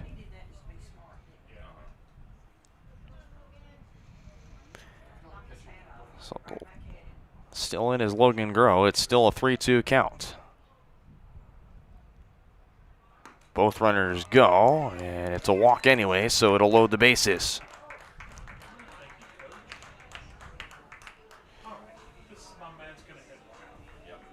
DeBario on third, Pamarade on second, Groh on first. And then steps in Colin Coonrat. And if there's anything we know about the bases loaded, Evan DeMario knows a thing or two. Took Creighton Tuzio deep.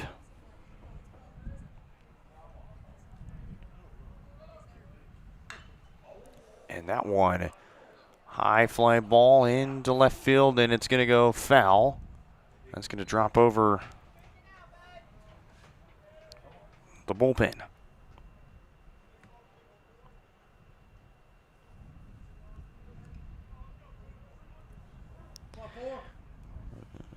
Coonrat 1 for 3.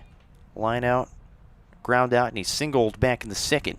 Come around to score in the 5-run second inning for Johnson County. 0-1 lands in. Slow and outside, count moves 0-2.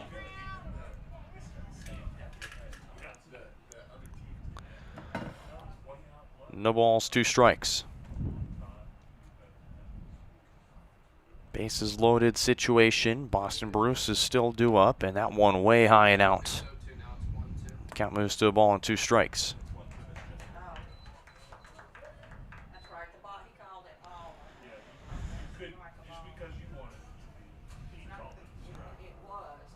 Coonrat's been aggressively swinging away. Will he do here on the 1-2? Check swing, chopped right to first. And they don't know what play to go, and that one's going to escape to the dugout. 1-10 to score. Here comes Pamarand to score. And the Reivers, another defensive error, has cost him 2 runs.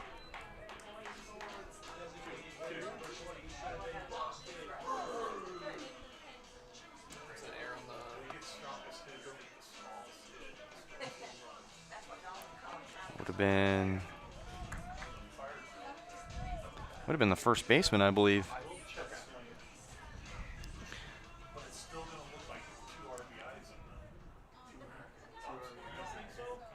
That's an error? That's an error. Oh, or an RBI. Well, you still get both RBIs even on there. Do you really? Yep. I guess so. That's just like if you're batting and a guy gets So DeMario and Pamarand came in to score. well, he gets both. Yeah. It's like that pitcher just sat there and watched. This is the worst part of the game to watch. Is all the big pitch playing. They say it was, you said that was an error? No, 2-0 start to Bruce. 1 for 3, a single, a grounded, and a flyout.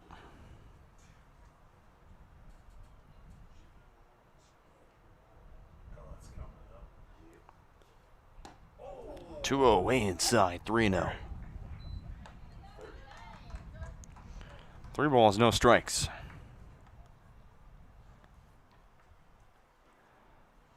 Johnson County looking to try and avoid the split. Improve to 3-1. And it's a 4-pitch walk.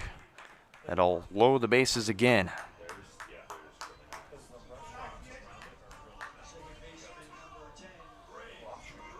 Then steps in Briggs Rowe. Okay, I'm gonna do my reverse psychology like I used to do with the softball girls. Rick Rowe couldn't hit his butt with a boat paddle. He couldn't get water if he fell out of the boat. For Kowalczyk, who is ERA at 0, might balloon here. That one grounded to second. Flipped to short, and it's bobbled. And it's going to bring in a run. That's going to go down as an E6. Or it is either an E4 or an E6.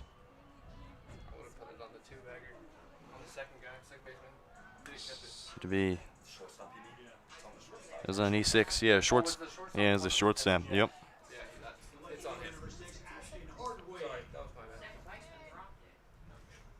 So Groen to score, 8-5, bases still loaded. That one almost got away from Baxter.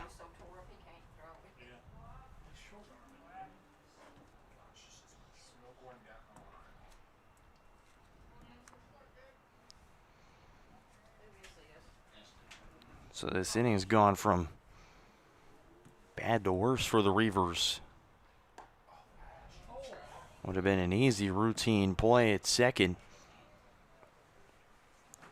The flip was bobbled. But that was Jaden Namakura. Or Nakamura. That one away inside on Hartwig. 2-1. Hartwig looking to get on base for the first time today. He's struck out twice and grounded out to third his first time up.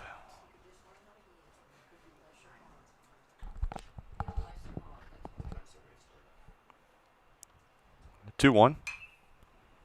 Flown into right and fouled off. That one, plenty of carry, foul. 2-2. Coonrad on third, Bruce on second, Briggs Rowe on first. 2-2 on the board for Hartwig. Kowalczyk kicks and fires. On the ground, too short. Nakamura steps. He missed the bag. He'll just throw to first in time. 2 down. That'll score a run.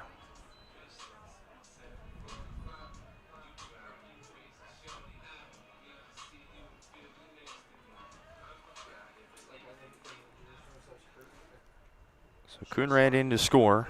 Both runners advance. Then steps in Lucas Wilson.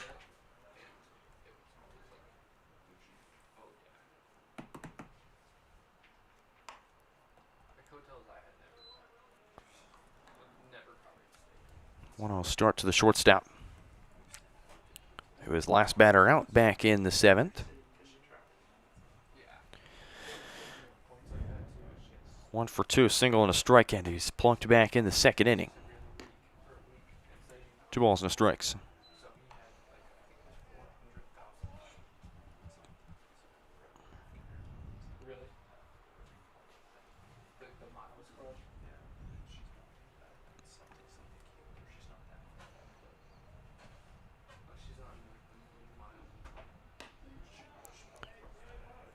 Two moves to 3-0.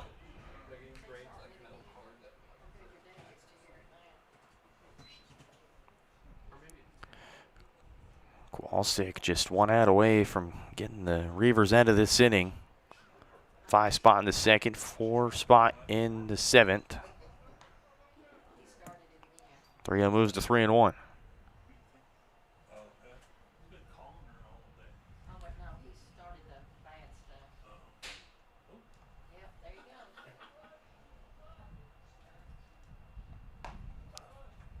3-1 in for ball 4. Bases loaded again.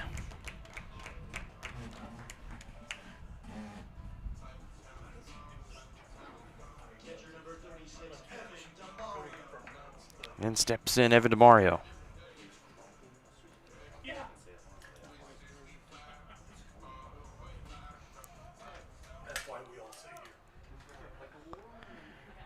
DeMario had the grand slam back in the second.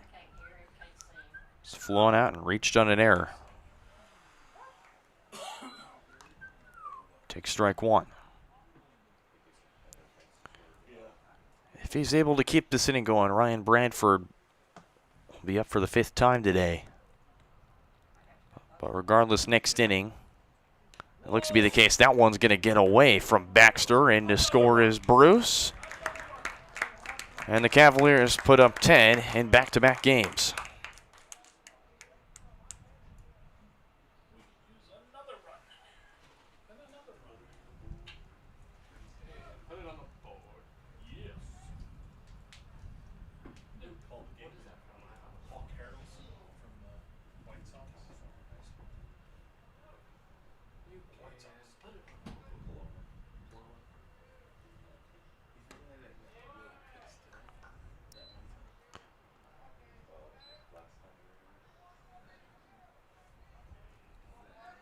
Two and 1.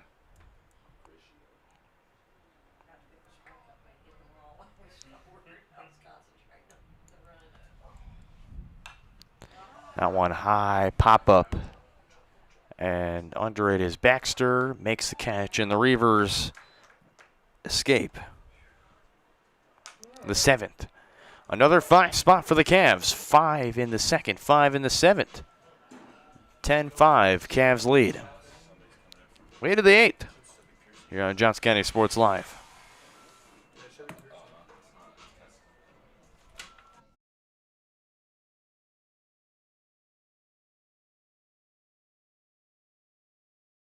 You may run into me out at the soccer fields or out on the baseball diamonds. The things that I love most about orthodontics are when patients tell me how much they enjoy their smile and how much more confidence they have after having their treatment. We love serving the families and people here in South Johnson County and also surrounding areas. And I look forward to serving you and your family.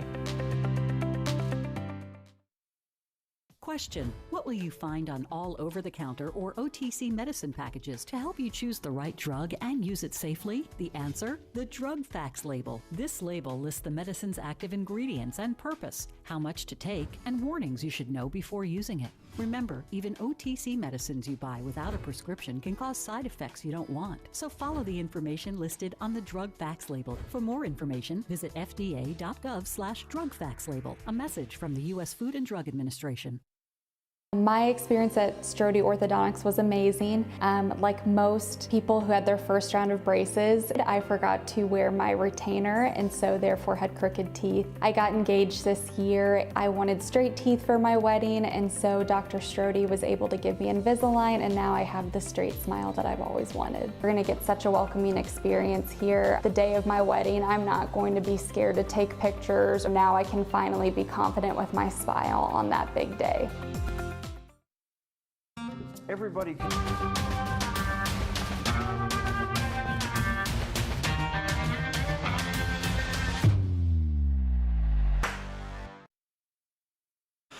Top of the 8th, Reivers have some work to do. They find themselves in a 5-run deficit. Down to 6 more outs. Cavs still have 3 to work with. Keston Holman, who pitched back in the first game, is here in the second game. And in terms of why that might be, well, Keston only threw 16 pitches in that first game.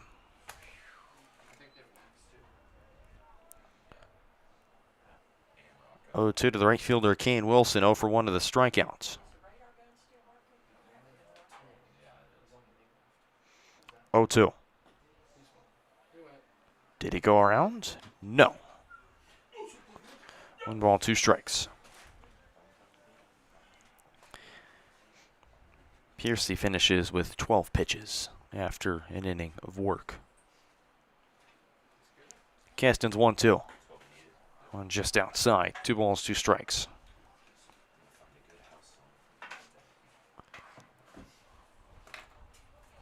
Do like we do with the softball. Go ahead and pull them a gear up and then 2-2, swung on and missed. 5-pitch strikeout for Keston Holman. 1 down for Owen Baxter.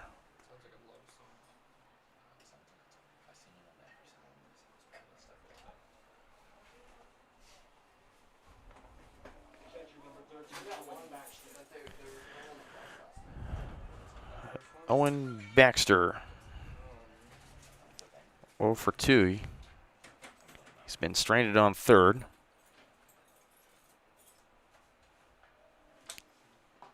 Off speed, got away.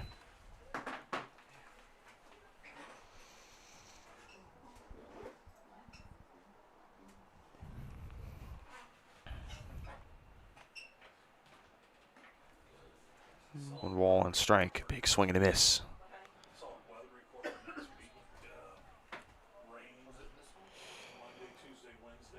Haven't given a weather report yet, although people in the dugout like to just mess with me that I did it so much the last few games, but since I haven't done one in a while, I'll do it right now.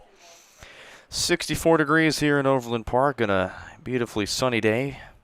13-mile-per-hour wind, 19-mile-per-hour wind gusts so far.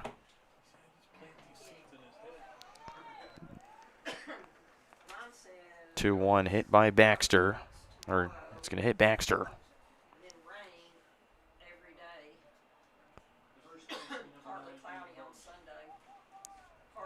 Dane Most will step into the box with 1 on and 1 down.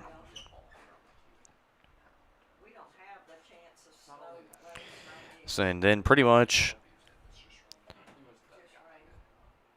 after today, it's just going to be projected raining from Sunday all the way to Saturday. So there's a good chance that make sure you check out all our social medias at JCCC Athletics for more information in regards to weather updates, cancellations, reschedules, all that nature, or just in general to keep up with Cavalier Athletics. Active and alive on social media.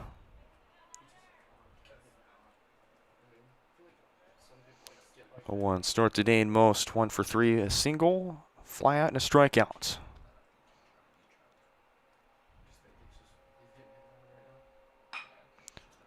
On the ground, into left field for a base hit. 2 aboard for the Reivers.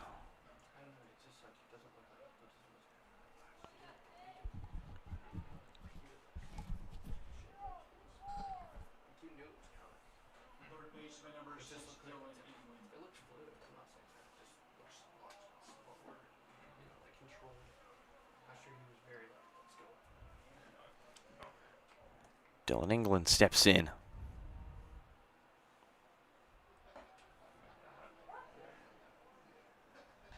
First one in for a strike. Again here in the top of the 8th from Johnson County, from Cavaliers Stadium here at the campus of Johnson County Community College at the Cavaliers Sports Complex here in Overland Park, Kansas. Brendan Bolin here. The Varsity Sports Live, Johnson County Sports Live. Okay, for yet another presentation of Cavalier baseball. Ball and a strike to England. Been on twice today with a walk, and he was plunked back in the 5th. Keston throws back to second, nothing doing.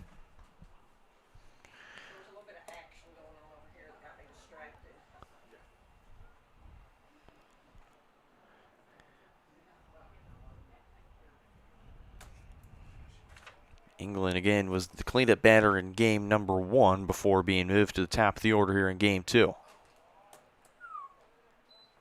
Keston's off speed to 2-1.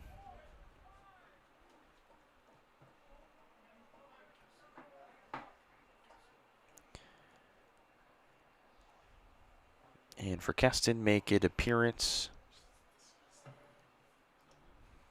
number 7 for Keston, combined 31 in his Cavalier career, evens the count on England at 2-2.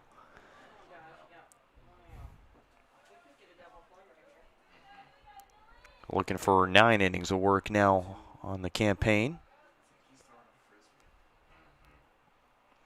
You know, it's been an hour and we went through the 6th and the 7th inning. 2-2 count. Holman checks back to second. Kicks and fires. That one fouled off. We'll stay here at 2-2. Go back to the line for Keston Holman in game 1 through just 16 pitches through 1 inning. No hits, no runs, none earned, no walks, 3 strikeouts. So 10 strikeouts for Keston Holman. He's closing in on the 100 mark in his career. He's at a combined 80. That one fouled off. Here in the off the bat, Cooper Westra collects loose baseball. Still here, 2-2.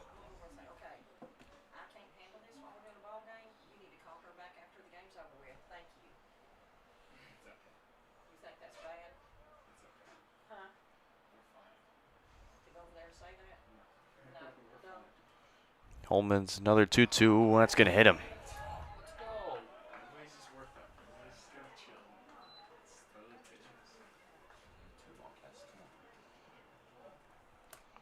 Bases are now loaded for the Reivers and Keston Holman. Just 2 outs to get the Cavs out of the inning. But in will step in Nolan Geislinger.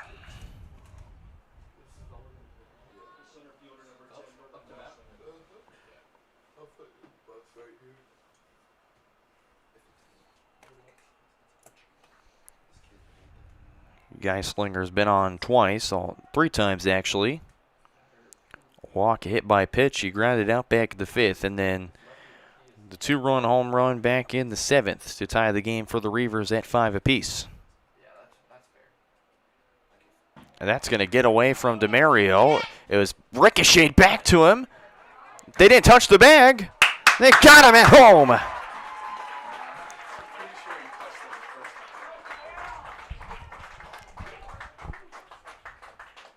There's 2 down on the board. Just had the perfect ricochet off the backstop. And out comes Coach Kugel. And this is going to be quite the conversation. Not the first time he's had pretty much a heated conversation with the umpire. And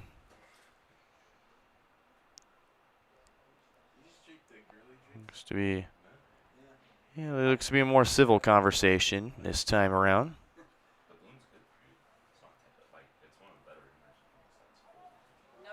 What makes it girly? Yeah, bro, what makes that bloom girly? The second picture. Okay, Bro, that's just not even right. It's not even what it is. What's the count? Isn't this a new batter? Oh, yeah, yeah. No, 1-0. Oh, 1-0, yeah, because that was a ball. 1-0. That one gets away, 2-0.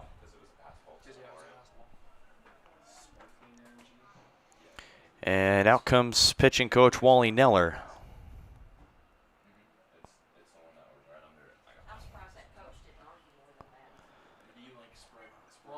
Wally Neller. It's not like the MLB where you can go, okay, let's replay this. It's like, Usually they stay out there and argue all day. We'll talk to Keston Holman. And, you know, a scenario like this, now you just need 1 out. It's just runners at second and third. And I think it might just be an approach thing on how you attack this batter and get yourself out of this inning.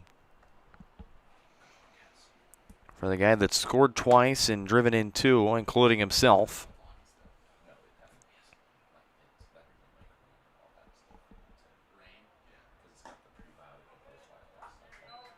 2 balls, 1 strike.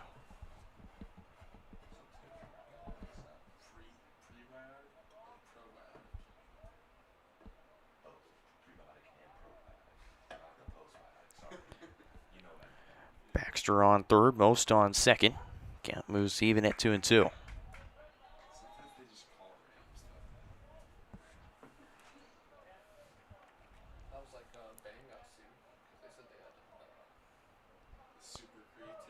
creatine in it.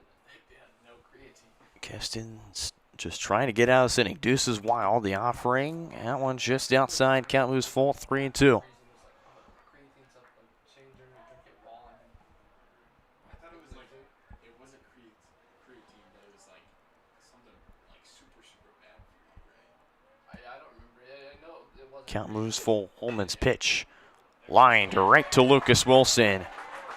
And that's how the Reivers will end their 8th inning. They strand 2.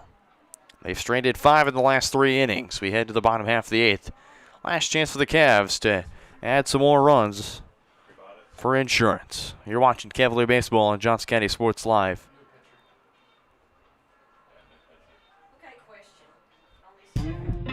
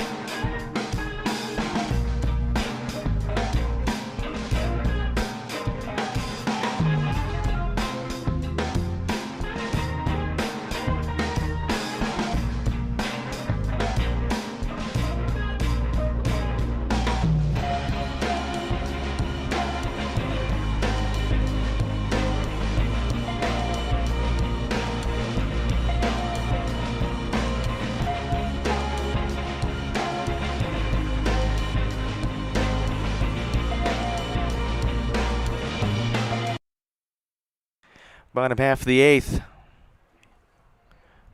Cavaliers last chance to add some insurance, but it's the top of the order.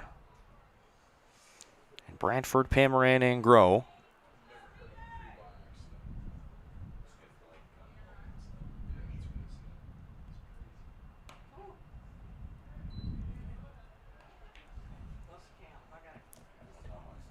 Two balls, no strikes.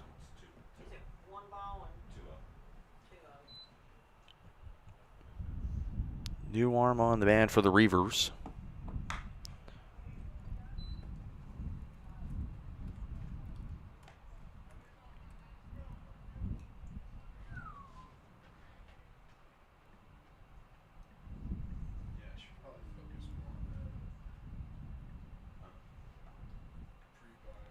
This is Cade Miller, the right-handed freshman from Springdale, Arkansas, at Rogers Heritage High School.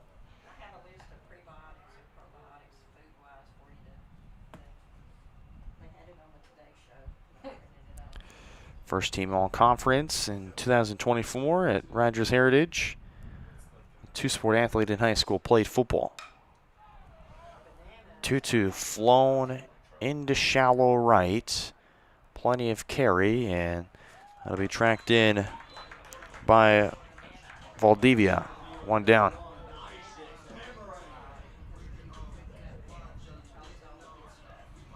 Then steps in Isaac Pamaran.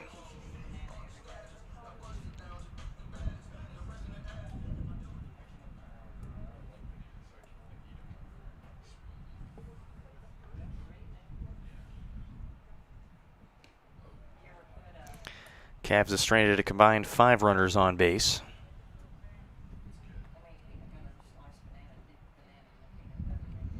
Stranded 2 in the 7th, One in the 5th, one in the 4th, and then one in the 2nd. The ball's 2 strikes.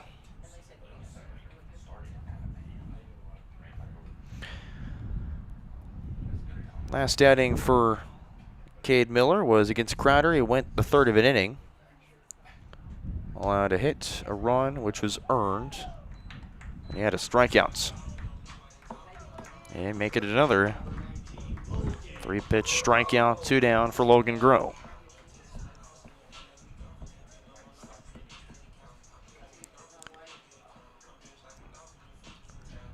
Pitch hitter on deck for the Cavaliers. It's Jack Jones. Logan Groh will step in. On the ground is second. Valdivia fields it. Throw to first in time.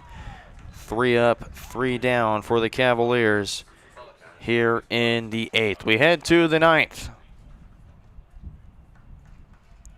The Cavs will stick with Keston Holman as he'll look to again shut down the Reivers and take the day 2 sweep here on your home of Cavalier baseball on Johnson County Sports Live.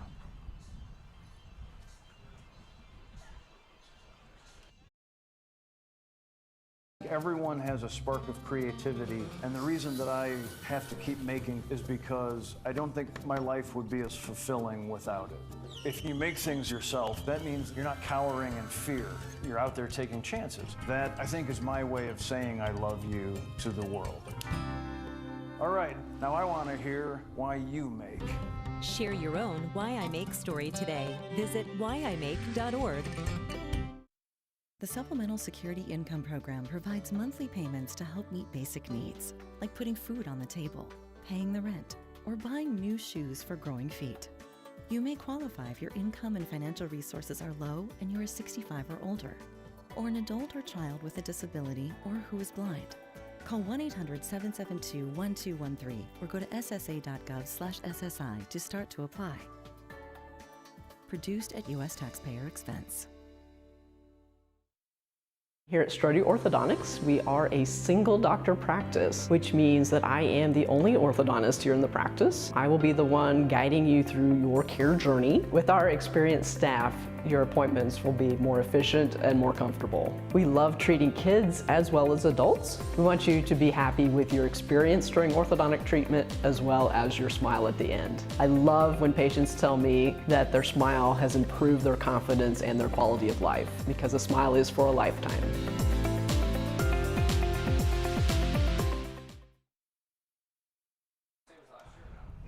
Justin Rumpre will step in. Last 3 outs for the Reivers here in the top half of this 9th inning. 3-4-5 due up for the Reivers. Rumpre, Peltz, and Valdivia. Nakamura if anyone gets on. Ball and a strike to Rumpre.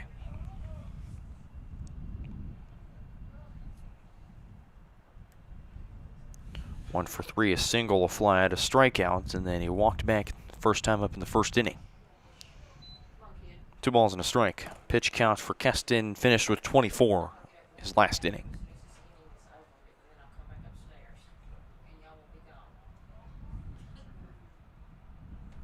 Keston deals a 2-1. Big swing and a miss for strike 2. 2 balls, 2 strikes.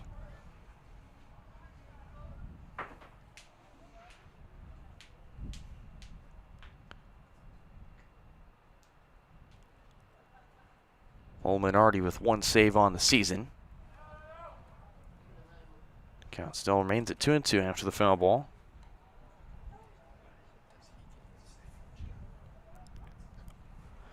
And I'd imagine, I think this would most likely qualify for the save.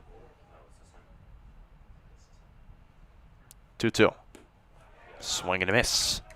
6-pitch strikeout, 1 down. Magic number down to 2 for Johnson County.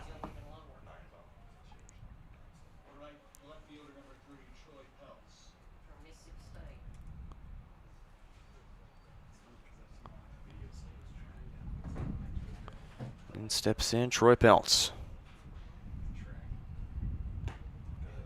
Big cut and miss for strike one. Nick Saban made the comment that he used to recruit track athletes because they were so fast, and then he figured out, well, they might be fast, but they can't catch the ball. He swung at that, did he not, or did he not? No. No, he didn't. And so he said then he started going after baseball players because he knew they could catch it. 1 ball, 1 strike. That one outside. 2 balls, 1 strike. All time, the Cavaliers are 14-12 against the Reivers, and after today, 17-13. 2-2. And that's a great win today for Johnson County, who you took on a kid that a lot of these arms in this rotation are committed to mid-major D1 to high-level D1. And a big punch out for Keston back-to-back. Taking on one of the best arms in Iowa Western's rotation in Creighton Tuzio. They save him for game 4 to try and get the splits. And all the Cavs needed to do is just be patient. You saw it against amongst a few of the other pitchers that Pratt's had, even Crowder you saw. You just had to wait and be patient and tire out the starter. Except the only exception in this game, they let loose in the second, put up a 5 spots. And then in the 7th, another 5 spots. Ball and a strike to Valdivia. 1 for 4, an RBI single, a walk, a strikeout, and a pop-out.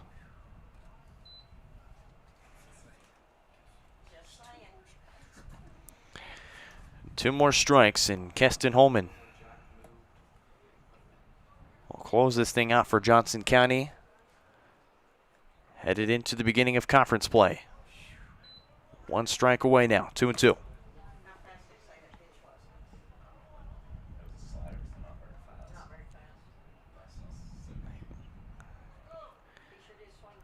Two. Swing and a miss for strike 3. And the Cavaliers cross 2 games. 20 runs and 2 wins. Cavs take the series over the Reivers 3-1. And Johnson County 18-2 on the season, 9-1 at home, and winners of 3 of their last 4 on the season. We'll take a quick commercial break. When we come back, our post-game show. We'll break down the numbers and take a look at what's coming up next in Cavaliers sports. You're watching Cavs baseball on Johnson County Sports Live. Cavs take game 2, 10-5.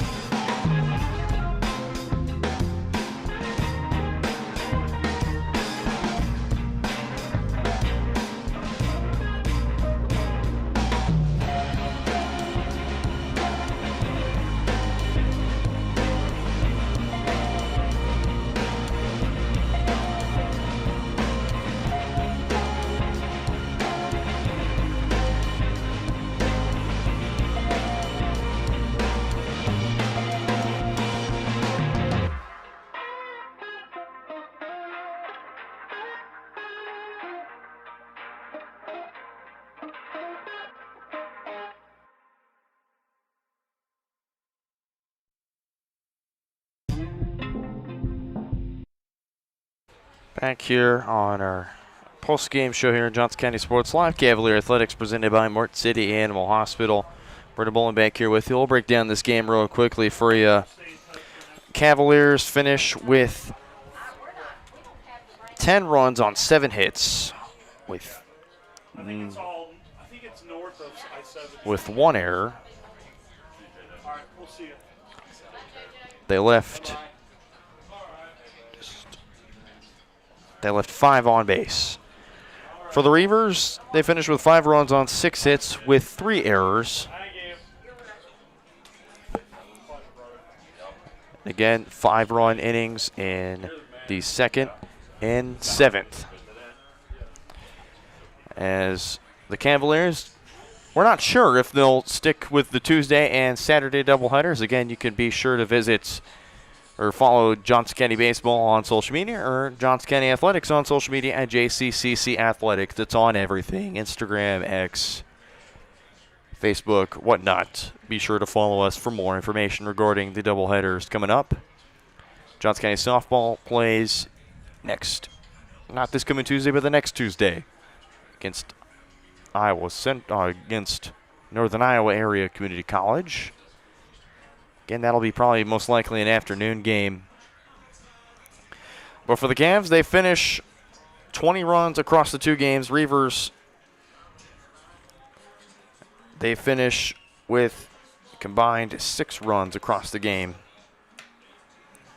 That'll do it for us here for another game of Cavalier baseball here on Johnson County Sports Live. For my entire sponsors and crew, I'm Brenda Bolin signing off for Johnson County Sports Live and Varsity Sports Live, another presentation of Cavalier baseball on Johnson County Sports Live. We'll see you next time. Go Cavs.